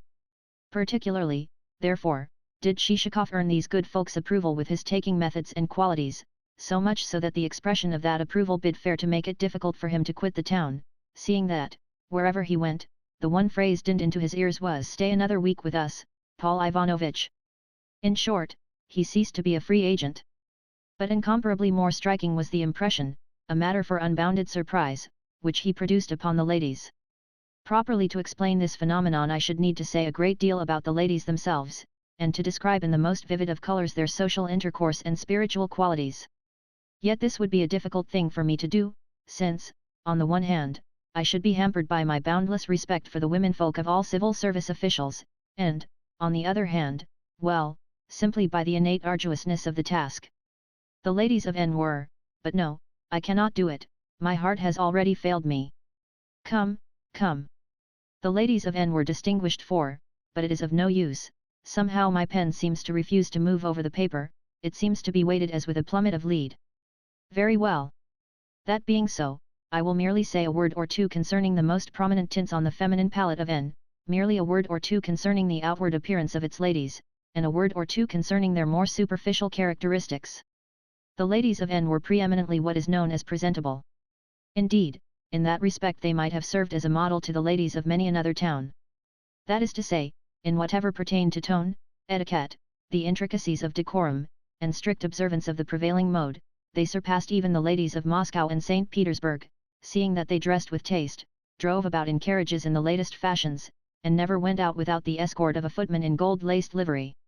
Again, they looked upon a visiting card, even upon a makeshift affair consisting of an ace of diamonds or a two of clubs, as a sacred thing, so sacred that on one occasion two closely related ladies who had also been closely attached friends were known to fall out with one another over the mere fact of an omission to return a social call. Yes, in spite of the best efforts of husbands and kinsfolk to reconcile the antagonists, it became clear that, though all else in the world might conceivably be possible, never could the hatchet be buried between ladies who had quarrelled over a neglected visit. Likewise strenuous scenes used to take place over questions of precedence, scenes of a kind which had the effect of inspiring husbands to great and knightly ideas on the subject of protecting the fair. True, never did a duel actually take place, since all the husbands were officials belonging to the civil service, but at least a given combatant would strive to heap contumely upon his rival, and, as we all know, that is a resource which may prove even more effectual than a duel. As regards morality, the ladies of N were nothing if not censorious, and would at once be fired with virtuous indignation when they heard of a case of vice or seduction. Nay, even to mere frailty they would award the lash without mercy. On the other hand, should any instance of what they called third-personism occur among their own circle, it was always kept dark, not a hint of what was going on being allowed to transpire, and even the wronged husband holding himself ready, should he meet with, or hear of, the third person, to quote, in a mild and rational manner, the proverb, whom concerns it that a friend should consort with friend. In addition, I may say that, like most of the female world of St. Petersburg, the ladies of N were preeminently careful and refined in their choice of words and phrases. Never did a lady say, I blew my nose, or I perspired, or I spat. No, it had to be, I relieved my nose through the expedient of wiping it with my handkerchief, and so forth. Again, to say, this glass, or this plate, smells badly, was forbidden. No, not even a hint to such an effect was to be dropped. Rather, the proper phrase, in such a case, was this glass, or this plate, is not behaving very well, or some such formula. In fact, to refine the Russian tongue the more thoroughly, something like half the words in it were cut out, which circumstance necessitated very frequent recourse to the tongue of France, since the same words, if spoken in French, were another matter altogether, and one could use even blunter ones than the ones originally objected to. So much for the ladies of N, provided that one confines one's observations to the surface, yet hardly need it be said that, should one penetrate deeper than that, a great deal more would come to light. At the same time, it is never a very safe proceeding to peer deeply into the hearts of ladies, wherefore, restricting ourselves to the foregoing superficialities, let us proceed further on our way.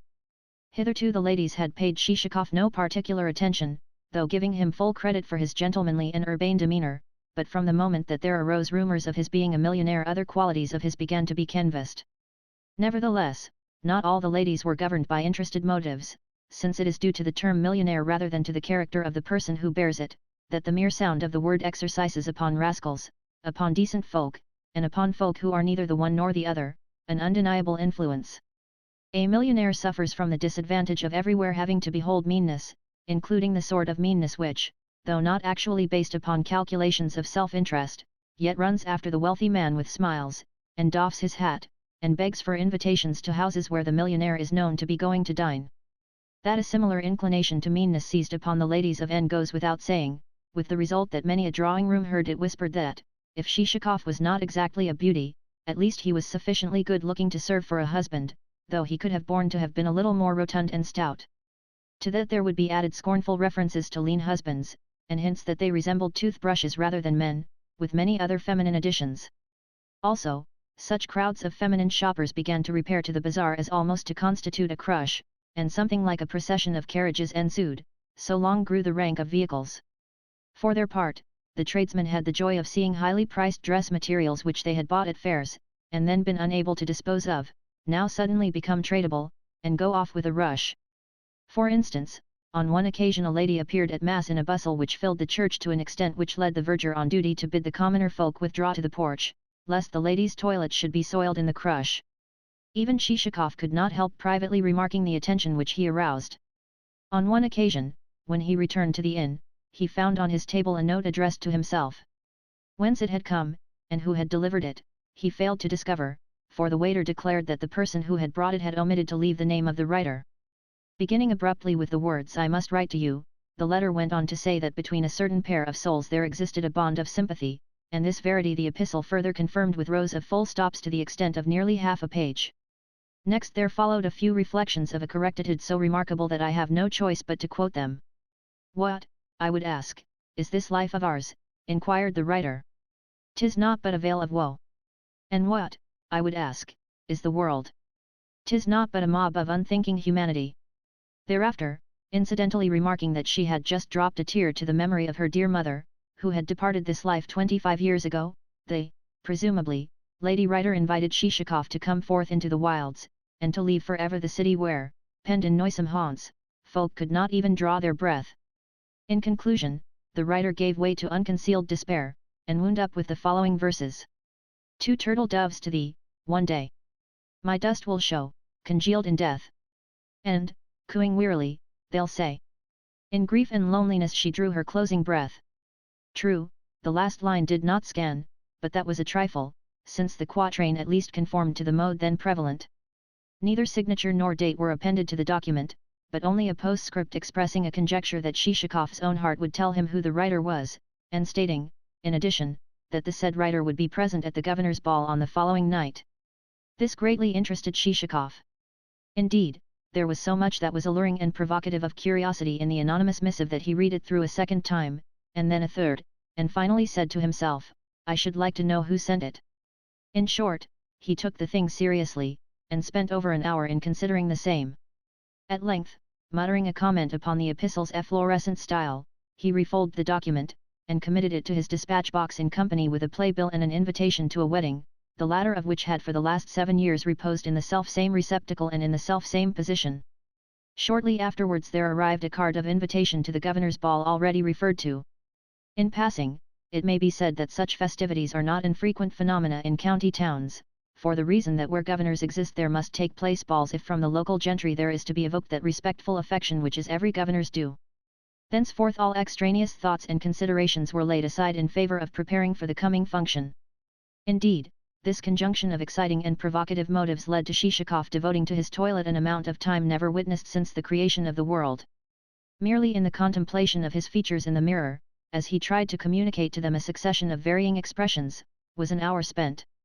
First of all he strove to make his features assume an air of dignity and importance, and then an air of humble, but faintly satirical, respect, and then an air of respect guiltless of any alloy whatsoever. Next, he practiced performing a series of bows to his reflection, accompanied with certain murmurs intended to bear a resemblance to a French phrase, though Shishakov knew not a single word of the Gallic tongue. Lastly came the performing of a series of what I might call agreeable surprises, in the shape of twitchings of the brow and lips and certain motions of the tongue. In short, he did all that a man is apt to do when he is not only alone, but also certain that he is handsome and that no one is regarding him through a chink. Finally he tapped himself lightly on the chin, and said, "Ah, good old face." In the same way, when he started to dress himself for the ceremony, the level of his high spirits remained unimpaired throughout the process. That is to say, while adjusting his braces and tying his tie, he shuffled his feet in what was not exactly a dance, but might be called the entr'acte of a dance, which performance had the not very serious result of setting a wardrobe a-rattle, and causing a brush to slide from the table to the floor. Later, his entry into the ballroom produced an extraordinary effect. Every one present came forward to meet him, some with cards in their hands, and one man even breaking off a conversation at the most interesting point, namely, the point that the inferior land court must be made responsible for everything. Yes, in spite of the responsibility of the inferior land court, the speaker cast all thoughts of it to the winds as he hurried to greet our hero. From every side resounded acclamations of welcome, and Shishakov felt himself engulfed in a sea of embraces.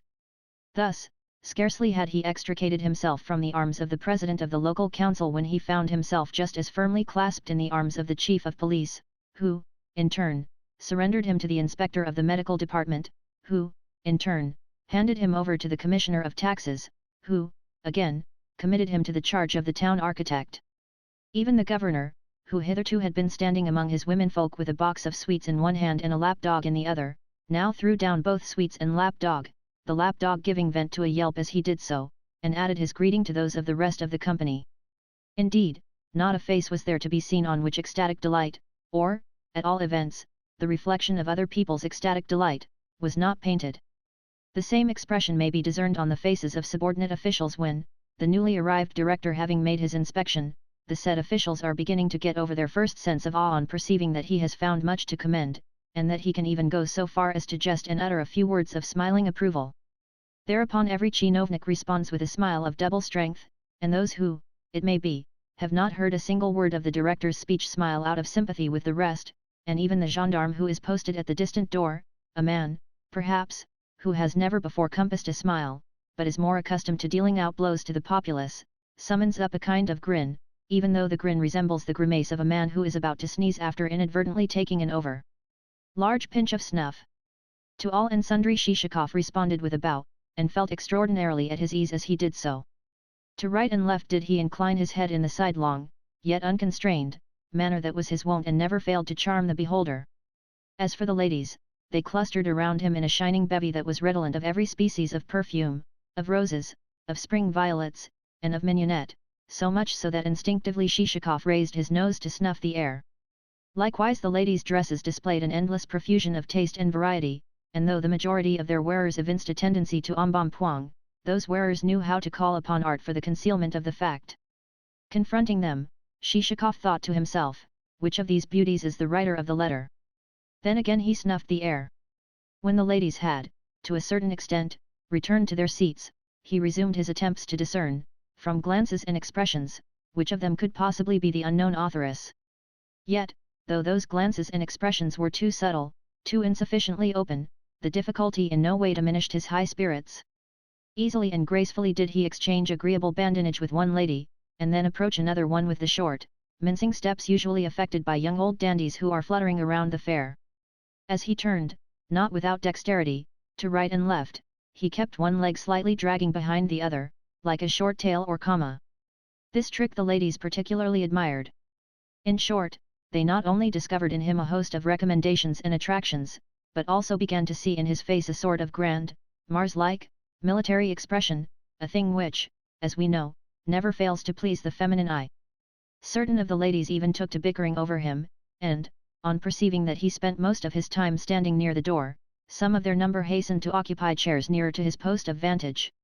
In fact, when a certain dame chanced to have the good fortune to anticipate a hated rival in the race, there very nearly ensued a most lamentable scene, which, to many of those who had been desirous of doing exactly the same thing, seemed a peculiarly horrible instance of brazen-faced audacity.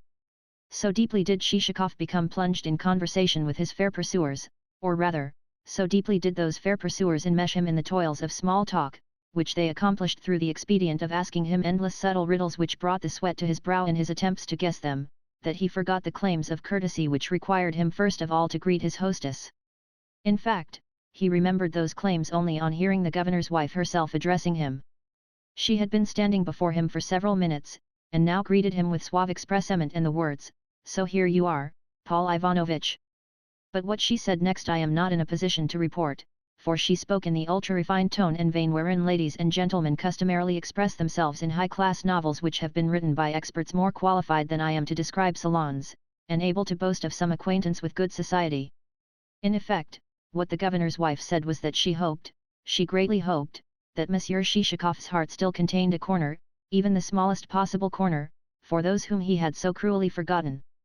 Upon that Shishakov turned to her, and was on the point of returning a reply at least no worse than that which would have been returned, under similar circumstances, by the hero of a fashionable novelette, when he stopped short, as though thunderstruck. Before him there was standing not only Madame, but also a young girl whom she was holding by the hand. The golden hair, the fine-drawn, delicate contours, the face with its bewitching oval, a face which might have served as a model for the countenance of the Madonna, since it was of a type rarely to be met with in Russia, where nearly everything, from plains to human feet, is, rather, on the gigantic scale. These features, I say, were those of the identical maiden whom Shishakov had encountered on the road when he had been fleeing from Nozdrev's. His emotion was such that he could not formulate a single intelligible syllable, he could merely murmur the devil only knows what, though certainly nothing of the kind which would have risen to the lips of the hero of a fashionable novel. "I think that you have not met my daughter before," said Madame. "She is just fresh from school." He replied that he had had the happiness of meeting Mademoiselle before, and under rather unexpected circumstances, but on his trying to say something further his tongue completely failed him. The governor's wife added a word or two, and then carried off her daughter to speak to some of the other guests. Shishakov stood rooted to the spot, like a man who, after issuing into the street for a pleasant walk, has suddenly come to a halt on remembering that something has been left behind him. In a moment, as he struggles to recall what that something is, the mien of careless expectancy disappears from his face, and he no longer sees a single person or a single object in his vicinity. In the same way did Shishakov suddenly become oblivious to the scene around him. Yet all the while the melodious tongues of ladies were plying him with multitudinous hints and questions inspired with a desire to captivate. "Might we poor cumberers of the ground make so bold as to ask you what you are thinking of? Pray tell us where lie the happy regions in which your thoughts are wandering. Might we be informed of the name of her who has plunged you into this sweet abandonment of meditation?" Such were the phrases thrown at him. But to everything he turned a dead ear, and the phrases in question might as well have been stones dropped into a pool. Indeed, his rudeness soon reached the pitch of his walking away altogether, in order that he might go and reconnoitre whither the governor's wife and daughter had retreated. But the ladies were not going to let him off so easily. Every one of them had made up her mind to use upon him her every weapon, and to exhibit whatsoever might chance to constitute her best point. Yet the ladies' wiles proved useless, for Shishakov paid not the smallest attention to them, even when the dancing had begun, but kept raising himself on tiptoe to peer over people's heads and ascertain in which direction the bewitching maiden with the golden hair had gone. Also, when seated, he continued to peep between his neighbors' backs and shoulders, until at last he discovered her sitting beside her mother, who was wearing a sort of oriental turban and feather. Upon that one would have thought that his purpose was to carry the position by storm, for, whether moved by the influence of spring, or whether moved by a push from behind, he pressed forward with such desperate resolution that his elbow caused the Commissioner of Taxes to stagger on his feet, and would have caused him to lose his balance altogether but for the supporting row of guests in the rear. Likewise the postmaster was made to give ground, whereupon he turned and eyed Shishakov with mingled astonishment and subtle irony. But Shishakov never even noticed him, he saw in the distance only the golden-haired beauty. At that moment she was drawing on a long glove and, doubtless, pining to be flying over the dancing floor, where, with clicking heels, 4 couples had now begun to thread the mazes of the mazurka. In particular was a military staff captain working body and soul and arms and legs to compass such a series of steps as were never before performed, even in a dream. However, Shishakov slipped past the mazurka dancers, and, almost treading on their heels, made his way towards the spot where Madame and her daughter were seated. Yet he approached them with great diffidence and none of his late mincing and prancing. Nay, he even faltered as he walked, his every movement had about it an air of awkwardness. It is difficult to say whether or not the feeling which had awakened in our hero's breast was the feeling of love, for it is problematical whether or not men who are neither stout nor thin are capable of any such sentiment. Nevertheless, something strange, something which he could not altogether explain, had come upon him. It seemed as though the ball, with its talk and its clatter, had suddenly become a thing remote, that the orchestra had withdrawn behind a hill, and the scene grown misty, like the carelessly painted-in background of a picture. And from that misty void there could be seen glimmering only the delicate outlines of the bewitching maiden. Somehow her exquisite shape reminded him of an ivory toy, in such fair, white, transparent relief did it stand out against the dull blur of the surrounding throng. Herein we see a phenomenon not infrequently observed, the phenomenon of the Shishakovs of this world becoming temporarily poets. At all events, for a moment or two our Shishakov felt that he was a young man again, if not exactly a military officer. On perceiving an empty chair beside the mother and daughter, he hastened to occupy it, and though conversation at first hung fire, things gradually improved, and he acquired more confidence. At this point I must reluctantly deviate to say that men of weight and high office are always a trifle ponderous when conversing with ladies. Young lieutenants, or, at all events, officers not above the rank of captain, are far more successful at the game. How they contrive to be so God only knows. Let them but make the most inane of remarks, and at once the maiden by their side will be rocking with laughter, whereas, should a state councillor enter into conversation with a damsel, and remark that the Russian Empire is one of vast extent, or utter a compliment which he has elaborated not without a certain measure of intelligence, however strongly the said compliment may smack of a book, of a surety the thing will fall flat. Even a witticism from him will be laughed at far more by him himself than it will by the lady who may happen to be listening to his remarks. These comments I have interposed for the purpose of explaining to the reader why, as our hero conversed, the maiden began to yawn. Blind to this, however, he continued to relate to her sundry adventures which had befallen him in different parts of the world. Meanwhile, as need hardly be said, the rest of the ladies had taken umbrage at his behaviour. One of them purposely stalked past him to intimate to him the fact, as well as to jostle the governor's daughter, and let the flying end of a scarf flick her face, while from a lady seated behind the pair came both a whiff of violets and a very venomous and sarcastic remark. Nevertheless, either he did not hear the remark or he pretended not to hear it. This was unwise of him, since it never does to disregard ladies' opinions. Later, but too late, he was destined to learn this to his cost. In short, dissatisfaction began to display itself on every feminine face. No matter how high Shishakov might stand in society, and no matter how much he might be a millionaire and include in his expression of countenance an indefinable element of grandness and martial ardour, there are certain things which no lady will pardon, whosoever be the person concerned. We know that at governors' balls it is customary for the onlookers to compose verses at the expense of the dancers, and in this case the verses were directed to Shishakov's address. Briefly, the prevailing dissatisfaction grew until a tacit edict of proscription had been issued against both him and the poor young maiden. But an even more unpleasant surprise was in store for our hero, for whilst the young lady was still yawning as Shishakov recounted to her certain of his past adventures and also touched lightly upon the subject of Greek philosophy, there appeared from an adjoining room the figure of Nozdrev. Whether he had come from the buffet, or whether he had issued from a little green retreat where a game more strenuous than whist had been in progress, or whether he had left the latter resort unaided, or whether he had been expelled therefrom, is unknown, but at all events when he entered the ballroom, he was in an elevated condition, and leading by the arm the public prosecutor, whom he seemed to have been dragging about for a long while past, seeing that the poor man was glancing from side to side as though seeking a means of putting an end to this personally conducted tour. Certainly he must have found the situation almost unbearable, in view of the fact that, after deriving inspiration from 2 glasses of tea not wholly undiluted with rum, Nozdrev was engaged in lying unmercifully. On sighting him in the distance, Shishakov at once decided to sacrifice himself. That is to say, he decided to vacate his present enviable position and make off with all possible speed, since he could see that an encounter with the newcomer would do him no good.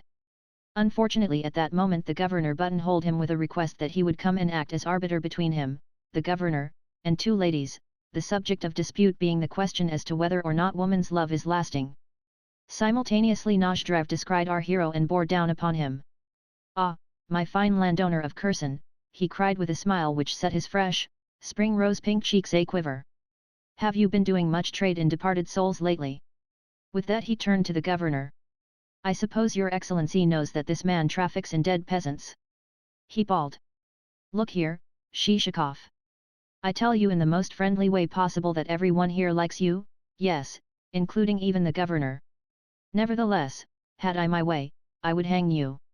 Yes, by God I would." Shishakov's discomfiture was complete. "And, would you believe it, your excellency," went on Nozdrev, "but this fellow actually said to me, 'Sell me your dead souls.' Why, I laughed till I nearly became as dead as the souls. And, behold, no sooner do I arrive here than I am told that he has bought 3 million rubles worth of peasants for transferment. For transferment, indeed. And he wanted to bargain with me for my dead ones. Look here, Shishakov. You are a swine. Yes, by God, you are an utter swine. Is not that so, your excellency? Is not that so, friend procurator?" But both his excellency, the public prosecutor, and Shishakov were too taken aback to reply. The half-tipsy Nozdrev, without noticing them, continued his harangue as before. "Ah, my fine sir," he cried. "This time I don't mean to let you go. No, not until I have learnt what all this purchasing of dead peasants means. Look here. You ought to be ashamed of yourself. Yes, I say that, I who am one of your best friends." Here he turned to the governor again. "Your excellency," he continued, "you would never believe what inseparables this man and I have been. Indeed, if you had stood there and said to me, 'Nozdrev, tell me on your honor which of the 2 you love best, your father or Shishakov?' I should have replied, 'Shishakov, by God.'" With that he tackled our hero again. Come, my friend," he urged. "Let me imprint upon your cheeks a bezer or 2.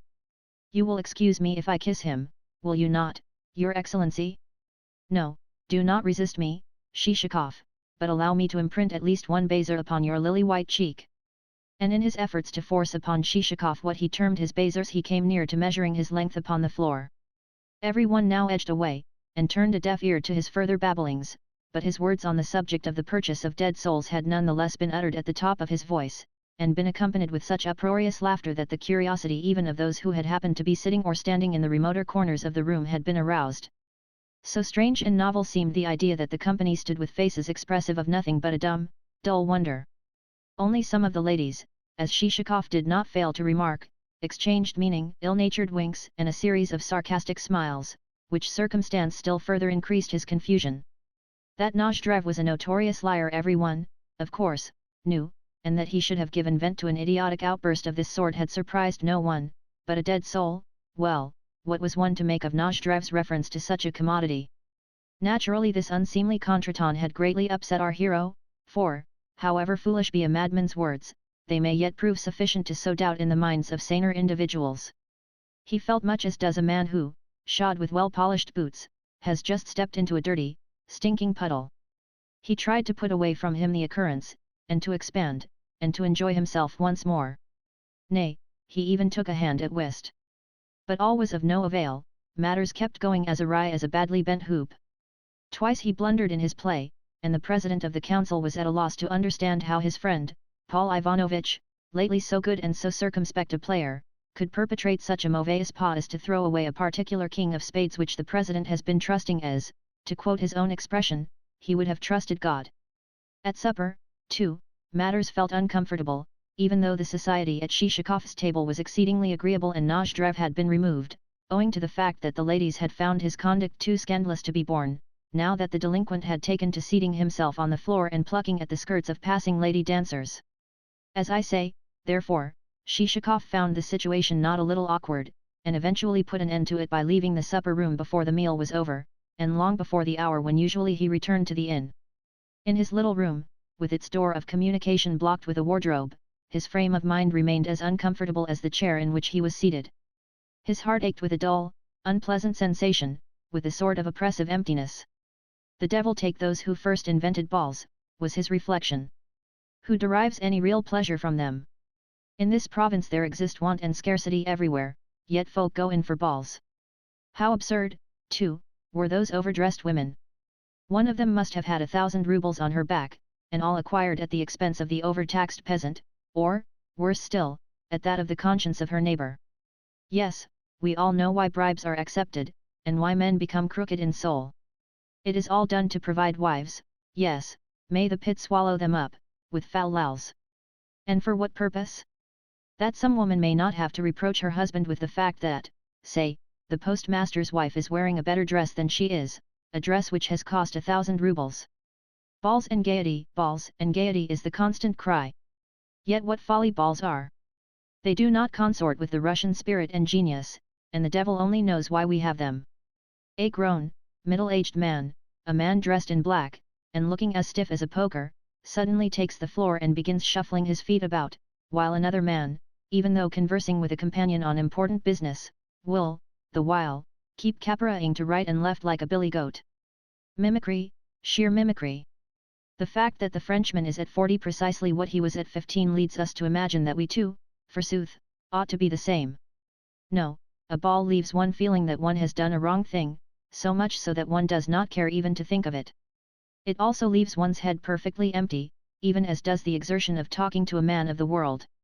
A man of that kind chatters away, and touches lightly upon every conceivable subject, and talks in smooth, fluent phrases which he has culled from books without grazing their substance, whereas go and have a chat with a tradesman who knows at least one thing thoroughly, and through the medium of experience, and see whether his conversation will not be worth more than the prattle of 1,000 chatterboxes. For what good does one get out of balls?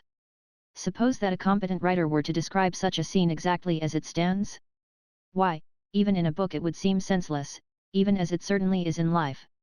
Are, therefore, such functions right or wrong? One would answer that the devil alone knows, and then spit and close the book. Such were the unfavourable comments which Shishikov passed upon balls in general. With it all, however, there went a second source of dissatisfaction. That is to say, his principal grudge was not so much against balls as against the fact that at this particular one he had been exposed, he had been made to disclose the circumstance that he had been playing a strange, an ambiguous part.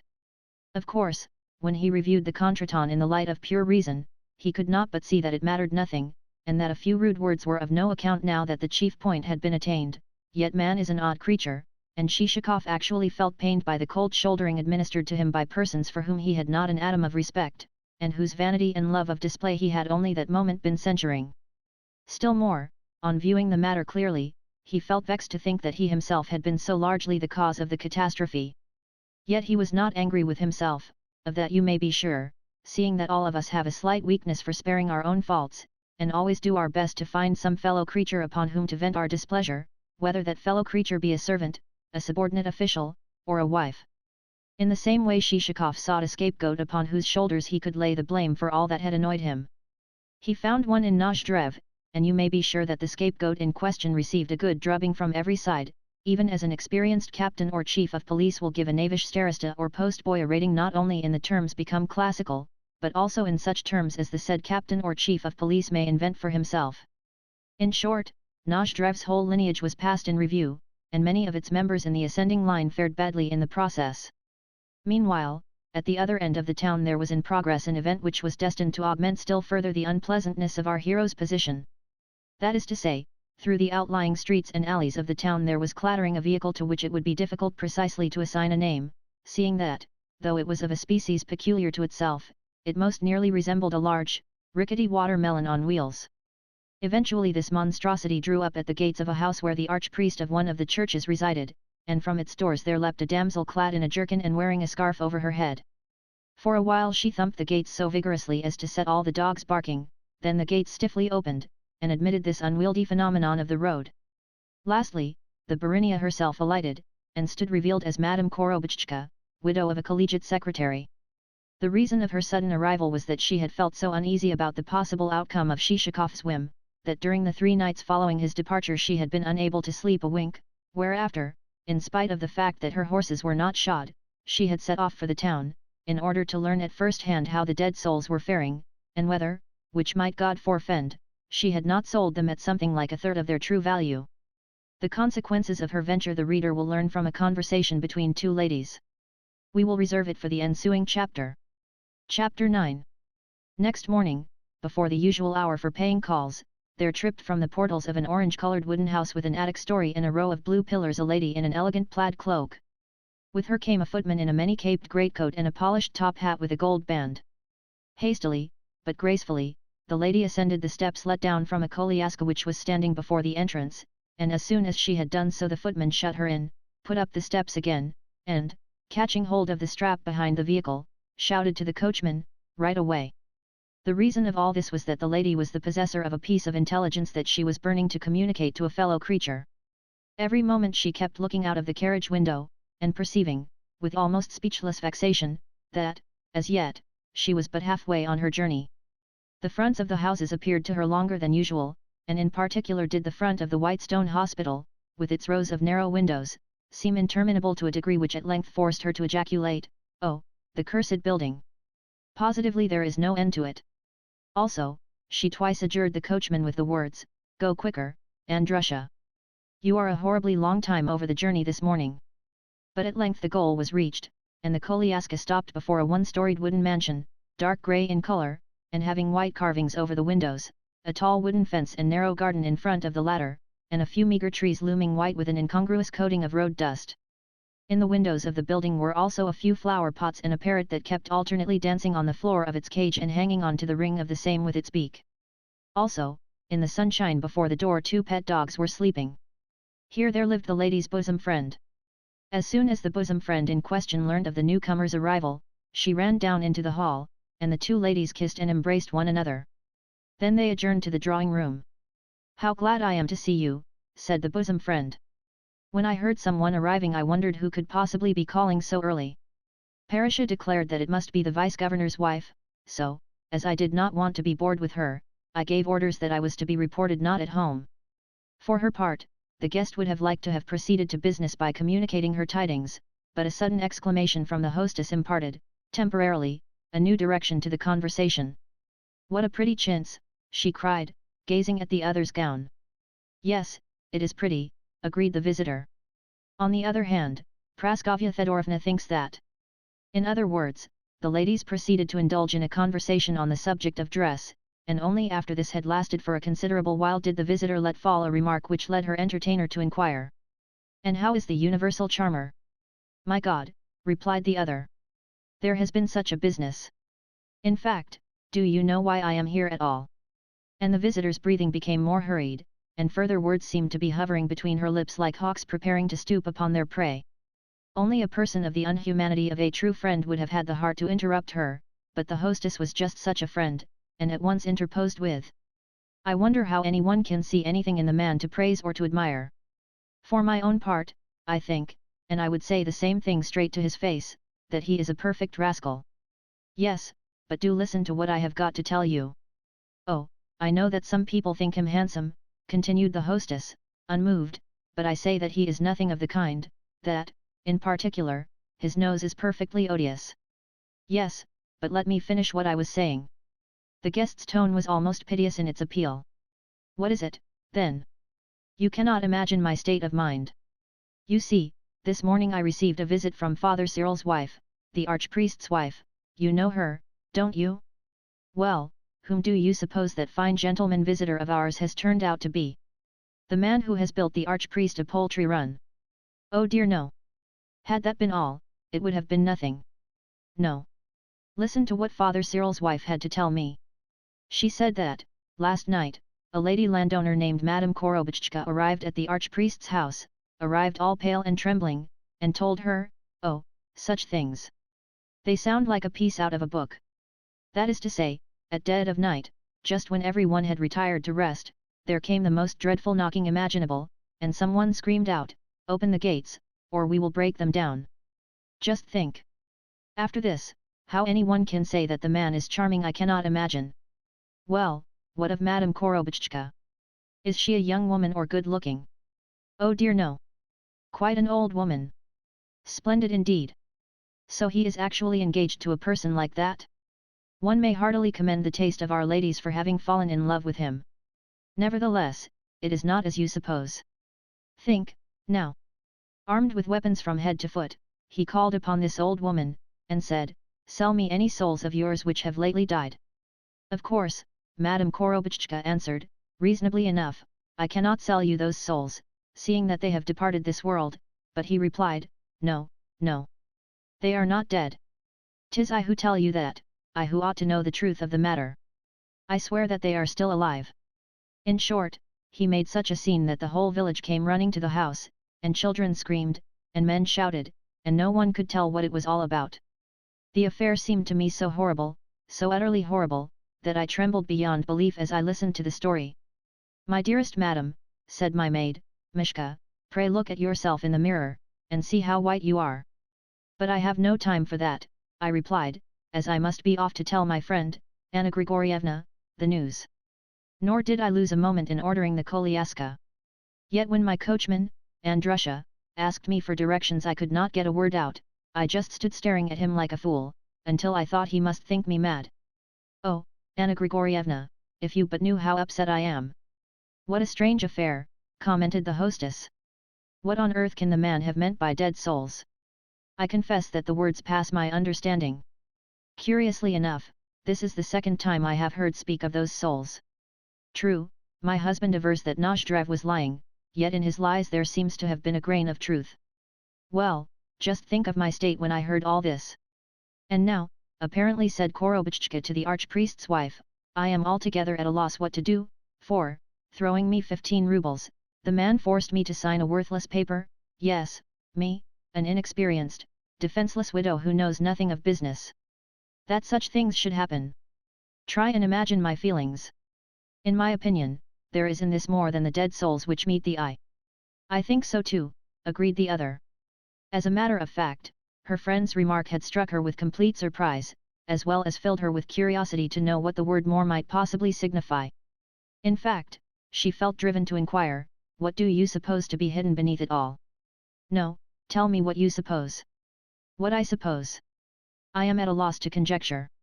Yes, but tell me what is in your mind. Upon this the visitor had to confess herself nonplussed, for, though capable of growing hysterical, she was incapable of propounding any rational theory. Consequently she felt the more that she needed tender comfort and advice. Then this is what I think about the dead souls, said the hostess. Instantly the guest pricked up her ears, or, rather, they pricked themselves up, and straightened herself and became, somehow, more modish, and, despite her not inconsiderable weight, posed herself to look like a piece of thistledown floating on the breeze. The dead souls, began the hostess. Are what, inquired the guest in great excitement. Are. Tell me, for heaven's sake. They are an invention to conceal something else. The man's real object is, to abduct the governor's daughter. So startling and unexpected was this conclusion that the guest sat reduced to a state of pale, petrified, genuine amazement. My God, she cried, clapping her hands, I should never have guessed it. Well, to tell you the truth, I guessed it as soon as ever you opened your mouth. So much, then, for educating girls like the governor's daughter at school. Just see what comes of it. Yes, indeed. And they tell me that she says things which I hesitate even to repeat. Truly it wrings one's heart to see to what lengths immorality has come. Some of the men have quite lost their heads about her, but for my part I think her not worth noticing. Of course. And her manners are unbearable. But what puzzles me most is how a traveled man like Shishakov could come to let himself in for such an affair. Surely he must have accomplices. Yes, and I should say that one of those accomplices is Nozdrev. Surely not. Certainly I should say so. Why, I have known him even try to sell his own father. At all events he staked him at cards. Indeed? You interest me. I should never had thought him capable of such things. I always guessed him to be so. The two ladies were still discussing the matter with acumen and success when there walked into the room the public prosecutor, bushy eyebrows, motionless features, blinking eyes, and all. At once the ladies hastened to inform him of the events related, adducing therewith full details both as to the purchase of dead souls and as to the scheme to abduct the governor's daughter, after which they departed in different directions, for the purpose of raising the rest of the town. For the execution of this undertaking not more than half an hour was required. So thoroughly did they succeed in throwing dust in the public's eyes that for a while everyone, more especially the army of public officials, was placed in the position of a schoolboy who, while still asleep, has had a bag of pepper thrown in his face by a party of more early rising comrades. The questions now to be debated resolved themselves into two, namely, the question of the dead souls and the question of the governor's daughter. To this end two parties were formed, the men's party and the feminine section. The men's party, the more absolutely senseless of the two, devoted its attention to the dead souls, the women's party occupied itself exclusively with the alleged abduction of the governor's daughter. And here it may be said, to the ladies' credit, that the women's party displayed far more method and caution than did its rival faction, probably because the function in life of its members had always been that of managing and administering a household. With the ladies, therefore, matters soon assumed vivid and definite shape, they became clearly and irrefutably materialized, they stood stripped of all doubt and other impedimenta. Said some of the ladies in question, Shishakov had long been in love with the maiden, and the pair had kept tryst by the light of the moon, while the governor would have given his consent, seeing that Shishakov was as rich as a Jew, but for the obstacle that Shishakov had deserted a wife already. How the worthy dames came to know that he was married remains a mystery, and the said deserted wife, pining with love for her faithless husband, had sent the governor a letter of the most touching kind, so that Shishakov, on perceiving that the father and mother would never give their consent, had decided to abduct the girl. In other circles the matter was stated in a different way. That is to say, this section averred that Shishakov did not possess a wife, but that, as a man of subtlety and experience, he had bethought him of obtaining the daughter's hand through the expedient of first tackling the mother and carrying on with her an ardent liaison, and that, thereafter, he had made an application for the desired hand, but that the mother, fearing to commit a sin against religion, and feeling in her heart certain gnawings of conscience, had returned a blank refusal to Shishakov's request, whereupon Shishakov had decided to carry out the abduction alleged. To the foregoing, of course, there became appended various additional proofs and items of evidence, in proportion as the sensation spread to more remote corners of the town. At length, with these perfectings, the affair reached the ears of the governor's wife herself. Naturally, as the mother of a family, and as the first lady in the town, and as a matron who had never before been suspected of things of the kind, she was highly offended when she heard the stories, and very justly so, with the result that her poor young daughter, though innocent, had to endure about as unpleasant a tete-a-tete as ever befell a maiden of 16, while, for his part, the Swiss footman received orders never at any time to admit Shishakov to the house. Having done their business with the governor's wife, the ladies' party descended upon the male section, with a view to influencing it to their own side by asserting that the dead souls were an invention used solely for the purpose of diverting suspicion and successfully effecting the abduction. And, indeed, more than one man was converted, and joined the feminine camp, in spite of the fact that thereby such seceders incurred strong names from their late comrades, names such as old women, petticoats, and others of a nature peculiarly offensive to the male sex. Also, however much they might arm themselves and take the field, the men could not compass such orderliness within their ranks as could the women. With the former everything was of the antiquated and rough-hewn and ill-fitting and unsuitable and badly adapted and inferior kind, their heads were full of nothing but discord and triviality and confusion and slovenliness of thought. In brief, they displayed everywhere the male bent, the rude, ponderous nature which is incapable either of managing a household or of jumping to a conclusion, as well as remains always distrustful and lazy and full of constant doubt and everlasting timidity. For instance, the men's party declared that the whole story was rubbish, that the alleged abduction of the governor's daughter was the work rather of a military than of a civilian culprit, that the ladies were lying when they accused Shishakov of the deed, that a woman was like a money bag, whatsoever you put into her she thenceforth retained, that the subject which really demanded attention was the dead souls, of which the devil only knew the meaning, but in which there certainly lurked something that was contrary to good order and discipline. One reason why the men's party was so certain that the dead souls connoted something contrary to good order and discipline, was that there had just been appointed to the province a new governor-general, an event which, of course, had thrown the whole army of provincial chinovniks into a state of great excitement, seeing that they knew that before long there would ensue transferments and sentences of censure, as well as the series of official dinners with which a governor-general is accustomed to entertain his subordinates. Alas, thought the army of chinovniks, it is probable that, should he learn of the gross reports at present afloat in our town, he will make such a fuss that we shall never hear the last of them. In particular did the director of the medical department turn pale at the thought that possibly the new governor-general would surmise the term dead folk to connote patients in the local hospitals who, for want of proper preventative measures, had died of sporadic fever. Indeed, might it not be that Shishakov was neither more nor less than an emissary of the said governor-general, sent to conduct a secret inquiry?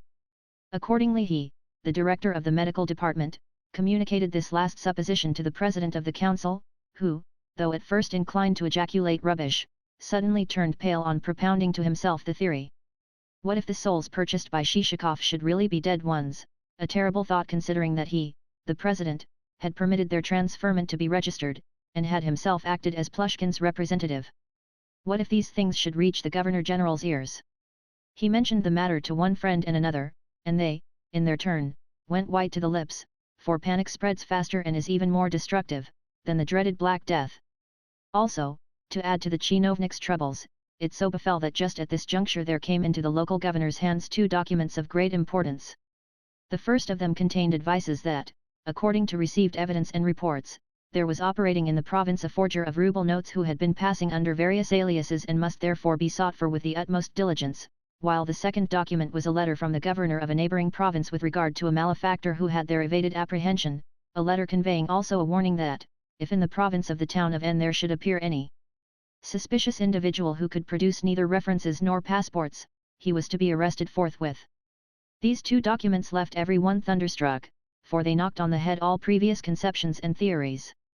Not for a moment could it be supposed that the former document referred to Shishakov, yet, as each man pondered the position from his own point of view, he remembered that no one really knew who Shishakov was, as also that his vague references to himself had, yes, included statements that his career in the service had suffered much to the cause of truth, and that he possessed a number of enemies who were seeking his life. This gave the chinovniks further food for thought. Perhaps his life really did stand in danger? Perhaps he really was being sought for by someone? Perhaps he really had done something of the kind above referred to? As a matter of fact, who was he? Not that it could actually be supposed that he was a forger of notes, still less a brigand, seeing that his exterior was respectable in the highest degree. Yet who was he? At length the chinovniks decided to make inquiries among those of whom he had purchased souls, in order that at least it might be learnt what the purchases had consisted of, and what exactly underlay them, and whether, in passing, he had explained to anyone his real intentions, or revealed to anyone his identity. In the first instance, therefore, resort was had to Korobotchka. Yet little was gleaned from that source, merely a statement that he had bought of her some souls for 15 rubles apiece, and also a quantity of feathers, while promising also to buy some other commodities in the future, seeing that, in particular, he had entered into a contract with the treasury for lard, a fact constituting fairly presumptive proof that the man was a rogue, seeing that just such another fellow had bought a quantity of feathers, yet had cheated folk all round, and, in particular, had done the archpriest out of over 100 rubles. Thus the net result of Madame's cross-examination was to convince the chinovniks that she was a garrulous, silly old woman. With regard to Manilov, he replied that he would answer for Shishakov as he would for himself, and that he would gladly sacrifice his property in toto if thereby he could attain even a tithe of the qualities which Paul Ivanovitch possessed. Finally, he delivered on Shishakov, with acutely knitted brows, a eulogy couched in the most charming of terms, and coupled with sundry sentiments on the subject of friendship and affection in general. True, these remarks suffice to indicate the tender impulses of the speaker's heart, but also they did nothing to enlighten his examiners concerning the business that was actually at hand.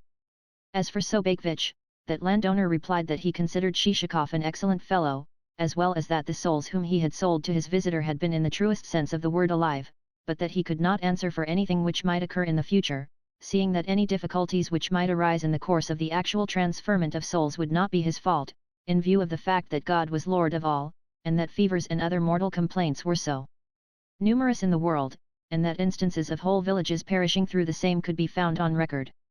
Finally, our friends the chinovniks found themselves compelled to resort to an expedient which, though not particularly savory, is not infrequently employed, namely, the expedient of getting lackeys quietly to approach the servants of the person concerning whom information is desired, and to ascertain from them, the servants, certain details with regard to their master's life and antecedents. Yet even from this source very little was obtained, since Petrushka provided his interrogators merely with a taste of the smell of his living room, and Selifan confined his replies to a statement that the Baron had been in the employment of the state, and also had served in the customs. In short, the sum total of the results gathered by the chinovniks was that they still stood in ignorance of Shishikov's identity, but that he must be someone, wherefore it was decided to hold a final debate on the subject on what ought to be done, and who Shishikov could possibly be, and whether or not he was a man who ought to be apprehended and detained as not respectable, or whether he was a man who might himself be able to apprehend and detain them as persons lacking in respectability. The debate in question, it was proposed, should be held at the residence of the Chief of Police, who is known to our readers as the father and the general benefactor of the town. Chapter 10. On assembling at the residence indicated, the chinovniks had occasion to remark that, owing to all these cares and excitements, every one of their number had grown thinner. Yes, the appointment of a new Governor-General, coupled with the rumours described and the reception of the two serious documents above mentioned, had left manifest traces upon the features of every one present. More than one frock coat had come to look too large for its wearer, and more than one frame had fallen away, including the frames of the President of the Council, the Director of the Medical Department, and the Public Prosecutor. Even a certain Seaman Ivanovich, who, for some reason or another, was never alluded to by his family name, but who wore on his index finger a ring with which he was accustomed to dazzle his lady friends, had diminished in bulk. Yet, as always happens at such junctures, there were also present a score of brazen individuals who had succeeded in not losing their presence of mind, even though they constituted a mere sprinkling. Of them the postmaster formed one, since he was a man of equable temperament who could always say, "We know you, Governor-Generals.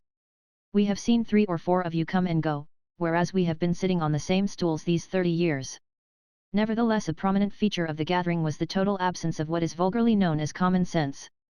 In general, we Russians do not make a good show at representative assemblies, for the reason that, unless there be in authority a leading spirit to control the rest, the affair always develops into confusion. Why this should be so one could hardly say, but at all events a success is scored only by such gatherings as have for their object dining and festivity, to wit, gatherings at clubs or in German-run restaurants. However, on the present occasion, the meeting was not one of this kind, it was a meeting convoked of necessity, and likely in view of the threatened calamity to affect every chinovnik in the place. Also, in addition to the great divergency of views expressed thereat, there was visible in all the speakers an invincible tendency to indecision which led them at one moment to make assertions, and at the next to contradict the same. But on at least one point all seemed to agree, namely, that Shishikov's appearance and conversation were too respectable for him to be a forger or a disguised brigand. That is to say, all seemed to agree on the point, until a sudden shout arose from the direction of the postmaster, who for some time past had been sitting plunged in thought. "I can tell you," he cried, "who Shishikov is." "Who, then?" replied the crowd in great excitement. "He is none other than Captain Kopikin." "And who may Captain Kopikin be?" Taking a pinch of snuff, which he did with the lid of his snuff-box half open, lest some extraneous person should contrive to insert a not over-clean finger into the stuff, the postmaster related the following story. After fighting in the campaign of 1812, there was sent home, wounded, a certain Captain Kopikin, a headstrong, lively blade who, whether on duty or under arrest, made things lively for everybody. Now, since at Krasny or at Leipzig, it matters not which, he had lost an arm and a leg, and in those days no provision was made for wounded soldiers, and he could not work with his left arm alone, he set out to see his father. Unfortunately his father could only just support himself, and was forced to tell his son so, wherefore the captain decided to go and apply for help in St. Petersburg, seeing that he had risked his life for his country, and had lost much blood in its service. You can imagine him arriving in the capital on a baggage wagon, in the capital which is like no other city in the world. Before him there lay spread out the whole field of life, like a sort of Arabian Nights, a picture made up of the Nevsky Prospect, Gorokhoffaya Street, countless tapering spires, and a number of bridges apparently supported on nothing, in fact, a regular second Nineveh. Well, he made shift to hire a lodging, but found everything so wonderfully furnished with blinds and Persian carpets and so forth that he saw it would mean throwing away a lot of money. True, as one walks the streets of St. Petersburg one seems to smell money by the 1,000 rubles, but our friend Kopikin's bank was limited to a few score coppers and a little silver, not enough to buy a village with. At length, at the price of a ruble a day, he obtained a lodging in the sort of tavern where the daily ration is a bowl of cabbage soup and a crust of bread, and as he felt that he could not manage to live very long on fare of that kind he asked folk what he had better do. "What you had better do," they said. "Well, the government is not here, it is in Paris, and the troops have not yet returned from the war, but there is a temporary commission sitting, and you had better go and see what it can do for you." "All right," he said. "I will go and tell the commission that I have shed my blood, and sacrificed my life, for my country." And he got up early one morning, and shaved himself with his left hand, since the expense of a barber was not worth while, and set out, wooden leg and all, to see the president of the commission. But first he asked where the president lived, and was told that his house was in Naberezhna Street. And you may be sure that it was no peasant's hut, with its glazed windows and great mirrors and statues and lacqueys and brass door handles. Rather, it was the sort of place which you would enter only after you had bought a cheap cake of soap and indulged in a 2 hours wash. Also, at the entrance there was posted a grand Swiss footman with a baton and an embroidered collar, a fellow looking like a fat, overfed pug dog. However, friend Kopikin managed to get himself and his wooden leg into the reception room, and there squeezed himself away into a corner, for fear lest he should knock down the gilded china with his elbow. And he stood waiting in great satisfaction at having arrived before the president had so much as left his bed and been served with his silver wash basin. Nevertheless, it was only when Kopikin had been waiting 4 hours that a breakfast waiter entered to say, "The president will soon be here." By now the room was as full of people as a plate is of beans, and when the president left the breakfast room he brought with him, oh, such dignity and refinement, and such an air of the metropolis. First he walked up to one person, and then up to another, saying, "What do you want? And what do you want? What can I do for you? What is your business?" And at length he stopped before Kopikin, and Kopikin said to him, "I have shed my blood, and lost both an arm and a leg, for my country, and am unable to work. Might I therefore dare to ask you for a little help, if the regulations should permit of it, or for a gratuity, or for a pension, or something of the kind?" Then the president looked at him, and saw that one of his legs was indeed a wooden one, and that an empty right sleeve was pinned to his uniform. "Very well," he said. "Come to me again in a few days' time." Upon this friend Kopikin felt delighted. "Now I have done my job," he thought to himself, and you may imagine how gaily he trotted along the pavement, and how he dropped into a tavern for a glass of vodka, and how he ordered a cutlet and some caper sauce and some other things for luncheon, and how he called for a bottle of wine, and how he went to the theatre in the evening. In short, he did himself thoroughly well. Next, he saw in the street a young English lady, as graceful as a swan, and set off after her on his wooden leg. But no, he thought to himself. To the devil with that sort of thing just now. I will wait until I have drawn my pension. For the present I have spent enough. And I may tell you that by now he had got through fully half his money. 2 or 3 days later he went to see the president of the commission again. "I should be glad to know," he said, "whether by now you can do anything for me in return for my having shed my blood and suffered sickness and wounds on military service." "First of all," said the president, "I must tell you that nothing can be decided in your case without the authority of the supreme government. Without that sanction we cannot move in the matter. Surely you see how things stand until the army shall have returned from the war? All that I can advise you to do is wait for the minister to return, and, in the meanwhile, to have patience. Rest assured that then you will not be overlooked. And if for the moment you have nothing to live upon, this is the best that I can do for you." With that he handed Kopikin a trifle until his case should have been decided. However, that was not what Kopikin wanted. He had supposed that he would be given a gratuity of 1,000 rubles straight away, whereas, instead of "drink and be merry," it was "wait, for the time is not yet." Thus, though his head had been full of soup plates and cutlets and English girls, he now descended the steps with his ears and his tail down, looking, in fact, like a poodle over which the cook has poured a bucketful of water.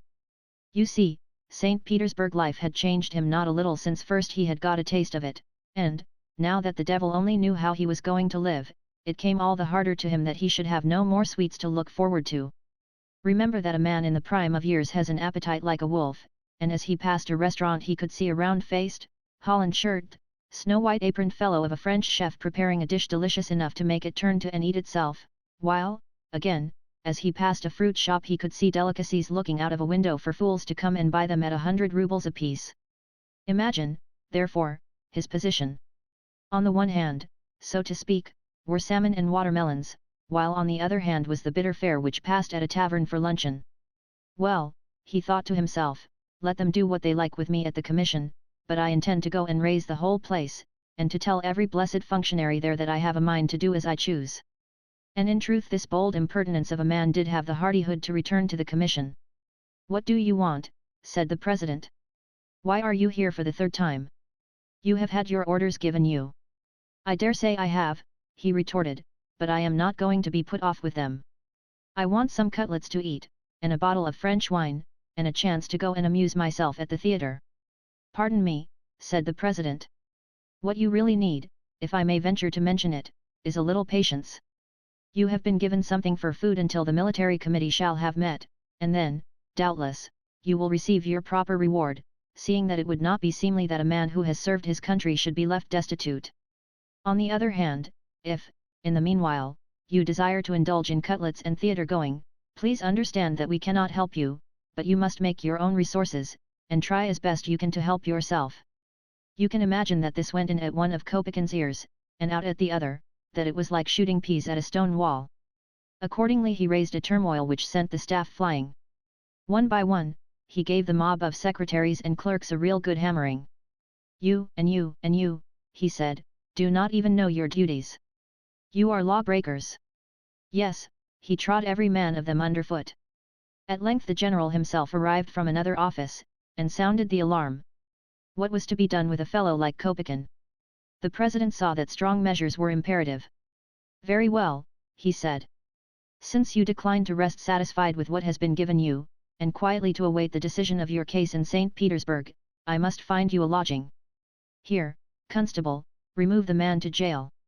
Then a constable who had been called to the door, a constable 3 ells in height, and armed with a carbine, a man well fitted to guard a bank, placed our friend in a police wagon.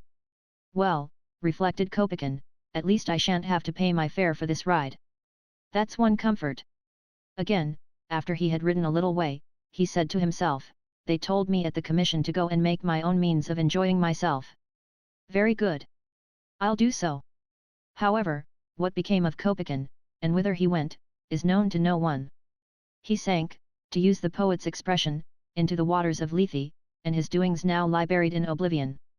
But allow me, gentlemen, to piece together the further threads of the story. Not 2 months later there appeared in the forests of Ryazan a band of robbers, and of that band the chieftain was none other than